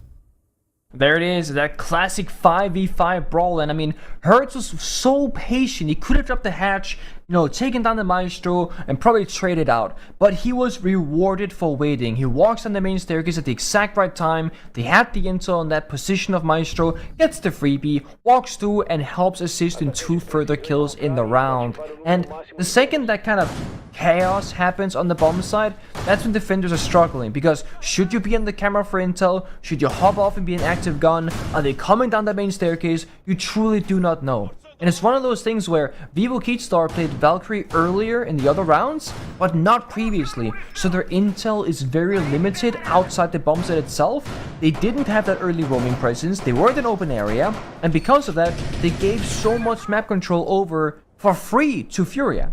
And they had so much time to work with. I mean, they can perfectly map out the bomb site, where all pieces of the utilities are, the gadgets, etc., what the strong points are, and what the weak points are. One of the things that you gotta play in Siege is like the timer when you play defense. If you start the round on the bomb site and never leave it, of course attackers will overrun you. You give them so much space and so much time. CEO, though, last time was a successful defense for Vivo Keatstars. If they just do that same thing and hold on to the bomb site and win those gunfights, it could be another successful round. But again, Furia, they will go where there's no defenders. And again, that's open area. Herds has been rocking this IQ for a huge portion of the match. Yeah. Look at the lineup on the right side of your screen. Vivo Keedstars bringing a Solus, countered by the IQ. You've also got the Tubarão, who has a Nitro cell in back pocket. If pre-placed, you can counter that. Won't be able to do much with the Zoto canisters as they blow up, though. Wamai, all of those magnets and the mute jammers as well, including the Nitro cell from mute again if it gets pre-placed too. Don't have to worry about any bulletproof cameras. You don't have to worry about any observation blockers. The IQ will still give you some serious value. Additionally, the IQ comes with those 2 sets of nades, which aren't usually used for killing, as you saw in the previous round. Birds used it to destroy an evil eye cam that was placed around the bomb site. Good drone read now from above onto Stemp, who has dealt some damage, but ultimately still lives. One operator that you got to keep a lookout for, Solus, is lurking right now by ATMs. And will get a kill here on Repel onto Felipox, who stops but for a second, and that's more than enough time for somebody like Hates to get that pick. In lobby, and now will retreat through basement using those impacts for a full rotate. Excellently played by Vivo Keedstars, and that's a great start to this round. That's why Solus is so hard to play against. They knew there were no flank cams in lobby. He knew he was not being watched, and it's a free pick. JV trades back onto Hornetal. That's gonna kind of slow things out with defense, and there they go. Another punishment from Furia. JV92 is the one that started off the round with his kill for Furia. Is it a powerful position now? Flash paper, just narrowly missing out. On Stemp at top stairs. Now looks towards a familiar spot that Lenda plays in. That's where the Wamai was previously. Stemp still there, gets herds, pivots, and looks towards square hallway. KZ now in pursuit. He's pinned down Stemp. That means Daffodil is in an unenviable position. Inside a paper, Nitro Cell ripped as he looks to get away through conference. Rotate to his left. Rotate directly in front of him. Is he exposed? That's the question. Does the gun barrel stick out of the rotate? Doesn't matter. KZ hunts him down and puts him down. As now 2 in a row for Furia will give them the lead. It's one of those ones where you really gotta think to yourself, what if Vivo Keystars had just relaxed in the round instead of seeking out those engagements so early on? They had gotten their opening pick, they had taken down Grim, a massive operator fully attack inside. That means bomb side should be relatively safe. And instead, 2 people get a little bit too overzealous, they swing out and they die because Furia, they're holding those angles. I mean, Hates got the kill in lobby, dropped down the hatch to basement, sprinted to server stairs, swung the door, died. And it's like, you lose the Solus. And again, Solus knows where all the cameras are on the map that are actively being watched by the attackers. You know where it's going to be safe. And you know that all the enemies are going to be towards that Heaven, Skylight / Stockroom portion of the map, because that's where they're attacking from. So he could have gone up the lobby staircase, played the bomb site, and they could have waited for the attack to come to them. But of course, you gotta sometimes also lash out. It's not like always play passive or always play aggressive. It's about that fine balance in the middle. But it worked so well last time, and then it changed up the formula, which is a bit puzzling to me. Vivo Keystars will not go back upstairs. They say, you know what, we don't like it. Instead, they'll go to the bombs that they've lost both times so far, with a very big change up in their lineup. They're playing Echo, for example. They're playing the Mirror. So a bit more utility. And the one thing that I want to see from them is that either holding server control, what David currently was playing, or having that soft roam extension where you place first floor for a bit, you stay in open area, and you try and burn down the clock and kill a couple of drones. I don't think just staying in the basement is enough against Furia. You gotta make it difficult for them every stage of this round. All of the matches so far today have been nail biters. There's been clear favorites round by round, but ultimately these have been quite unpredictable results. E1 versus Team Liquid will be the match to close out the show, and that's the one that I am most intrigued by. This was the matchup that both of our wonderful folks on the quote-unquote desk, because I guess technically there are no desks anymore. I guess Europe still has a desk. It's a lot of couches. It's a lot of couches, let me tell you that much. They talked about how this was the match of the day, and this is the marquee match. I mean, these are 2 top teams colliding, just as Black Dragons and FaZe were. But I mean, whenever Furia plays, got that big fight feel. It's very similar to whenever G2 played back in the day, and I'm sorry for people hear me keep referencing this. Every single time we saw G2 at an international event, it always had that aura around it. And now, the same thing I think can be said for that W7M now Furia roster. There are a couple teams that are like that. You know, back in the day, EG had very similar feelings. Empire for a period of time. Now Virtus Pro had that same feeling. NIP as well, Space Station. So, oh my. As I said, that last match will be quite unpredictable. Times for Furia working out in their favor. They've also managed to smoke off the entry point, and look at the value of KZ's drones. Holy smokes. They see 2 separate players on view, Nick.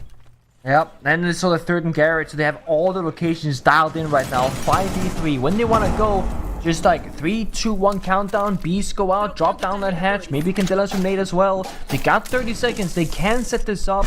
And Lenda, they're just gonna go for it. Doesn't matter. One thing that we praised Vivo Keystars for earlier was how they were bringing the fight to Furia, a team that has got a lot of offensive threats, but it seems to be mostly absent. A beautiful shot by Stemp, though, who gets 2 for his troubles. That's it. It's all up to Lenda inside a garage, and he missed his opportunity to knock off that defuse plant with the yokai. Instead, for his troubles, he'll get Kindelled out. This will be a tricky spot. 3 players from Furia will be watching quite intently to see who gets it. It's JV92 to grab it. He has been excellent with these exit kills. 3 rounds by my count where JV92 has finally gotten the final kill. And just like that, Furia showing that first half who's boss. They emerge on attack on bank with 4 rounds. That they do. I mean, Vivo Keystars, you gotta question that bomb site rotation, going basement twice, losing it very convincingly, and then saying, you know what, on our final defense, we're gonna do it a 3rd time. Let's just go for it. Vivo Keystars, they had options, you know? They could even have gone to open area again. So, I don't know about that one, but it doesn't matter anymore. Furia had great control in that round, finding the opening picks, having that drone intel, and one of the big downsides of playing the operators like Echo is that you're always torn between 2 decisions. Oh, there's 10 seconds left. I'll go my yokai drone and try and get another plant. Oh, all my teammates died, it doesn't matter.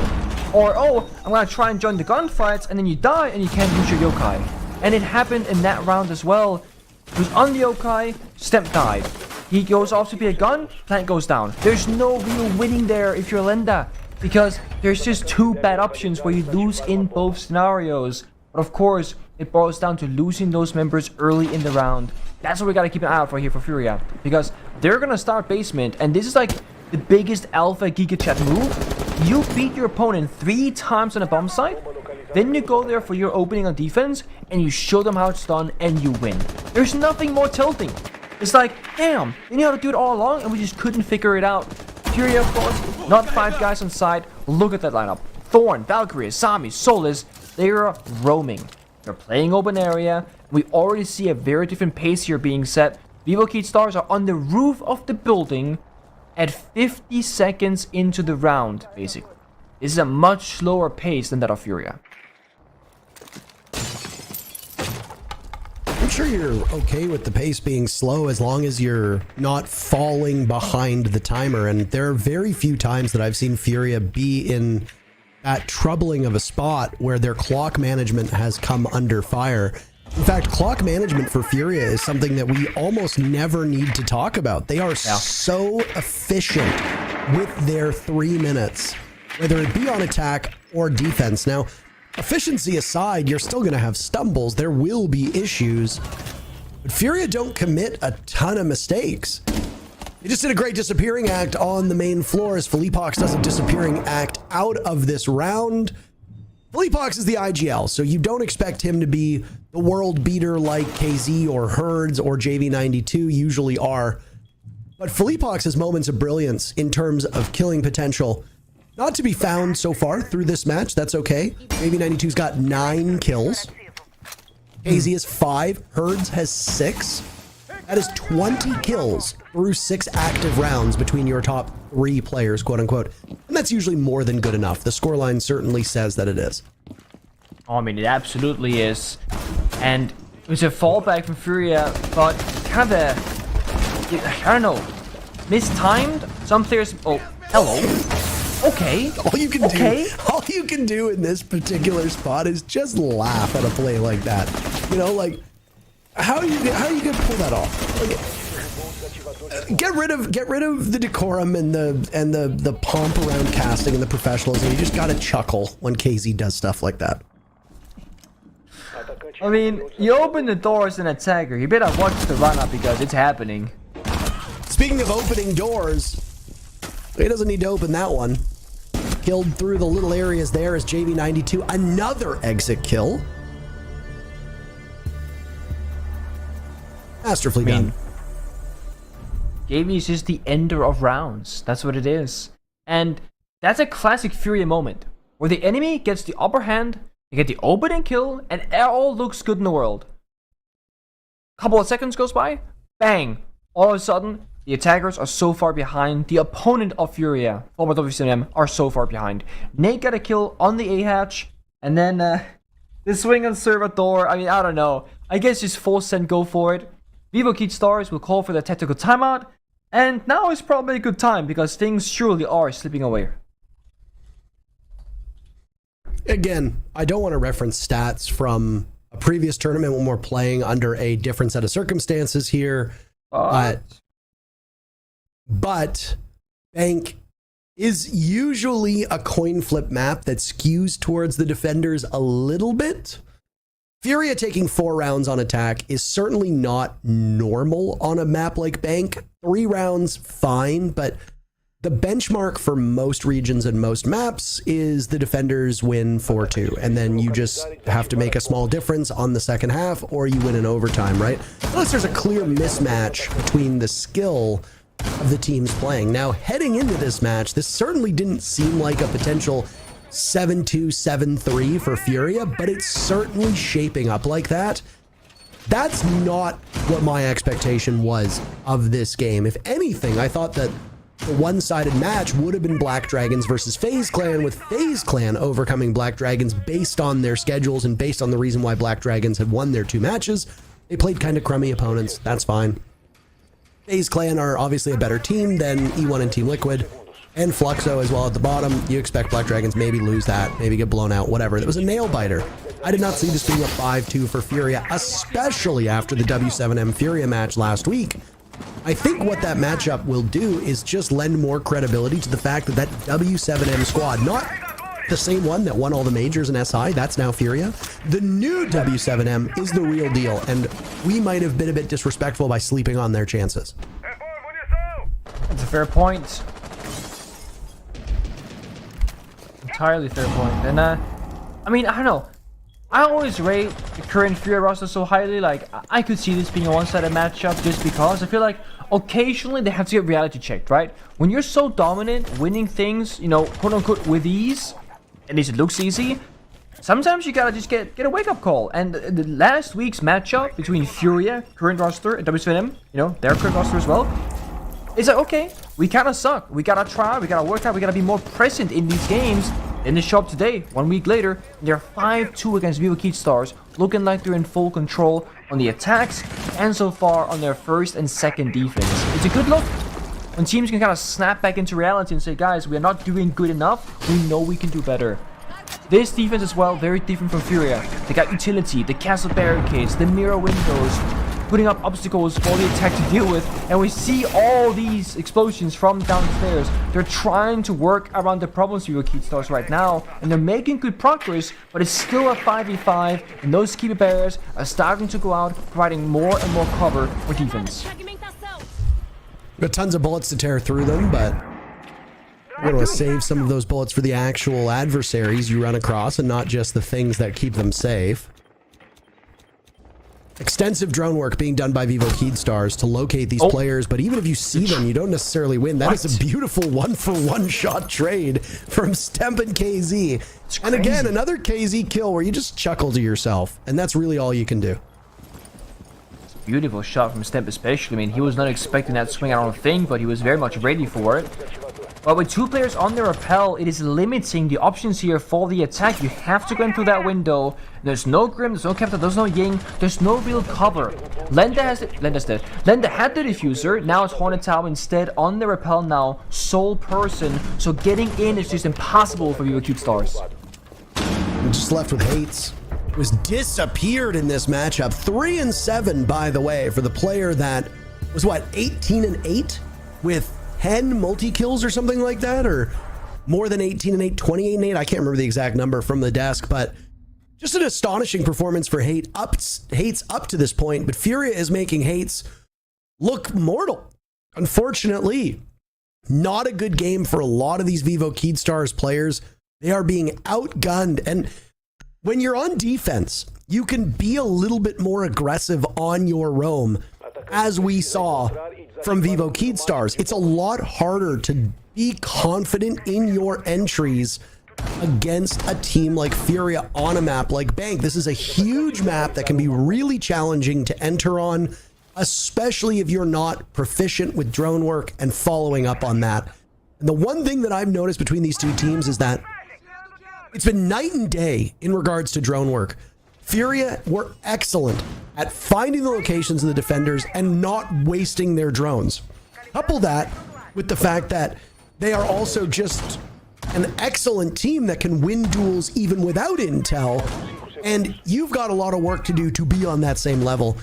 Vivo Keydstars, through drones, don't look like they have the greatest idea of where Furia is, and even when they do, as we saw with that STEM KZ interaction on the previous round, just because you know where they are doesn't mean you're guaranteed to get the kill, because gun skill is a factor that you can't account for based off of a drone. So, unfortunately for Vivo Keydstars, they're losing the intel game and they're losing direct gunfights. The only thing you can really do at that point is hope that you're on the right side of the map, which they are not. So there isn't a lot of good working for Vivo Keydstars right now, and they've certainly got their work cut out for them. But they kill KZ first, so maybe not all hope is lost. And then traded straight back rather for 1-for-1. Also, Vivo Keydstars are doing something very unique here. They are winning the hearts of all the Fuse mains in the world. Probably like 2 players.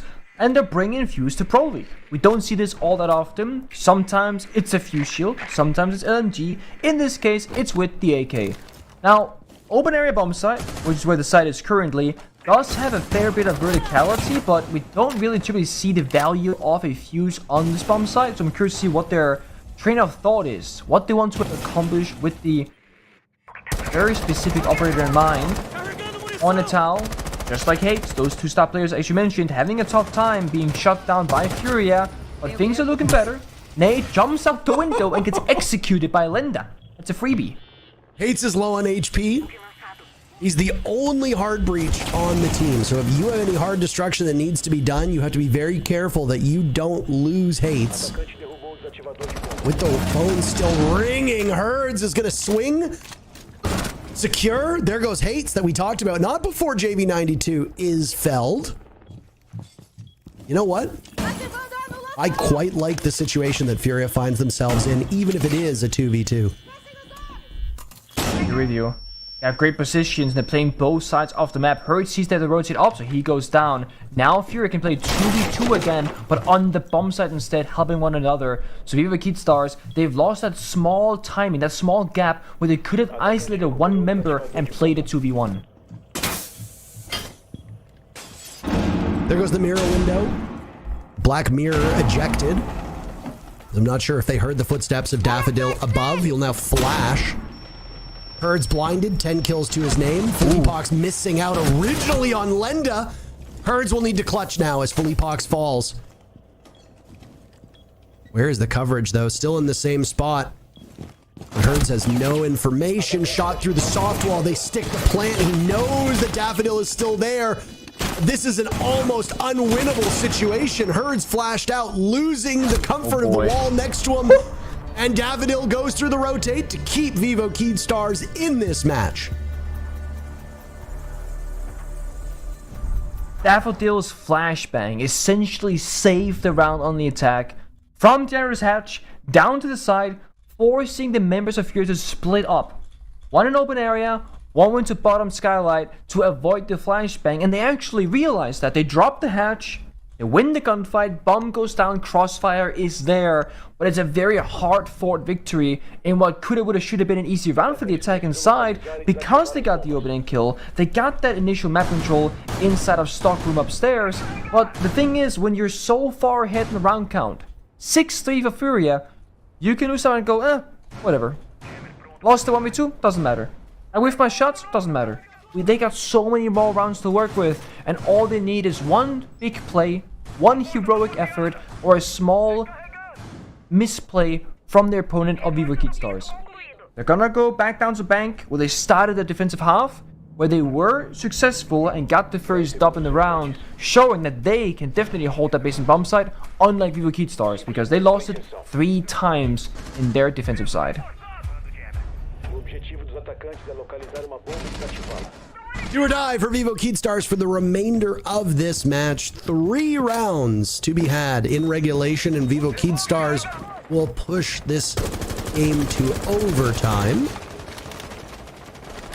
What's the likelihood that Furia is unable to muster one successful defense over the next 9 minutes? I think quite unlikely. Yeah. But I am always here to be surprised and also impressed. Certainly would be both surprising and impressive if that were to be the case, but anything is possible. I mean, we've seen greater comebacks happen just very recently. Now, again, the basement bomb side, we can expect kind of how it plays out. Either defenders are going to be on the basement bomb side, playing very passively, or they're going to have the roam. We know now from this drone phase that, well, they're mostly going to be on the side itself. Open air hatches are reinforced. There's no defenders to be found whatsoever. But the defender lineup isn't necessarily all that oriented towards a plant deny. There's only one single C4 on the Warden, and you got the Toxic Babes on Nade. Sure, you got the Goyo canisters, but this should be dealt with before you gotta go for that plant position. So, I feel like Furia have not fully committed to the turtle strategy, where you play all guys inside, yet they have indeed chosen to play that way. So Vivo Keystars, I would argue, in a prime position to get that plant down, but they gotta deal with that first obstacle, KC on the server stairs. And he can play here for as long as he wants, either to die or to waste time. It's his choice, but that server hatch will get popped open. He's sticking around, he's playing here with his life, he's not gonna fall back at all. 20 seconds on those Goyo canisters, for those that are curious, once they're lit. Once they go alight, once they're shot. He's dead. You're not able to do it in time. KZ is trampled underfoot. 8's walking in. 8's still looking to go positive. 5 and 8. He was 3 and 7 if memory serves me correctly. Those are terrible numbers for him. Goyo canisters will continue to become a greater threat the longer that this match goes on. Hornetown from the hatch above, punishing herds. And it's a scramble from Vivo Keystars to get in closer to this bomb site. They've reduced Furia to just 3 players. Nade on the ground, still with 2 toxic gas canisters in pocket. 30 seconds left for him to fling those out. Telepox watching for the hatch drop. And there's a Toxic Babe to go. Nade throwing it out. Was it hit by an EMP? That's the question. Nade still has one more. Explosions going off. That's the final Rotero drone from Lenda. All 5 Bs still there for STEM. But right now, Vivo Keystars are just swinging for the fences. Hold on a second. Hornetown with Diffuser. It's all up to Philippox, who gets picked off by Daffodil from above. Just ultimately too much coverage for Furia to overcome. And Vivo Keystars are putting together an impressive amount of work over the last couple rounds. They're clinging to life at the moment against Furia. They are, and you really gotta wonder in that round, what if that Goyo canister on the server staircase was popped by Hertz and he could stall for 20 seconds further or do a bunch of damage. It's also why a lot of teams on defense will play either smoke or warded on the server staircase, because then you can throw out those Toxic Babe canisters to again stall for time, slow things down, or if you play the Warden, you cannot get flashbang. That Ying, the Candela throw into the entry will be a fair fight against Warden, but it's not a fair fight against any other operator, as she will definitely be blinded out as the defender himself. Furia will call a tactical timeout and just say, guys, let's stop messing around, let's finish it here. Vivo Keystars should not be underestimated, because if you just let a couple of small things go wrong in a given round, they will capitalize, and they will shut you down, and they will win it. That's 2 rounds in a row now. They still got 2 more to go just to head into overtime. A lot can happen in these next following 6 minutes. And if you're a Vivo Keystar fan, you really gotta hope that it's a perfect game from them. Otherwise, it will definitely be a Fury victory. The attackers are starting to feel a bit more confidence here. Vivo Keystars in particular are, well, making me eat my words, frankly. And they don't taste great. When I said that Bank being a big map, if you don't drone effectively, you'll get consumed by the defenders. And I still think that point stands true, but Vivo Keystars have been doing that drone work that seemingly eluded them earlier on. They just weren't able to get the information they needed. And like I said, even when they had that information, they botched it a number of times, losing some unfortunate fights to Furia that maybe Vivo Keystars shouldn't have been so enthusiastic about taking. You know, just because you see an engagement doesn't mean you need to take it. I don't know if people are aware of this. But if you have a team like Furia, again, that can beat you in just about every single part of this map, they can beat you in terms of refragging and trading, they can beat you on drone work, they can beat you on intel work, on defense, they can beat you in objective play, they beat most teams on gunplay. You have to find what you think is not just their weakest point, but also what you as a team are strongest on. And Vivo Keystars are usually pretty good at drawing first blood and picking up those multi-kills, largely because of the work that Hates has been doing. I like that. Running. Well, it was doing and getting done merged together. Yeah. I feel that. I mean, Vivo Keystars have obviously found something that can work, right? And the fact that they showed such confidence on that last execute onto the bottom floor bomb site is what would probably sound the alarm bells for Furia in this matchup. Now you have opportunity to go upstairs. Vivo Keystars, they won on open area and they won on downstairs bomb site lockers and servers. But I mean, can you armory lockers or lockers, technically lockers, CCTV? Are they capable of tackling this setup from Furia upstairs? The big issue last time was getting into the building. They're playing on that bomb set repels and they got shut down last time. Last time around as well, they had the OSA. They can take the talent stream in front of them, grapple in the building, and be safe. That's not the option this time. And again, there's no Capital, there's no Grim, there's not even a Ying. It's all guns blazing with maybe like one single flashman left, by the way. So Vivo Keystars in a fine position right now, but I really do have to wonder, how will they get into the building and most importantly, into the side? Limited hard breach, if any on Hornet Town, nothing on Definitely on the Ace, and that's it. And right now, there's a minute left. They're not really moving anywhere either. It's very much, oh, the mirror window is still up as well. And Haze has no Ash charges left. They've actually kind of messed up here in terms of utility. Fury in a very strong position right now. Still got the explosives though from the lifeline of Lenda. Down goes Daffodil. That could be the first domino here. Furia doubles up on kills. Herd swings. He gets Hates. But not before he and JV92 are removed to 2v2. Ooh. Furia down to just one. Nade playing over by Banana. He softens up Stemp. Looks to retreat back into the bomb site, but he needs to be wary of where the Zofia is. Stemp has some damage done to him. Now Lenda's taking damage as well. Nade just waiting it out. Final 15 seconds. Ooh. He's got the Kiba barriers. He's waiting for intel. He hears it. He knows where they are. And he'll pop up, but they trade it perfectly. Vivo Keystars proving the comeback is real. They are within striking distance of tying this game. A single round to go in regulation. Furia are holding on for dear life at this point. We gotta talk about Stemp right now. This man is hitting some ridiculous shots in so many rounds. Like, Stemp he's died twice, I think, to trading one taps with his opponent. And when that trade doesn't happen, he just outright wins the gunfight. It again looked like a round where Furia was so comfortable and they're in the driver's seat. They got the mirror window, they got the crossfires, and as I was saying, Vivo Keystars didn't really have any way into the bomb site itself, and they didn't. Stemp walks up a staircase in lobby, finds 2-3 headshots, and in that 2v1, they just slowed things down. They knew they didn't have the fuser, they knew they couldn't go for a plant, but they had a pretty good idea that surely that last defender had to be hiding somewhere deep inside of CEO because he had not left the area. They were right. So they swing Janitor, they swing Meeting Double Door at the same time, and they just close in that net. They force the 2v1, and of course, you cannot really win that as there are two enemies looking at you and you're just a sole member. Now they are just one round away from taking it to overtime. The only downside here now is as a player, you start feeling the pressure more and more. That is a real thing. Your ability to calculate the risks in the round and go for those big moments are easy when it's backs against the wall. Hey, we kind of lost. Let's go for broke. You know, no big deal. Now it's gonna be, hey, let's go for broke, but if we lose, then it's over. Whereas it's like, they really want the OT, they feel the comeback. Someone like Stemp, who's been so phenomenal in so many of these rounds, we have to see something from him again here.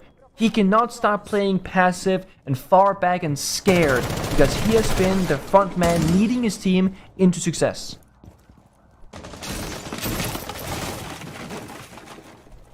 Erd's really pushed up now, and he loses the fight to Hornetown. Oh boy. That's a big gamble to make. But the 3-10 Hornetown becomes the 4-10 Hornetown to kill what you could argue is the best player on the side of Furia.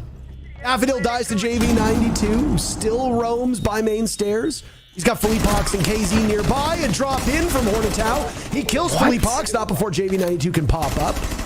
Nade also wanted in on the fun. All of this action on the main floor. The bomb site is downstairs.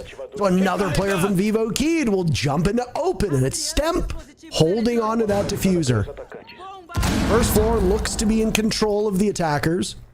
Furia have made it so as they've scrambled back to the bomb site, down 2 players from where they were to start. Hates will get a good read over in servers.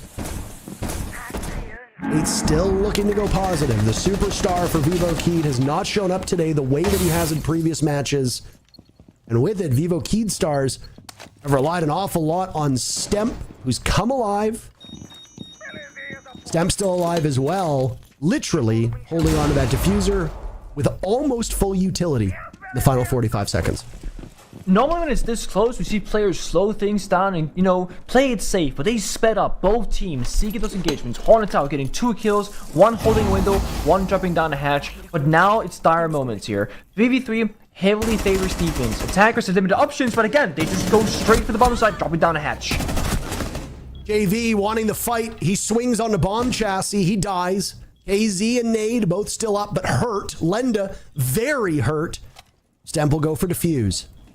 Diffuser at the halfway point. KZ's just sprinting around it, looking for the peek around the corner, but this is a good hold by Lenda. Now the 2 remaining members can double up on Vivo Keyed stars.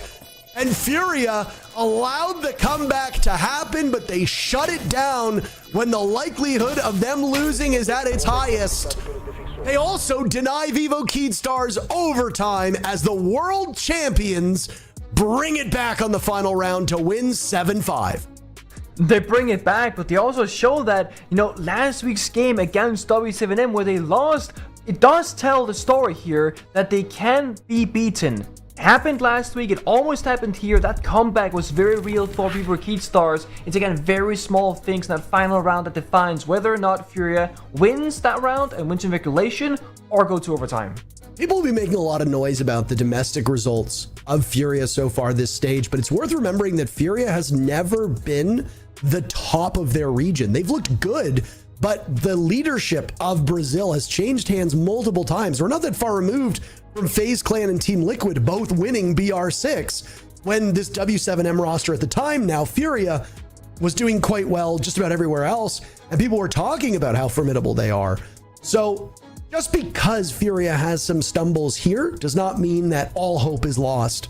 But surely there will be some concerns with their game last week on Sunday and their game today against Vivo Keyed stars. But that's just another loop in the roller coaster that is Brazil. One more match awaits us, E1 versus Team Liquid. But first a break. We'll be right back.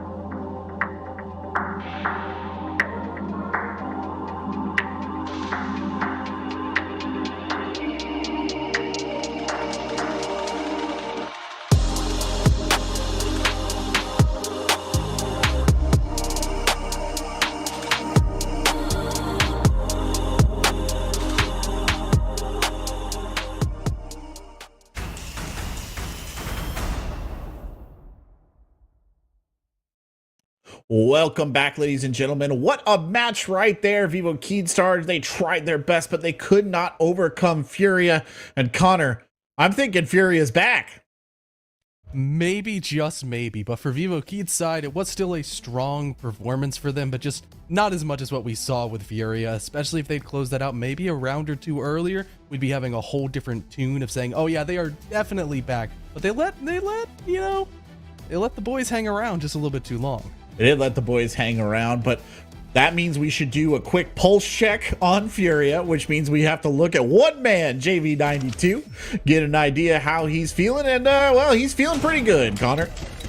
Yeah, I felt very vindicated as we just highlighted JV92 so much, and then the first couple of rounds comes through, he's just going absolutely crazy, and I'm thinking, oh yeah, now because Furia look like the team that we expect them to be, JV92 popping off. Going from an 80 EPS up to an 144. Definitely a huge jump up for him, as 5 multi-kills was absolutely massive. He also got his cost up to a 75%. That's more of the consistent JV92 that we know and we love. Yeah, I felt like he was leading the way for the team, right? He was really pushing them forward. He was getting those huge frags, dropping multi-kills. I mean, what more could you ask from the guy? Ace every single round. That's about it. That's about as much as they could have asked for. And you know, as much as we say, hey, Fury is back, right? JV92, he drops this awesome game. His stats are all the way up to the roof now. You know, Vivo Keyd played well. You said that they got to hang around a little bit longer than they probably should have, Connor. They did great here, all things considered. Yeah, taking the SI champions to max regulation on a map that they've beaten them on before was pretty dang good, especially when you have somebody that's able to just step up and elevate the game up to the next level, just like what we saw with Stemp today. Yeah, Stemp really stepped up, right? And became a major part of the driving force of this team. Yeah, we talked about Hates, we talked about Hornetow, we forgot about Stemp, and he definitely has now cemented himself in with this Vivo Keystars roster of throwing his hat in the ring and being like, hey, don't forget about me. When we were talking about Vivo Keystars as a whole, we were saying this was their test. This game against Furia was going to be the hardest game that they've had so far, and how will they fare? Are they going to be contenders? Are they going to be kind of a team that's going to beat up on the lower teams but not be able to make it? I think overall as a test, they got a pretty solid grade. I give them a B. You know, they didn't quite ace it, they didn't get the victory, but you don't want to knock them down too much. So as kind of someone who I know you're rooting a little bit for Vivo Keystars, as much as any unbiased analyst can, you're rooting for them a little bit. You feel comfortable with the place that they're in coming out of this? Yeah, I think that this was a very good showing for them. They still have a lot to learn naturally. You're not going to be able to have consistency across the board with somebody like Hates dropping 18 kills every single map. But as you find more and more players on their supporting core and on their backline, being able to step up and match the energy of people like Hornetow and Hates, I think they're going to find more long-term success. Well, folks, 4 down, 1 left to go. And if you're a Team Liquid fan, you're not going to want to miss this next one. It's E1 versus Liquid right after this break.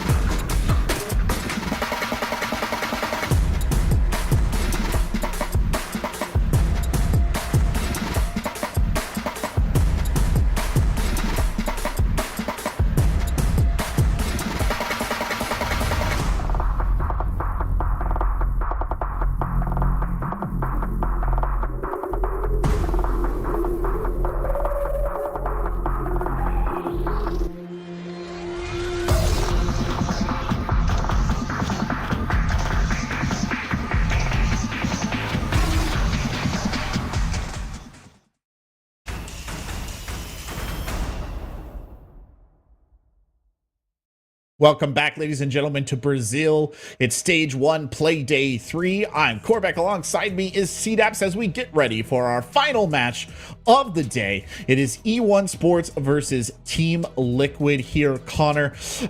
Maybe not the match that we're most excited about, but a very important one for these two teams.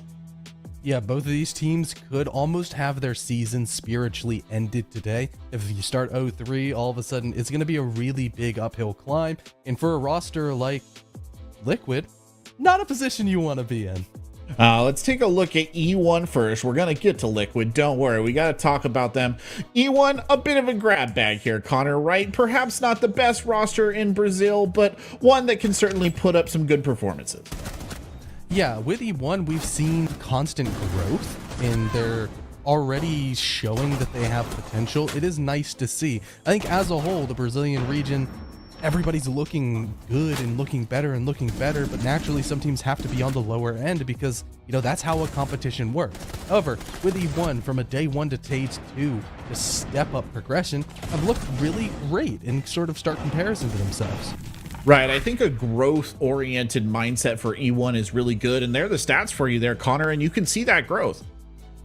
Yeah, and probably the biggest thing is on play day 2, they played a significantly harder team, in my opinion. Sure, Black Dragons day 1, it was a bit of more of a beatdown, but I want to say, with my chest, the Vivo Keystars are a slightly better team than Black Dragons, and for them to put up stronger numbers like this, I think is even more indicative of how much they've grown in just one play day.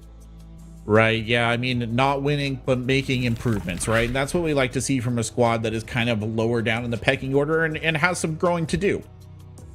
Exactly, especially when that's in a 24-hour time frame, right, for them to be able to bounce back. And now you go an entire week. Sure, they also played the same map 2 days in a row last weekend, so maybe we're not going to see that map come out. But as we transition into the just normal week, they have a lot of scrim time, they have a lot of VOD review time, and hopefully they can just take what they grew in that little tiny 24 hours and expand it and make it so much bigger. Yeah, and well, let's talk about the elephant in the room here, Connor. It's Team Liquid has not been their play days so far. No, it hasn't, because Liquid, they let Volps go. And that is a grass is always greener on the other sides kind of thing. But for Volps, you know, it was a very big difference. We've seen him be absolutely popping off over down on W7M. Meanwhile, Liquid, it doesn't seem like any of their issues have been solved by this change from Volps to Maya. Most people believe that when Maya came in, he was going to solve a lot of their issues. He is more of a just traditional fragger. Volps is a little bit more lurky, but it just hasn't quite clicked yet. Yeah, there are a couple of pressure points we could probably pick at on Liquid, but one of them is Resets, who has just not been showing up the way he should. Yeah, it's a rough position to be a hard support player, a true hard support on a team that is not operating very well. But for Resets, his picture kind of speaks to itself. He's asleep at the wheel at some points. Going 4-19. It's a rough position to be in because so many of the teams that are operating at the highest level have fragging hard supports. You throw somebody on breach that can put down the utility and then have the freedom. But for Liquid, they don't have that luxury right now. I mean, do you think it's safe to say, Connor, that today is sort of a last stand moment for Liquid? I think it is, because so many people have lost hope and lost just... all the Liquid fans have endured so much. They all through stage 1, all through stage 2, there were always these lofty expectations for this team. They're making roster moves, they're making big marquee roster moves, they're making expensive roster moves, but they haven't really panned out to anything. This is a Liquid team with a duo of Nesk and Palu that encompasses all of Brazil. They're some of the most beloved players to ever touch this region, and they're not performing well. This is a Liquid team that doesn't just want to go to international competitions, they want to be winning them. But right now, they're going to be struggling to make them. Yeah, they're legends with a legendary name, right? And we would expect them to do quite well here today. Let's see the map that they'll be fighting for their lives on. Already, we will not be going back to Bank for this match. Yeah, and that's a good choice by E1. They've sure shown some growth on the map, but instead, you don't want to really be taking Liquid to one of their stronger maps. As far as permabans go for E1, we only have 2 map bans worth of data to go through. So far, I guess we can say they don't like Border, they don't like Chalet, they don't like Skyscraper. That's probably going to be the other bans in comparison to what we would expect coming out of Liquid. Instead, it's going to completely go the different way. They have the opportunity to go between Border and to go between Skyscraper. When put with their back against the wall, I actually do like this choice from E1, considering Liquid is significantly weaker on Skyscraper as comparison to Border. But once again, at the end of the day, when you have limited data and maybe a newer team has a more limited map pool, you can kind of get bullied by a more established squad like Liquid. Right, and obviously Skyscraper, a reputation for being defensively oriented and a complicated map, Connor. That's one that has a lot going on there. Do you think that favors Liquid a little bit out the gate, considering the caliber of players they have? I really would hope so, especially when you have Maya, who was more of the traditional fragger, coming from the Los roster that was a very good Skyscraper team. Hopefully he brings a lot of that energy in towards Liquid. Liquid, you know, they haven't played this map that much in comparison. Now with a whole new kind of team identity, with a new spearhead, hopefully things can click. For E1, once again, they aren't the most experienced players coming through. A lot of them, this is their first stint in Tier 1 Brazilian Siege, and to go to a complicated map against some, like, you know, just really fabled veteran players is going to be an uphill battle. But we also know that Liquid are very prone to choking recently, and we don't necessarily need to hold them to the same standards that we used to. Yeah, it has kind of shifted our perceptions a little bit. I mean, if we look at this from the E1 perspective, Connor, what do they have to do here to get one over on a team that is already struggling, to make themselves legendary, and even if only for a moment? I think they need to shut down the big play potential. What we saw with E1 is they gave up so many rounds to somebody like Hates just absolutely popping off on that map of Bank. So if they're going to be able to mitigate somebody, it's going to have to be Maya. And Maya being involved in the early round has been a lot of the strength of Liquid, the very few strength. So as long as we see this E1 team really focus in on the early round, try to get these opening engagements to go their way, it will also be shutting down Maya and mitigate a lot of the big play potential that lost them too many rounds. And let me ask you more of a kind of like a psychological question almost. Like, you've been around Siege for a long time. You know the game. If you are over there in the Liquid locker room, you suddenly know how to speak Portuguese fluently. What do you tell them? What's the message going into this match for a roster that probably already feels a little demoralized? I think this is kind of a don't underestimate your opponents, because E1, they still do know how to shoot. They are professional players for a reason, but you also need to just remove the pressure off of yourself if you're Team Liquid. Sure, if you lose this game, it doesn't look your whole situation does not look good.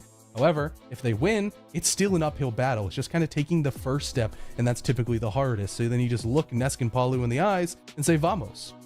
Well, there you go. It'll be one foot in front of the other here with Intero and Pengu as we head to Skyscraper. Our final match of the day, and unfortunately, one of these teams will have to break their 0-win record. And I mean, unfortunately, because you don't necessarily want to break it under these circumstances, right? You want to beat it. You want to beat a good team. Unfortunately, neither of these teams have been great teams so far. Liquid certainly have the potential for that. E1, not so sure. But Team Liquid are certainly playing well below what we expect of them. They made a flashy roster move. They got Volps off the team. He went back to W7M, and now they bring in Maya, which should have been the answer, but it hasn't looked like it just yet. The most troubling sign for me, though, is they go to historically one of their worst maps. They're like 1-5 on this map the last 6 times they played it. How does Liquid end up on Skyscraper, Nick? Not just that, but if you're having a hard time right now, you know, and you go to a map that is very difficult to play in nature, especially on the attacking side, I fear for Liquid, and this is definitely Liquid's map to lose. I guess the one saving grace here is because E1 chose the map, Liquid chooses starting side, and starting Skyscraper defense might give them enough hope and enough confidence to seek out this entire series and go, you know what, we can do this. Because they really have not looked good in their first 2 games, and it almost seems like whenever they make a roster change where in a lot of teams you get stronger as a unit, they almost get weaker. And sure, getting a new player, that takes some time to gel and get back together and figure out the roles and stuff. But these are really good players on paper. Maya is no slouch. He has good experience, well-performing individual. He comes to Liquid, and now Liquid is a worse team than before. And Liquid's former player of Volps is doing a lot better individually in a different team of W7M. So it's this awkward, kind of weird, almost cursed-like thing where Liquid pick up great players, but they get weakened in that team. It's the exact opposite of the effect that you want to have happen, right? If anything, you should be going to Liquid and immediately improving on the team because you've got great players like Lagonis, like Palu, like Nesk. Lagonis has been a highly touted IGL for so long. He was the glue that held that old Team 1 squad together. Nesk is Nesk. We don't need to spend any extra time talking about him. Palu is the new Nesk in a lot of ways. And yet this Team Liquid, they just can't seemingly step out of the shadow of mediocrity in their own region. But internationally, they've done much better and yet have ultimately come up empty-handed. We're not that far removed from Team Liquid losing in heartbreaking fashion to W7M at the Copenhagen Major in May of last year, the Jönköping Major. In November of the year before, Liquid also making the finals there. Liquid made the SI finals a couple of years ago up against Ninjas in Pajamas. This team has had a lot of opportunities to win it all and have always come up short. The only time that Team Liquid has prevailed when it comes to a big international event was the Atlantic City event that happened in 2018. The copium that Team Liquid fans huff on is the OGA Pit event. Oh boy. Nobody cares about the OGA Pit event. You have to win something big. It is confounding. It's almost personal to me because I desperately would like to see Nesk win it all from a storyline perspective. I think it would be good for our esport, but that clock is running out and it sucks to see a great player losing his grip on the dominance that he has held for so long. All that said, that's just Team Liquid. That's not even talking about E1, who are an intriguing team. E1 had some good looks, if you recall, in the previous stage last year, but unfortunately, they have not looked mighty good so far. They entered today in second last place. Operator bans are coming in, Nick. Ying, the most banned operator in the region and across all of competitive R6, has been banned out. This is the first Flores ban of the stage, by the way. Valkyrie flowing between the most banned and the second most banned defender. Kaid has a couple bans as well. Shouldn't shock you that he's removed from action. Anything that really stands out to you? The only thing is, and this is not like a big standout, but Team Liquid chose to ban the Kaid despite starting on defense. And I mean, of course, they're doing this because they eventually have to run the attacking side as well, and they probably fear attacking against the Kaid because it's so difficult to reach those walls if he's open. But I was kind of seeing that maybe they were just like trying to strengthen the defense as much as possible because you have so many power operators, right? The Asami, the Fenrir, the Solus, it's all open for the taking, and you're probably gonna see two of those three operators being played pretty much every single round because it's silly not to. So on the other side, I guess they have enough strong operators to play with. They can remove the Kaid and still have a good shot on the attack when they get there. For E1 though, this is really just all about Liquid, right? If they lose, they're in the gutter, they're in the basement, but E1, they're the team to make this happen. They need to beat Liquid. They will not just lose by themselves. They're not doing that poorly. They can figure it out. E1 will start off with what I love to see on Skyscraper, a good old Monty push. Typically, we'll see you walk up the back staircase straight towards the bomb site and just trying to assert dominance with the Monty operator. But E1, so far, they're still showing presence across the entire map. At the 30-second mark, there we go. They're all rotating towards that back staircase, side window repel, and it's Monty, Grim, and Capital, the three very strong operators for them. And the only real counterplay for this attacking lineup is gonna be Lagonis in the smoke and a single C4 from Palu. That's like the strategical elements in play from defense versus attack. For First couple rounds will give us a really good look as to how Liquid can do on this map that does look okay for the defenders more often than not. Team Liquid also announcing that they brought on an assistant coach. This was posted at the onset of today. It's been impossible to watch Liquid matches without going on social media and seeing the unfortunate reception that Hugzord has received as the coach of this team. I wonder if the assistant coach will help at all in preparing this squad for greater fortunes. A minute and a half of action though, and E1's focus is on backstairs. This is a karaoke and T defense from Liquid. Playing again in all caps. Fascinating choice. Opening though, favors E1. They find their first pick onto Maya. They shut it down. Tank is established. Can they get it down though? Well, E1 bulldozing Liquid. Maya and Lagonis are gone. Resets will follow. Palu and Nesk searching for a kill, any kill whatsoever. Not even a single point of damage has been done to E1. I mean, here goes Perez. He's the only one that's died. Nesk in a comically bad position. What is happening there? Em's finishing off Nesk. There is nowhere to go but down. And E1 only lose one player in round one. I don't want to make the first round be the defining factor for the future, but I am very worried for Liquid. Just, right off the rip here. The plan goes down pretty much flawlessly from E1. Liquid, the second they see or hear the Monty, they should know the exact circumstance that is happening and like what the win condition is for the attack. And yet with that knowledge, Palu will die in that round with C4 in pocket. They don't even try to deny it. They don't try and deny the guy in the window. They don't go below for verticality, and they lose every single gunfight in the round. It's a really bad start, and it's very worrying for me because this is Skyscraper defense, and it's a weakened Liquid that has done really poorly so far in this stage. We are hoping and expecting to see them come out swinging here because it's such a strong favorite side to be on Skyscraper defense. We saw it earlier in the FaZe by Dragons game. Both teams only got 2 rounds on attack out of 6. It's a 4-2 half. In the very first opening round, E1 have done half of that. And it was looking very one-sided. There has to be a wake-up call for Liquid. Like in the second round, big changes, confidence, getting active on the map, getting aggressive because Arthur will keep forcing the Monty as long as it works. And if they can't problem solve the Monty, it'll keep coming, they'll keep struggling, and they'll keep losing rounds. Well, if the first 2 rounds are any indication of where Liquid will be in this game, you're not obviously having any hopeful signs after Palu, who's the only one to get a kill in round number 1.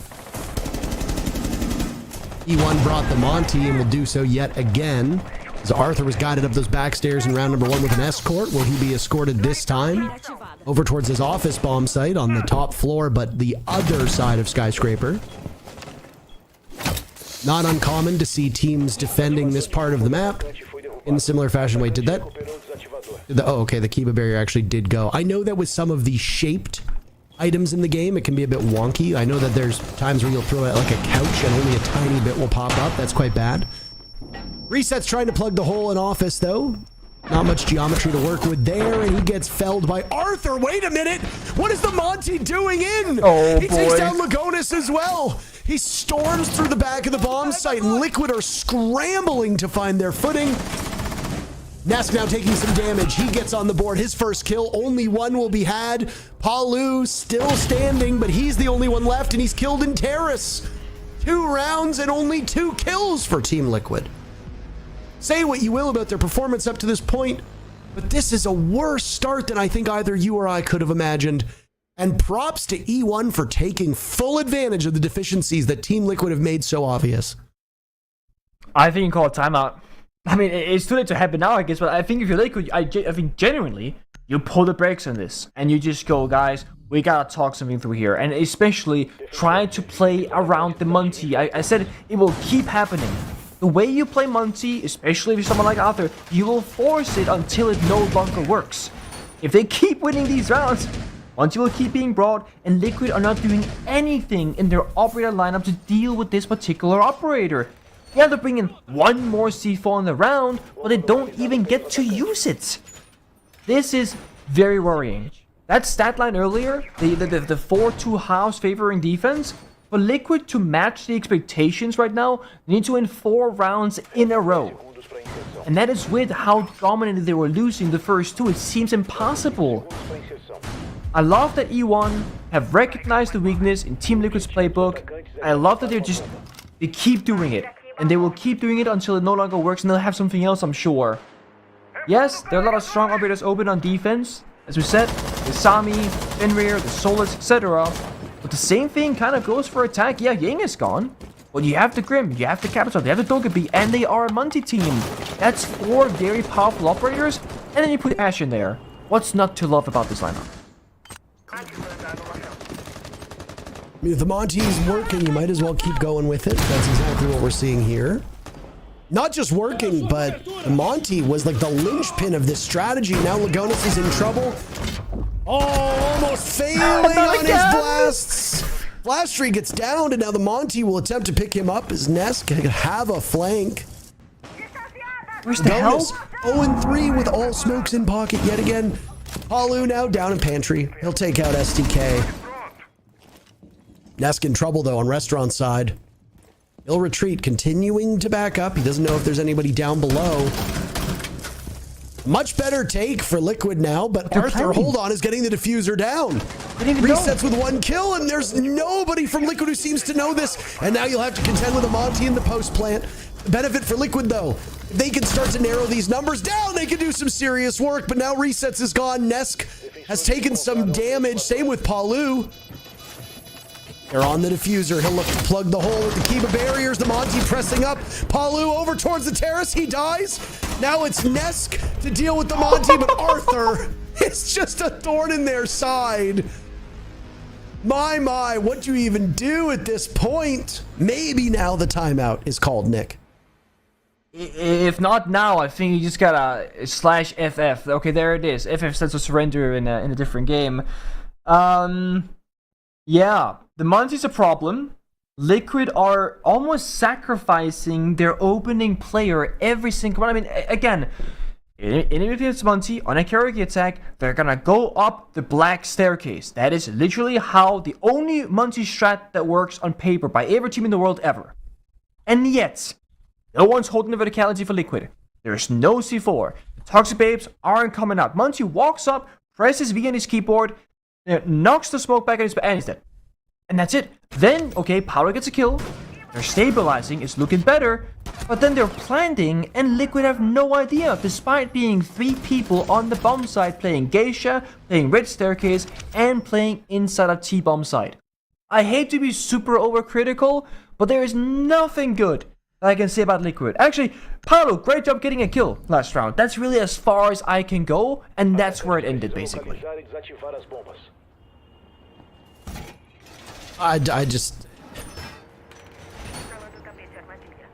I can't believe that they would go to Skyscraper again. I mean, when we saw it on, I believe it was the first play day, when they went to Skyscraper and C-Daps was like, they're 1-4 on this map the last 5 times they've played it. And then they went 1-5, and now they're, it's a very high likelihood they go 1-6 as they've lost 3 consecutive defenses. And we've also lost the server. Oh my.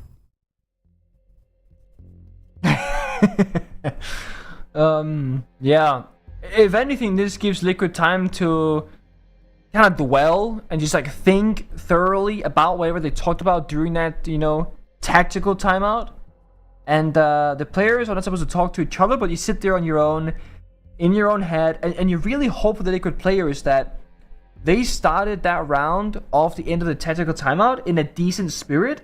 Because if you're in a really bad place right now mentally, not believing in yourself, and you're not going to sit for an unknown amount of time on a tech pause completely out of your control, that can really start building in the back of your mind. Then the game starts and you are not in the right place to, build that comeback. Liquid still have a way in, but it literally means 3 rounds straight now.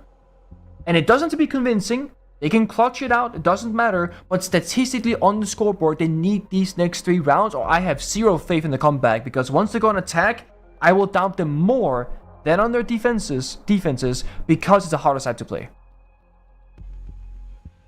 Yeah, I mean, obviously very troubling circumstances through these 3 rounds, and truthfully, not a lot to say. This has been a very bad look from Liquid. Honestly, stemming from a lot of the ways that Liquid played, if people will recall, back at SI, having some very obvious struggles there. I'm at a loss, honestly, for a team like this that has so much potential to be outclassed by a relatively new team. Yeah. And at the end of the day, I mean, just to go back to what was said earlier on about how I think it would be good for the narrative of the esport for Nesk to finally win something, not at the expense of other teams who also have good stories. You know, I don't frankly care if Liquid goes an entire stage, an entire year without a win. It doesn't trouble me any. I get frustrated when teams don't really have any reason to play as poorly as they do. And I don't really see a reason at surface level why Liquid is playing the way they are. E1 have been good those 3 rounds. I mean, they understood on both of those karaoke tea takes that our best way in is an escort up back stairs, bring the Monty, distract them, win the duel behind it, or have the Monty get the kill themselves, because Liquid is very weak after that. We get the pick on top back stairs, and then we immediately hit the rotate, and we are in the site and nobody is looking. 2 rounds in this match, E1 read into that and do exactly what is needed. And hats off to them for it. But there was very little pushback from Team Liquid. They got rolled over. And obviously, that's not up to Liquid standards. That's why they called the timeout. I don't know if this map is the map for Team Liquid, but it's where they have to play on. And right now, there's, you know, potentially 4 more rounds for Team Liquid to try to get their head on straight. Yeah, I'm off the same mind. It's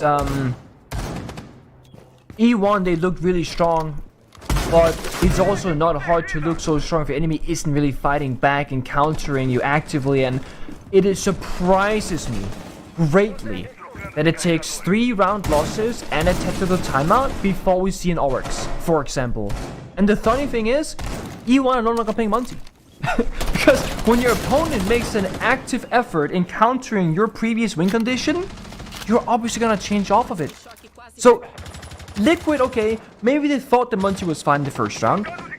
It goes bad. They try again, it goes bad. They should have changed faster than a 0-3, but at least it's happened. Now E1 are gonna go to a different win condition. They still bring the Dokkaebi, the Grim, etc., but now they have more guns available.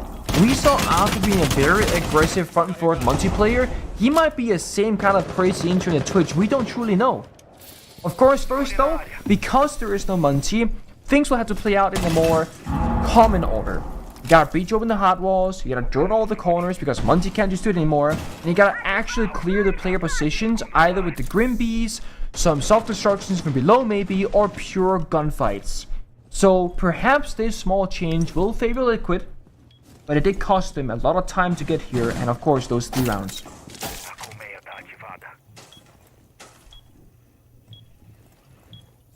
Versus losing to 1.5, we've been wondering why the Orcs would get played. Lagonis doesn't need it as he removes the head off of Arthur, who for the first round opts not to go onto the Monty. Instead, the Twitch, Palu nails the Nitro cell. Hold on a second.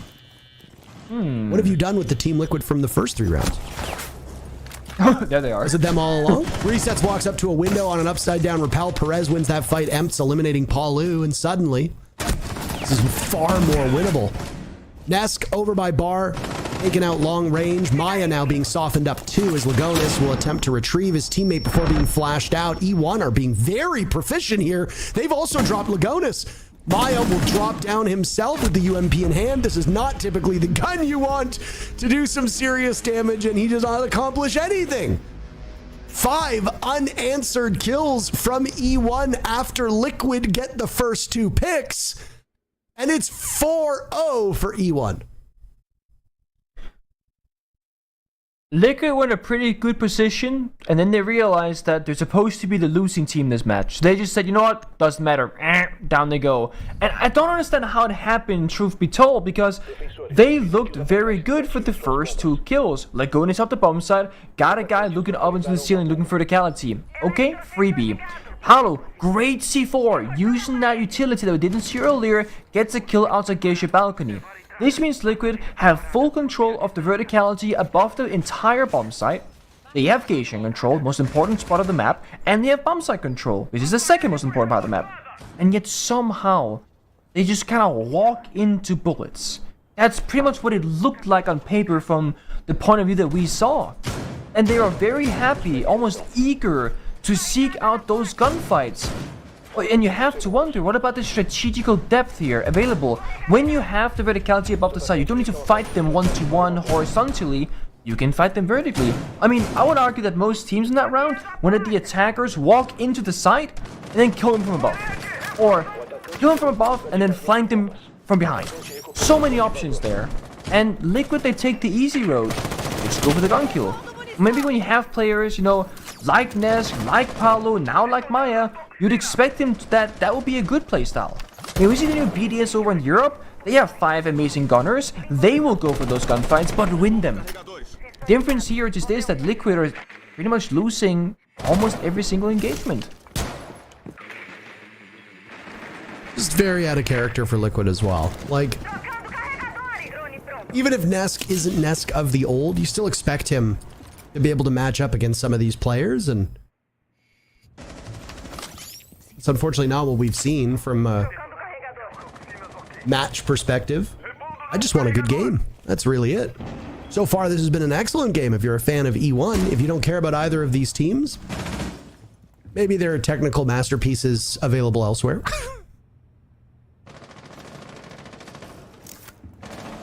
I mean, one player that I'm kind of keeping an eye on since the beginning was Resets. He didn't have the greatest stats going into this game, and so far, I mean, the entire team, but Resets not... Oh, there it is.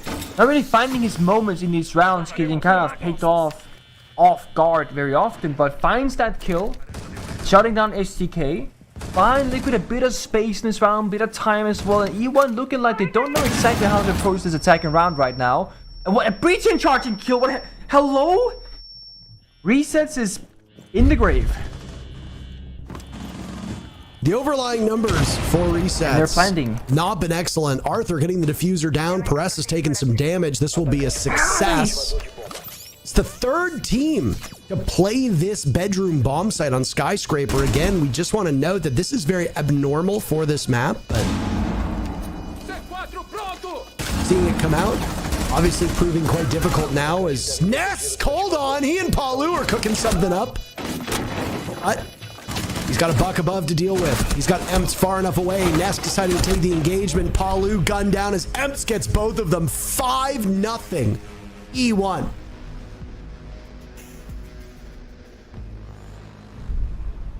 They mavericked from lobby door through the master bedroom closet wall to walk in and I've never seen that before. And you know how it happened? Resets keep a barrier off the door, which gave them cover to then maverick the wall, and then Resets died to a breaching charge in a live action round. I mean, it's absurd to think that you can maverick through and just walk in and plant, and defenders, again, they don't know. And to make matters worse, Liquid had upstairs control for a short while, but they pretty much surrendered it to fight them on the side because they planted. And E1, they played a phenomenal post plant, by the way. They can play outside the building the door, see through those maverick holes, and shut down the plant that way. And the Buck player walked out above on the verticality and destroyed the subfloor and could see the diffuser from above.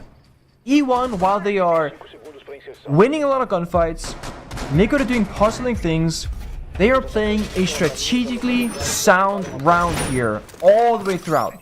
It started with some Monty, Then it became some Maverick verticality stuff last round, and now they're playing Deimos. Like, E1 are showing depth. They are teabagging the default camera outside that Liquid was watching. That is some next level disrespect.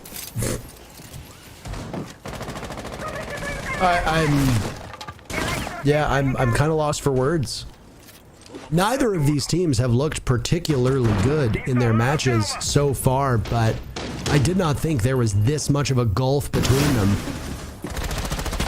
Good sign this round, though, as Nesk gets kill number 1. Arthur almost dies shortly thereafter. Nesk will be engaged in a duel with STK's Deimos. Down goes Maya. STK will be able to give information as to Nesk's whereabouts as he immediately heads for the hills. He doesn't want to be engaged directly. For those that are unaware of how Deimos functions as an operator, he has these drones that he shoots out. They're little helicopters. Death marks, a death tracker, if you want to call it that. And basically what he does is, if you have been revealed as a defender, then that death tracker will go after you, it will track you. You can only use your pistol, but you can give that information to your teammates. Amos can see you. Did you see Arthur's face? Oh, he was not expecting Nesk to swing that at all. While we were talking, by the way, E1 has been dropped to just 2 players. So has Team Liquid, if resets can be accounted for. He'll bleed out now and will result in a 2v2, even though the scoreline says that Liquid is ahead. If resets can be picked back up, then fair enough. With 1 minute to go, E1 clearly have work to be done. Emps will now rotate. Emps sitting on 8 kills, by the way, before the rehost came in. He had 3, so +5. 8 kills through 6 rounds. Pretty decent, especially against a team like Liquid that is usually capable of firing back. Reset's been picked back up. And now Arthur and Emps will link up together in Terrace. No Heartbreaker level for the Ace, but of course Self-Destruction Photo Bug is available. With 35 seconds left, Reset's low on HP. This is winnable for E1, but I gotta say, this is the round that Liquid should win. They got the bomb site and they got the numbers advantage. Oh my, there goes Arthur, and finally Team Liquid gets on the board. It could have been a 6-0 first half. But Liquid says not today. The last 3 players all working together to ensure that E1 do not sweep Liquid out with that first 6-round advantage. Instead, it will be a whopping 5-1 for E1. Liquid certainly have their work cut out for them as now they move to attack on Skyscraper. At least they get to prove how good they can be if they were to go all the way on attack here and surprise and impress everybody watching. It's just that I think it's easy to lose faith in Liquid given how they played those defensive rounds and how well E1 played in comparison. Now, I'm curious to see what Liquid will do. Right now, Laguna is just hovering the Monty, and I do think if you are struggling right now with coordination, communication, and hitting your gunshots and whatnot, as Liquid seems to be, it's a great operator to help you. It simplifies the droning aspect, the roam clearing aspect. You can play more risky, more quick, more on your feet, and enable those great fraggers around you that Lagonis will have behind them. E1, they're not necessarily ready for the Monty. If you look at their operator lineup, they're bringing something like a Vigil, which is very rare in pro play. They're bringing Aruni. Neither of these operators really help against the Monty, but they do have 3 C4s. SDK jumping out looking for a spawn peek, asserting some early dominance in the server, alerting Liquid of what might be coming in this round, aggression. E1, they want to fight, and they have many ways to do it. Because of those 3 C4s I mentioned earlier, they can also fight vertically. That's a great way to counter Monty. If he's walking on soft floor, you have a C4 and a camera or a guy calling, with his eyes in front of the Monty, you say boom, you pop the C4, Monty dies. It can be that simple. And it's why Liquid are droning downstairs, ensuring that there are no roamers to do that exact play with the C4.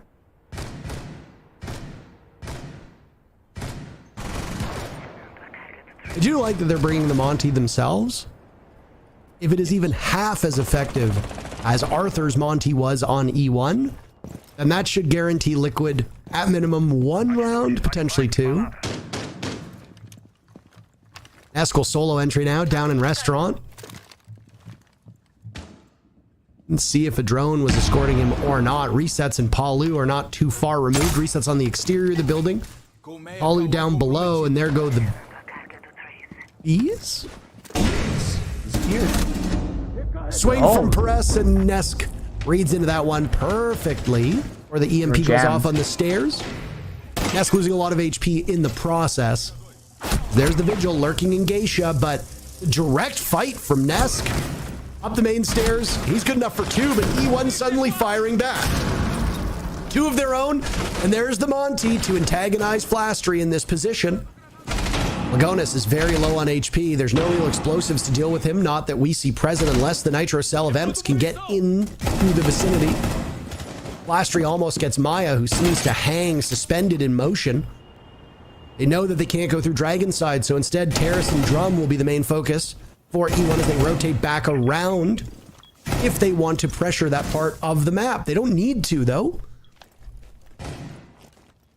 If there was a team karaoke bomb site, Liquid would be in excellent position, but they're not. So instead, now it's Liquid's time to take care of Dragon. They'll buck open the wall while Lagonis waits for the sign to go forward into the great unknown. 30 seconds remaining, Nick. And they'll fight on main stairs. There goes Arthur, the advantage for Liquid now. The attackers doing decently well. Prolonged bit of action. There goes the Nitro Cell. Down goes Lagonis. Diffuser will be dropped and surrendered too, as Emps from long range has been the hero. 11 kills so far. How about a dozen? E1 moved to match point so early in this match. It's well done. Again, they fight the Monty in a good way. Multiple players together. Lagonis was never allowed to drop that extended shield and go for a melee or for an ADS kill.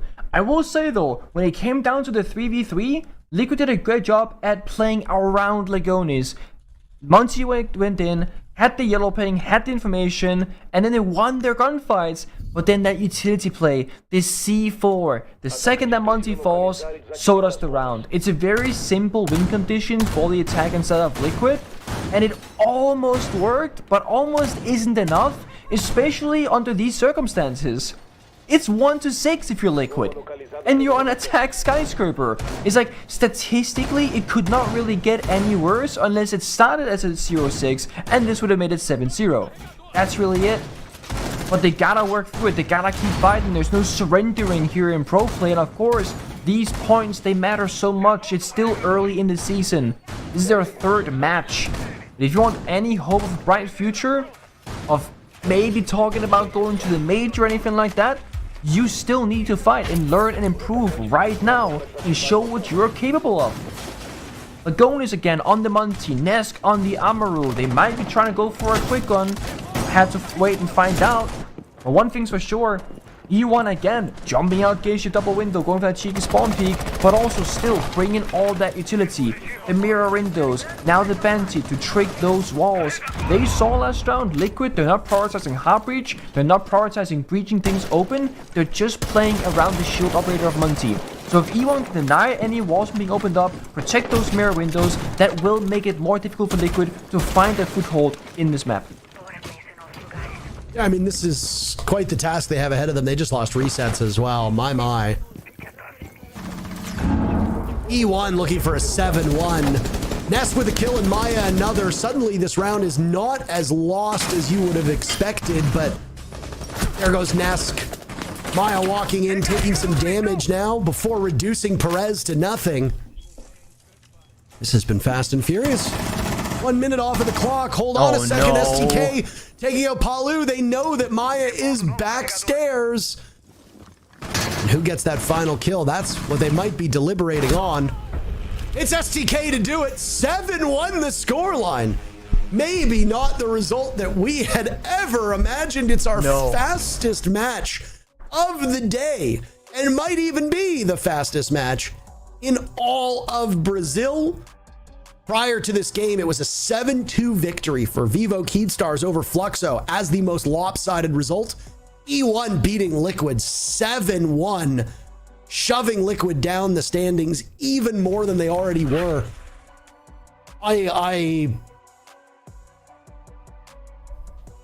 Yeah.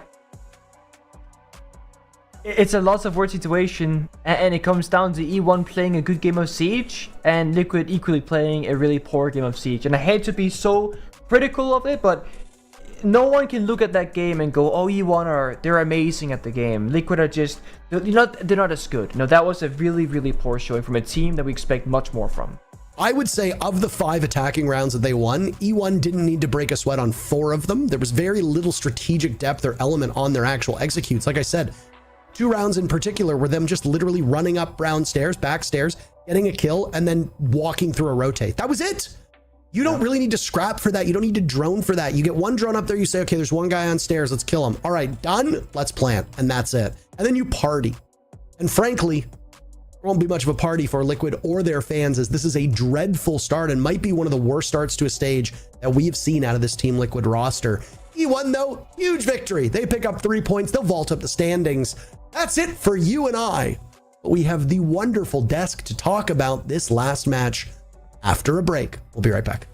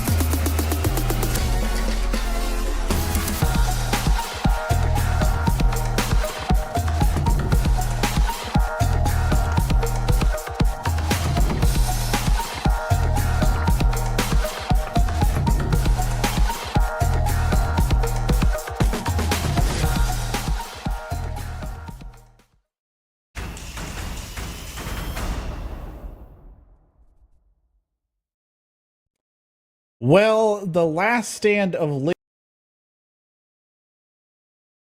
stands due with a defeat. Liquid going down 7-1 to E1 Sports. I mean, what can we even say about that?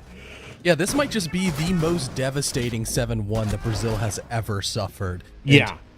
Yeah, this might be spelling the end for Team Liquid, because this was a rough game. To go down 5-1 on skyscraper defense, especially when how much we have talked about how Skyscraper is so incredibly defender sided. And E1 came out of nowhere once again, looking better and better, but they didn't have to work that hard. There was just no answer that Liquid had to Amonte. Yeah, there wasn't. Arthur just running it up, like just running straight into their faces repeatedly, Connor. I think we were all kind of watching from the booth, just like shocked at what was happening. I mean, we expect so much better out of this team, but you know, we should give credit to E1, right? Like a well-played game. Yeah, exactly. E1, they capitalized on every mistake that Liquid made. Sure, you can take that away from E1 saying that there were a lot of mistakes to capitalize on, but you can only beat the opponent that's in front of you. And for E1, they are showing steady and constant progression from play day to play day. And sure, you can say maybe Liquid wasn't the strongest opponent, but you still got to beat them. They got 3 points. They're moving up in the standings, and maybe their outlook is looking a lot brighter. I think it would, and this next graphic or this next stat I think is going to make it look that way too. It's the lowest ranked player on E1 versus the highest ranked player on Liquid. Connor, the stat line speaks for itself. Yeah, and it's mainly the fact that these two stats are close. These should not be close. These definitely should. If you came in and looked at this and you're like, okay, yeah, Paulu's going to be the highest rated performer on Liquid. Yeah, things will be good. Everything will be fine for this roster, but no. 6-6 is not where you want Paulu to be. He's one of those players that you want to take over the server. And as in stark contrast, STK, he's a kind of silent killer. You don't want him necessarily popping off for the side of E1 because he shouldn't be getting in many engagements. And that's what we saw so far. He didn't have to take that many gunfights because everybody else was dead by the time he walked into the bomb site. As he was holding flanks, he was holding cams, he was droning in players, and it worked. STK, still a great game. Yeah, STK did well, did what he needed to do, and I mean, it's rough, right? There's no way we can beat around the bush on it. We're trying to be as graceful about it as possible. It's a bad place for Liquid to be, right? I don't know if you could say that it's a stage ender for them, but it kind of has the feel of it. I mean, is there any sort of hope left if you're a Liquid fan at this stage? Or, you know, just pack it in and wait until the next one rolls around? Yeah, it might just be time to burn the jerseys. It's really, it's a rough position for Liquid fans to be in because falling 0-3 while having a not so difficult record is really rough. The only solace you can take is, man, what a story would it be if Liquid are able to bounce back and maybe make it in towards playoffs? You know, maybe this was the canon event that was necessary for these Liquid players to wake up because there was a lot of them asleep at the wheel for the side of Liquid. Right now, I got the same amount of kills in a Pro League Brazilian match that Maya did today. Yeah, you did. Yeah, that was something else we were going to bring up. Maya ended without a kill. I mean, look, things go bad, right? Things go bad sometimes, even for the best of teams. There are some great players on that squad. If anyone can pull it back, Liquid is going to be the squad that does it. But just in case the kind of shock horror of that last match overwhelmed the rest of your memory of today, let's take a look at all our results here, see how things played out on play day 3. And Connor, besides that obvious one there at the end, what's one that your eyes jumping into? I think that Black Dragons taking FaZe to overtime was phenomenal. That was definitely the game of the day. Going in towards this play day, I was looking towards match 4. Still a great game, but it didn't quite live up to match 3. I thought FaZe were going to knock down Black Dragons quite a few notches, but instead, Black Dragons sticking around and definitely cementing themselves as a top competitor a little bit more than Vivo Keatstars did today. Yeah, Vivo Keatstars, I think, coming in a little short on their expectations there, but still an admirable effort for them, right? There's still a lot of movement that can be had here. Any sort of maybe team on this day that we should be looking out has kind of made themselves a bit of a dark horse here. I mean, Black Dragons have black in the top of their name, black, dark. You know, they're very similar. Black Dragons are the dark horses now. Vivo Keatstars, they were in that sort of almost expected range because of how close they've gotten in previous stages. Black Dragons, full rebuild after a very disappointing stage 1 and stage 2 last year. 3 new players come in. All of a sudden, they look so much better and are ones to watch. Yeah, and the standings are going to show us here, Connor, that there's still a lot of fluctuation in this, right? This is only play day 3, as intense as it was. Still some movement. FaZe Clan grabbing onto that top spot, though. Yeah, FaZe Clan, the best team in Brazil for a reason, but we'll have to see. Maybe when they play against a team like Vivo Keatstars or Furia, things can get, you know, a little bit more wonky, but so far already beating W7M, already beating Black Dragons in back-to-back play days. That's 2 of the top 4 teams that they've already knocked down. Yeah, definitely. I mean, they've had their moments right so far, and they've shown in those moments, and no doubt they're going to want to kind of lay claim to that top spot and hold on to it. The middle of the pack, though, Connor, that's standing out to me because that's looking awfully spicy. There's some very good teams in there. Yeah, you have MIBR and E1 right now on the outside looking in towards playoffs. And that means, you know, if they catch fire at the right time, teams like maybe even Furia and NIP could be missing the playoffs entirely, which would be tragic. Yeah, Furia is one to keep an eye on. I mean, they had a great rally game today, but I feel like this graph really shows how far they kind of have to climb, right, for the rest of the stage. Yeah, because they're not gunning for a top 6 spot. They're gunning for a top 3 total because they want to be going to these international competitions. Right now, as you almost look, everybody besides Fluxo and Team Liquid being able to grab points so far through 3 play days means that this league is just so incredibly competitive. We've already talked about it. These teams are so close. There's a minuscule difference between them. It's been an absolute joy to watch because any team can beat any team on any given play day. Yeah, that's the thing, right? We've seen a lot of shifting and movement and competition. And when we started this day, we said things were going to get shaken up today, and they're going to get shaken up again tomorrow because we have a whole nother play day on the way. And as you can tell, Connor, every single one of these matches matter. Yes, they definitely do. Fluxo, they can have their season ended if Furia continue the form that they've seen. Right now, FaZe, they'll be able to maybe knock off the final top 4 team as they play Vivo Keystars. Liquid, it's the Volps Revenge Tour against W7M. That's going to be a matchup that has a lot of beef behind it, a lot of lore. Should be very, very fun. Black Dragons MIBR, that's our rebuild team matchup. We'll see who's more ahead on taking their new squad to the next level. And finally, E1, can they continue their form against an NIP team that we know as a constant? Yeah, that's an interesting one there because we were talking about how E1 has been on an upward trajectory. NIP has kind of been holding position, right? They've been sort of hovering in the same area. They're doing the same thing. E1 coming off the back of beating Liquid today. I mean, I don't know how many of those players would imagine that was going to happen, Connor. Beating Liquid. Do you think NIP might need to worry a little bit in match number 5? You know, if we're going to do the direct translation, NIP did beat Liquid as well, but it was 7-4 as opposed to a very dominant 7-1 for E1. So, you know, if we're going to try to use equivalent teams, you might say E1 has the edge there. Well, there you have it, ladies and gentlemen. Plenty more action due on the way tomorrow here in the Brazil League Stage 1. But for now, that's going to do it for us here. A big thank you, of course, to our casters, Intero and Pengu, to you, Connor, obviously, for holding up the desk here, to Crater, our replay operator, Grave, as well. Thank you to both of you for making all of this happen. And, of course, from all of us here at Blast and Ubisoft, thank you so much for watching, and have a wonderful evening.